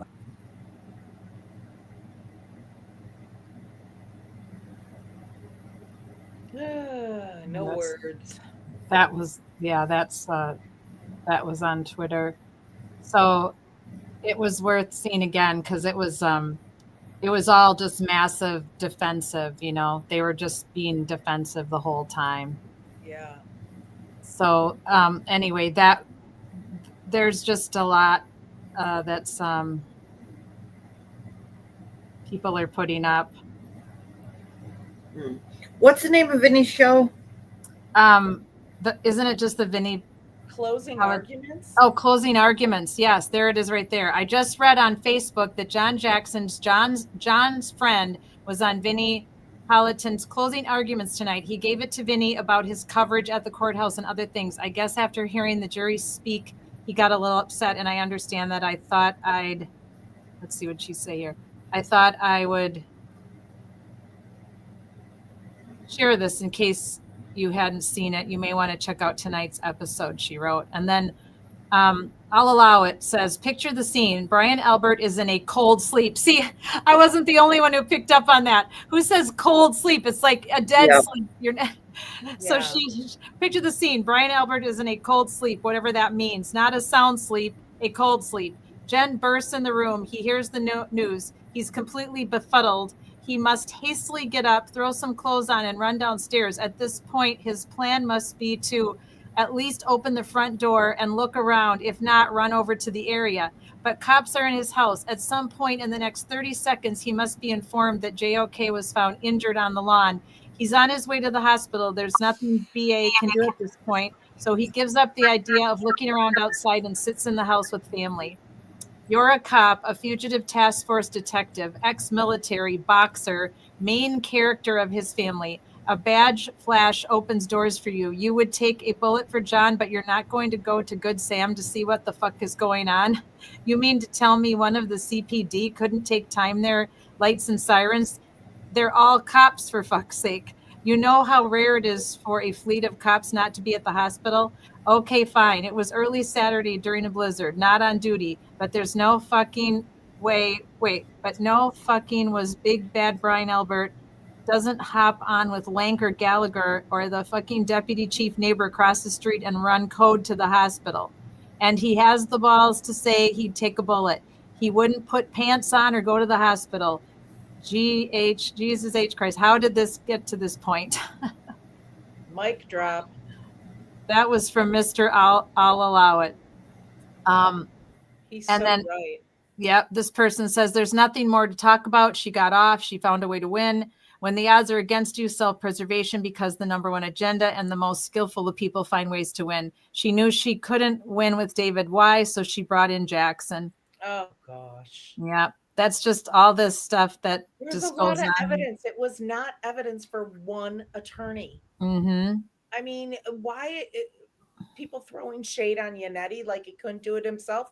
No attorney could have done all that themselves. Exactly. Here's true crime Carrie that I was talking about earlier. What a great job she did for advocating for Karen. John is going to go all crazy now. I wonder if an illegal from Brazil has a bias towards police. Oh, geez. What else did he say? Uncomfortable to watch. A Brazilian Karen Reed juror believes Karen left John at the waterfall and not convinced the Lexus was even on Fairview.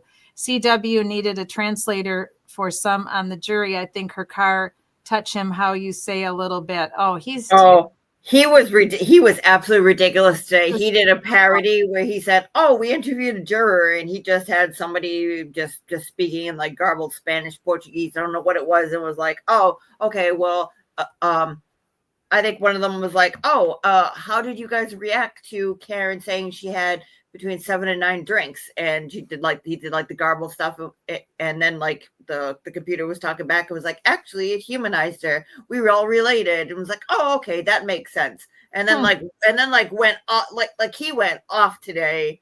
I mean, it was funny because it was ridiculous, but like he went off today, and then the other day he went off on it where he was yelling like it was the day that he yelled at Turtle when he was trying to broadcast, and they all got behind him holding up signs, doing stupid shit, and then he yelled at everybody, and like he was mad. But he went off, and because I guess he used to be a comedian, he went off and like did like comedy type rant. And was like, oh yeah, all these people are saying like, oh, John went in the house, John went here. But like, no, John, like, oh yeah, all this stuff. John buried in the basement. John jumped off the roof. John climbed a tree, and there was Karen. John, get down there! You're climbing that tree like a pervert. Like he just went off and off and off. It was the funniest thing in the world, but it was hilarious. Oh, I can't. Climbing the tree like a pervert. Well, Better posted, this woman was an FBI agent charged with investigating potential crimes. What does she have to say? It appears to be a motor vehicle accident. His taillight is broken. There's a debris field. None of that gives you probable cause to believe anything nefarious happened in that house. So for those of you who have written affidavits, if you haven't, you have to include everything that you know at that time. And at that time, there was zero probable cause to show some sort of murder in that house.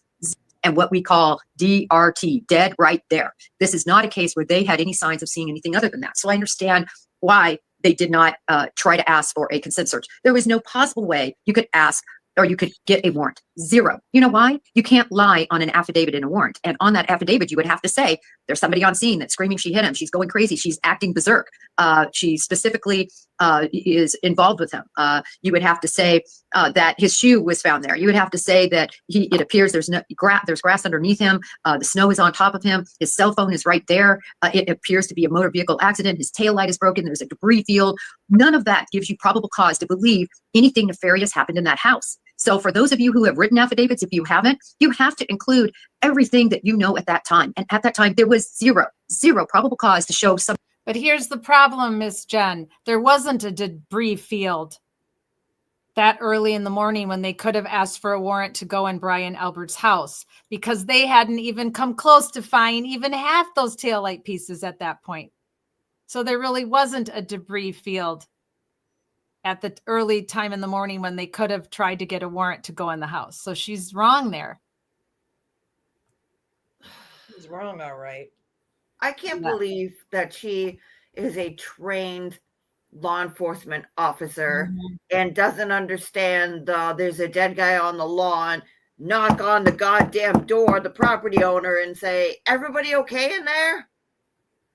Oh, here's Mass Hole Mafia, Kate Peters. She can't stop. She's been tweeting nonstop since the verdict came in. She says, yeah, at KAR 1980 read, what's the sudden hesitation to name the real killers? Just hours after you walk free. John O'Keefe has seen no justice, and it looks like all your efforts have only mounted in skirting the law. Surely that can't be because no one has fought harder for justice than you, right? Every media outlet in the state should ask Karen Reed to ID the real killers unless they're not real. Yeah, she's been on a pretty much a rampage. And don't call her Shirley. Yeah, it's just one thing after another. I mean, this is what it looks like in the Twitter world. There's just one post. I mean, you could spend hours and hours trying to catch just so many people posting. It's unbelievable. So Barney's wife writes, real reason Brian Albert didn't come out of the house. I don't have a clue what this is about. Pulverized. Okay, you're aware he was beaten up by Brian Albert. Oh, this is when she was arrested.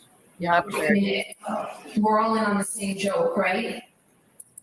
My taillight is cracked and John was pulverized. Okay, you're aware he was. Yeah, interesting. Did you happen to find the Vinny's show? No, I the only thing that's posting is from 11 hours ago. That was his podcast that he did.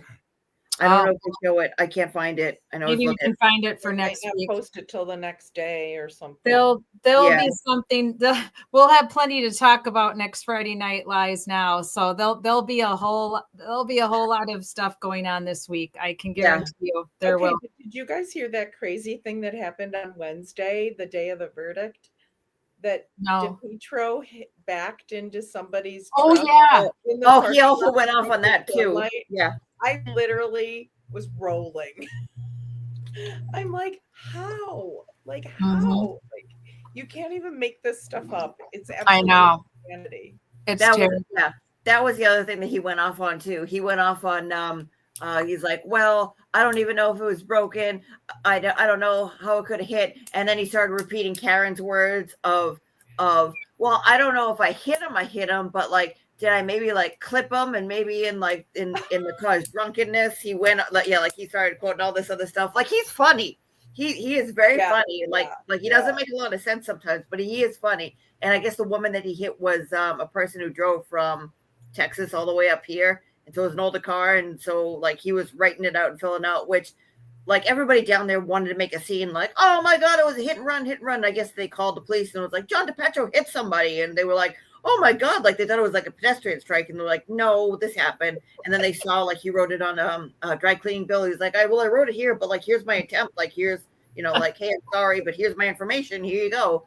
So then he went off and like, I guess that the woman gave him an attitude and like, I don't know if this is actually true, but like he's just like, and she was yelling at me, hey there, Yankee, you just hit my car there. It was like, no, ma'am, that's a rental car. Like he's making fun of people from down south, and he's just going on and on and on and on and on. Oh, this is a rental car. This is a rental car. I thought this is America, Yankee. He's just like, go away, go back to Texas, go take a shower, or like he just kept going on. He was so bullshit, but it was funny though. It was funny. Yeah. He is like a skit. He is. He literally is. It's kind of like his. It's kind of become like his brand, I think.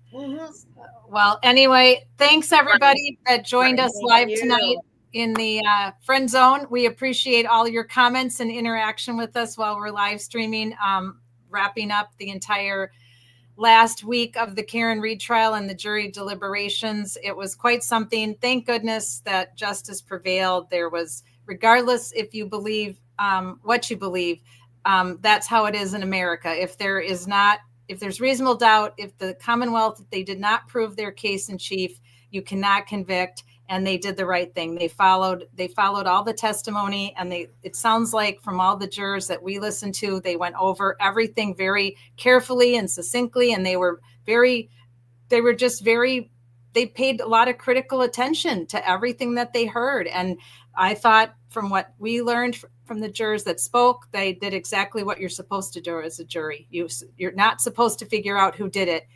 You're supposed to figure out if the Commonwealth had enough evidence and that you have no reasonable doubt, and in Massachusetts to a moral certainty. And they couldn't do that. So she was not guilty on all three of those charges and just on the OWI. So there's a lot more to come for Karen, unfortunately, though. I mean, she still has to deal with this civil suit that the O'Keeffes are bringing against her. So that'll be difficult because it'll all be relived again. It won't be covered. I highly doubt it'll be covered, but she'll have to listen to it. She'll have to hear it because they'll have to present all the evidence again for the civil case. So it's still not over for her and her parents, as far as, and her brother and her close friends, of what they have to go through. But the worst of it is over for her now. And no matter what you believe, that was the right thing. It's too bad the first jury wasn't able to come to that conclusion, that they were hung, and that this had to go on and on and on like this for a whole nother year, and more trauma for everyone. And I do feel incredibly sorry and sad for the O'Keefes and their friends and family, because when someone is unalived, not by their own hand, by someone else's hand, and you don't get justice, that's a pain that no one can understand unless it's happened to you. So I still hope that they get justice. I just don't see a path for that, my own self personally, unless somebody tells the truth. So Julie, thank you so much for everything tonight and always on every Friday Night Lies. Thank you, MCAT, for joining us. We love having you with us. And thanks again to everybody in our friend zone. We appreciate you all so much. If you haven't subscribed yet, I hope you'll give it a consideration and give us a subscribe or give us a like. Check out our other cases that we're following and the other victims and their families that we're advocating for on Wednesdays and Thursdays. We will be back next week. I'll post whatever we're going to cover next week we'll talk about Suzanne Morphew, probably Wednesday or Thursday. We're going to talk more about Deshaun Hudson over in Orlando, who was shot 14 times and has no justice, probably next Thursday. And then we'll be back next week for Friday Night Lies, and we'll give you a lowdown on all the trials that are going to come up this summer that we're interested in keeping an eye on for justice for the victims and their families. Thanks, everyone. We should do Higgy. Higgy. Yes, we need Higgy. We want to interview Higgy. Higgy Bear, we need you on Social Change Warriors. Come and interview with us. Evan from South Boston. Oh, thanks, MCAT. Thank you, Julie. I'll see you and talk to you all soon. Night, everybody. Good night, everyone. My life mattered. Just us.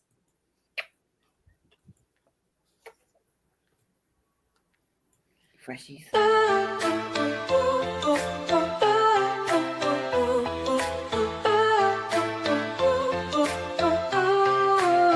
They try to silence the truth we shout, but we're still here, we're still calling out.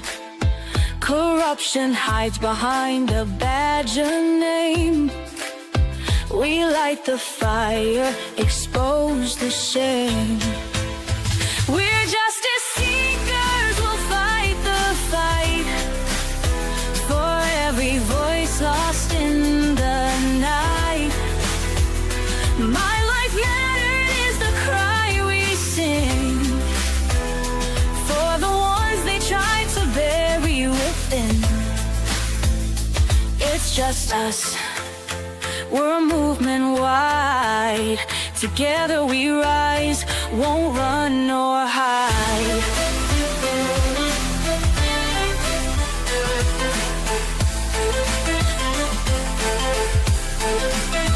The stories echo, the pain runs deep. For stolen lives we can't just weep. Elected power, but their hearts are cold. We'll bring the truth, let it be told. We're justice seekers, we'll fight the fight for every voice lost in the night. My life mattered is the cry we sing for the ones they tried to bury within.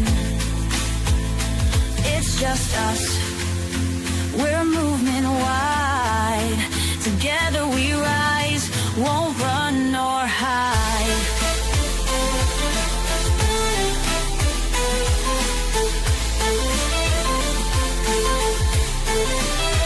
We're justice seekers, we'll fight the fight.